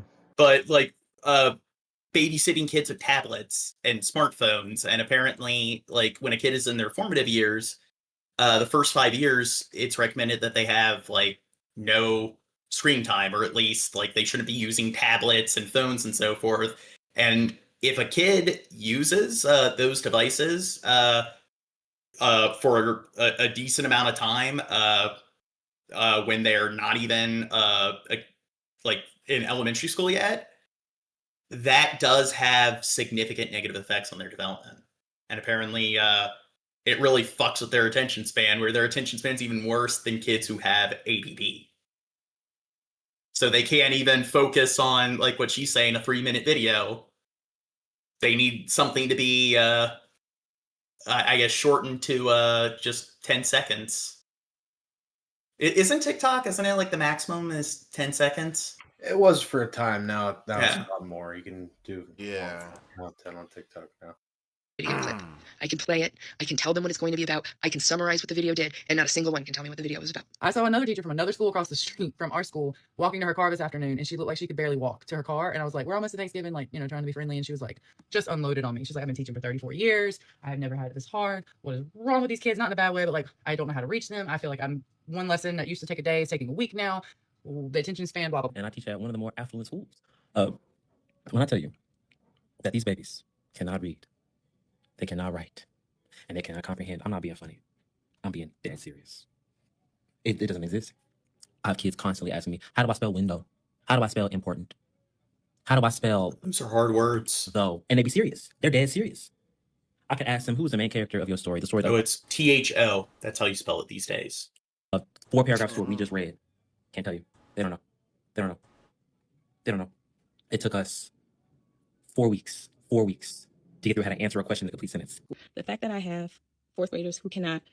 So now, millennials, that's the participation trophy like generation. And I know Gen X, they're the Karen and Kevin generation. So I think permissive parenting was a very common theme when it came to Gen X. And permissive parenting can result in kids developing narcissism. And like I said, rates of narcissism are rising at the same rate as obesity. And one dynamic of narcissism is entitlement. So it seems like what a lot of the younger generation is doing is they kind of don't know how to apply themselves. So they're just sitting, or they're just sticking a tablet in front of their kid and having their kid, they're using Cocomelon to babysit their kid. Seems like, I don't know, one bad generation results in an even worse generation. Seems like it's this exponential. I mean, to touch on the narcissism thing, a lot of the parents who are doing that nowadays, a lot of them, their rationale is just like, I'm tired, I shouldn't have to fucking do anything. Here, just watch your Cocomelon and leave me alone. Well, I think it's also, they'll do that, but they don't want to admit that it is harmful towards their kids. They're too lazy to look into it. So it's that kind of not being able to admit that they're wrong and entitlement of hey, I'm not going to do what some doctor tells me. If somebody tells me hitting my kids is bad, I'm going to do it regardless. So I think a lot of it is that sort of like ego thing where I'm going to continue to use it to babysit my kids. Why? Because I don't like the fact that I was told that what I was doing to begin with isn't acceptable. So I think I think what Trump should do is instead of giving people $1,000 if they have a kid, he should just give them an iPad for the kid, right? Right. That should be a new thing he does. Hey, you can give it to them. They can watch Alex Jones instead of going to school. Sounds a lot better. What do you think, Gene? Good idea for America? I don't know. I think Trump wants to ban TikTok, so China seems to be trying to sabotage our youth with their TikTok PSYOPs program. Apparently, that's a big theory that, yeah, so it seems like, I don't know, why would Trump want to do China's job for him? Well, I guess he needs to bring the jobs to America. He doesn't want to import all the work. So I guess ban TikTok, and then maybe he can do the job for China. Give all the parents the tablets and smartphones. Read independently at all. Every kid gets a free smartphone. It's just like, one, what am I supposed to do? Because teachers are not miracle workers. If I'm required to teach fourth grade standards, the fourth grade standards do not include me teaching phonics. Now, I understand RTI, the MTSS process, and different safety nets like that, but doing that for 30 minutes a day is not going to solve the problem. So what is really the expectation? Are we just going to continue to fail the students and not teach them how to read? I think that you guys don't know what's going on in education right now. That's fine. Like, how could you know unless you were working in it? But I think you need to know. So here's exactly what it's like right now working in public education. First of all, the kids have no ability to be bored whatsoever. They live on their phones and they're just fed a constant stream of dopamine from the minute their eyes wake up in the morning until they go to sleep at night. Because they're in a constant state of dopamine withdrawal at school, they behave like addicts. They're super emotional, like the smallest thing sets them off. And when you are standing in front of them trying to teach, they're vacant. They have no ability to tune in if your communication isn't packaged in short little clips or if it doesn't have like bright flashing lights. That's actually the way harder part. Okay, so what do you think? So if they can't like maintain like their focus on a 5-minute video, how do you think Netflix, Hulu, like all the different streaming services, Hollywood overall with like the film industry, do you think they're going to have a difficult time profiting off of serialized shows where it's 30 to like 60 minutes per episode? Do you think those companies need to invest in education so that kids will have the attention span to even fucking watch their shit. No, it's going to be like Idiocracy, like ow my balls. It's just going to be oh yeah. Well, it's going to be nothing but shorts. It's just watch us get to that point where we're subscribing to just feeds of 10-second shorts. Dude, I hope that doesn't happen. I don't want to get too far away from it, but Austin Montgomery in the chat said there's a ton of pro CCP content pushed on TikTok. I'll have to look into that. I don't really use TikTok, so I don't really care if my algo gets fucked up. Part for me than just the outright behaviors is just being up at the front, talking to a group of kids who have their eyes open, they're looking at me, but they're not there. They're not there. And they have a level of apathy that I've they're zombies. never seen before in my whole career. Punishment. Okay, so I know, like, ever since Idiocracy was released, people have been saying, oh, it's the Idiocracy now and shit, but there are so many uncanny, like, parallels here, because if you watch Idiocracy, there are so many employees where they're just, or government, like, servants, where they're just zombies. They're just drooling, standing in front of the display, pushing the buttons. So I would like the Carl's Jr. like vending machine that asks you if you'd like another extra big ass fries. That sounds cool. I want that. Don't work because the one thing from Idiocracy I would want. Yes. Yeah, people can't remember their social security numbers, so everyone's just going to have a tattoo. Right. With a barcode. Care about care about college. It's like you are interacting with them briefly in between hits of the internet, which is their real life. I've seen some TikToks recently where teachers are getting a lot of hate, like for not adapting to the kids or punishing them or whatever. And I just got to say, like, I can. Unspecified says you can set up a website blocker to time limit. Yeah, so I use Cold Turkey and Freedom, so I do that. So I don't get distracted by the fucking internet when I need to do other stuff. And it's like, even though you're able to resist the urge, so I can like close my web browser, focus on apps that don't require like the internet. The fact that that urge is there, it does like kind of like interfere with your concentration. The fact that you're constantly just all these distracting apps are a click away, it does kind of interfere with your like working memory. And this is another area where there's plenty of research on this, where a good book to read is The Shallows, What the Internet is Doing to Our Brains. And even if a person doesn't give in to temptation, even if they're able to stick to a task, the fact that they can just open up another tab and everything's just a click away, that alone has a notable like negative effect on their like performance and their concentration. You need to go to bed, Crow. Yeah. Sorry, I'm just responding to the shit he's saying in the chat tonight. He's the greatest. Crow's the greatest. Tell you with absolute certainty, it is not the teacher's fault. It might be the parents' fault. It might be our capitalistic society's fault, but it is not the teacher's fault. Teaching is no longer a sustainable. Definitely not my fault. Many teach as long as they can, and then they leave. The health toll alone is reason to bail on this job. One thing that myself and the Educated Exit team has seen is that teachers are really sticking it out truly as long as they can, and then getting to a breaking point where they say, I can't do this anymore. I can no longer remain a teacher.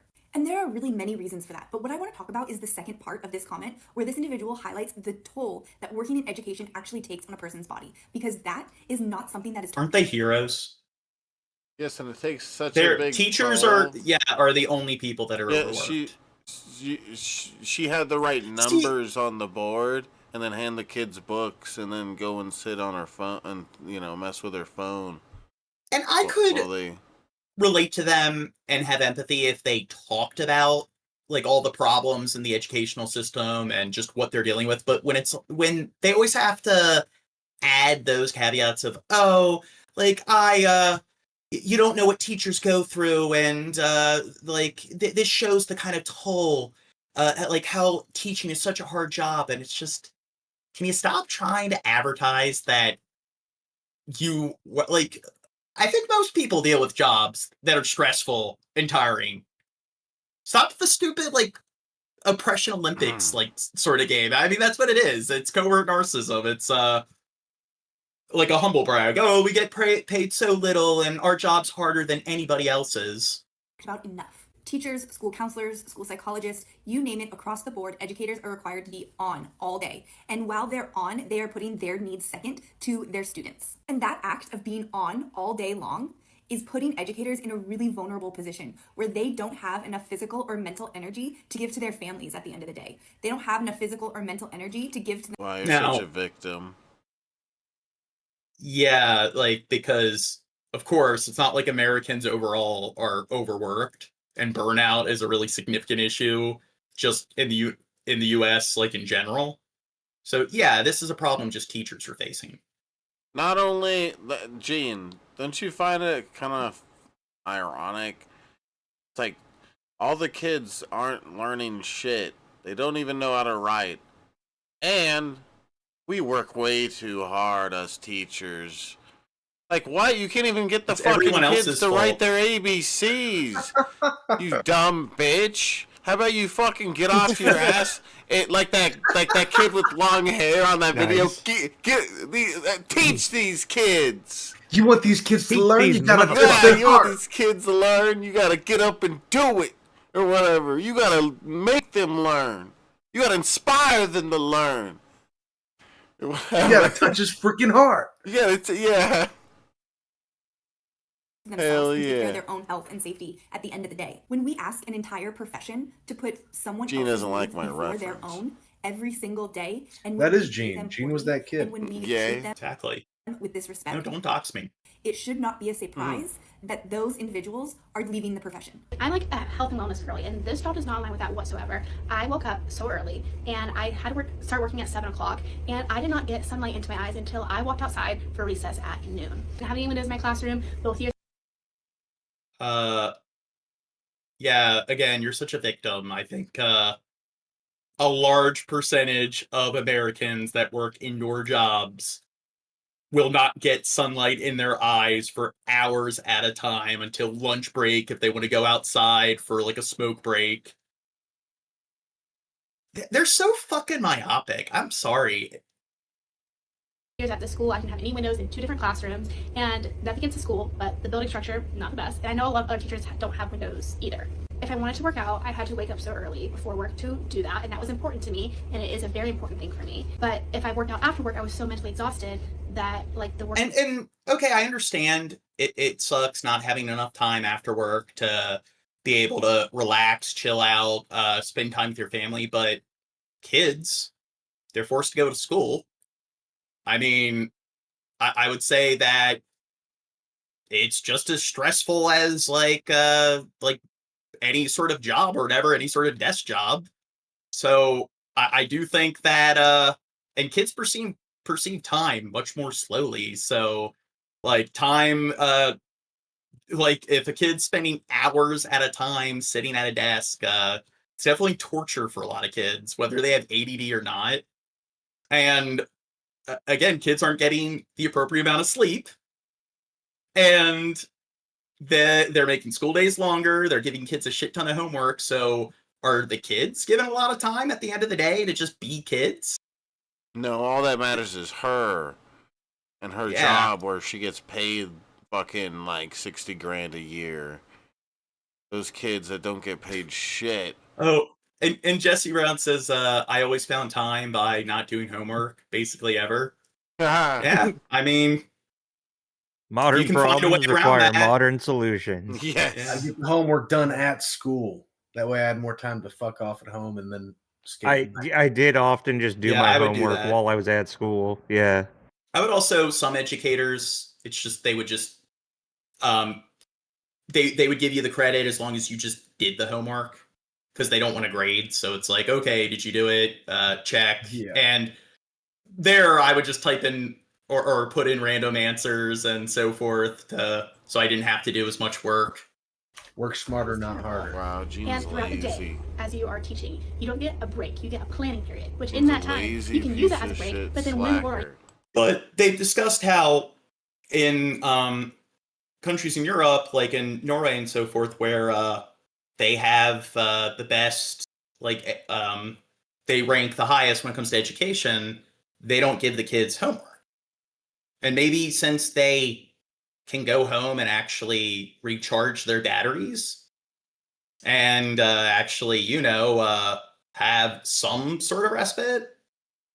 Maybe they have more energy the next day they go to school, so they're able to actually work more efficiently and retain the information more adequately. Are you going to plan your lessons for the next day, for the next week? The second huge reason it kind of trickles in from the no breaks to the mental strain that this job gives you. Like I said before, it is a job where you have no energy left at the end of the day. And even though you're getting off at 4, you're getting off at 3:45, or even some schools get off earlier, it doesn't matter because I'm coming home and I'm a shell of a human and I don't function that day. I'm a shell of a human? Sounds like a you problem, honey. Sorry. Sounds like you know what? I believe the shirt that she's wearing. Americans are overworked, Oh my God. but they need to stop acting like they're the only fucking people in the country that are dealing with this. And a third of Americans can't afford a $300 emergency, so it's like, go fuck yourself. You're an asshole when you're acting like somehow you're above everyone else when it comes to the amount of time you put in. It's kind of hard to feel sorry for you. It's like torture. It's just like it's a honestly so victim. overstimulating, and even when it's not bad, Oh my God. but they need Could to you do it, imagine they're her not- being your even if they're not teacher? seeing How you, which- fucking annoying she is, and shit. She's probably such a bitch while she sits there and gets paid way too much money for what she's doing. Do you realize my how teacher, I'd draining call her it a is for me cunt. to be here? Dude, Sometimes they are, even if they're like just Gina's shown it. What is it? They on average they get paid $60,000 a year, Gene, or something like that. Well, it's a state by state basis, but on average, they get paid the same amount a nurse makes in 9 months. And the point is, they could work 12 months if they wanted to, but a lot of them choose not to. Oh, they're just so drained, John. Yeah. I'm like a shell of a person. I need those 3 months off. Oh my God, I had to grade these papers. It was so much work, and one of the kids talked back to me. Oh my God. I had to tell Anyway. Isabel on them. We've been going for over 4 hours, and I'm starting to crash. Wow, what a bitch, Jane. And I gotta thought take we a were gonna shit, go so maybe 24 this is a good time. hours. No. Come on. Don't puss out now. Just walk away. Shab will keep the thing going for another 6 hours. Yeah, you want me to do that, Gene? But no, I'm good. I think now's a good time to stop. All right. Anyone here who isn't already subscribe, Whoa! like the stream. Is that? My audio was messing up there for a second. Whoa. Yeah, I think it's still. Yeah, Crow has no chill. It's true. He's in the chat. There's a slut in the chat waiting for us already. What's Chad doing? He said he's having audio issues. Hopefully it's not deafening or whatever. We gotta wait for Chad to get his act together. Get his fucking shit together. Get your shit. Just get your shit and put it together. Just get all your shit. Alright, so, alright. Thank you guys for watching. Hit that subscribe button if you're new to the channel. And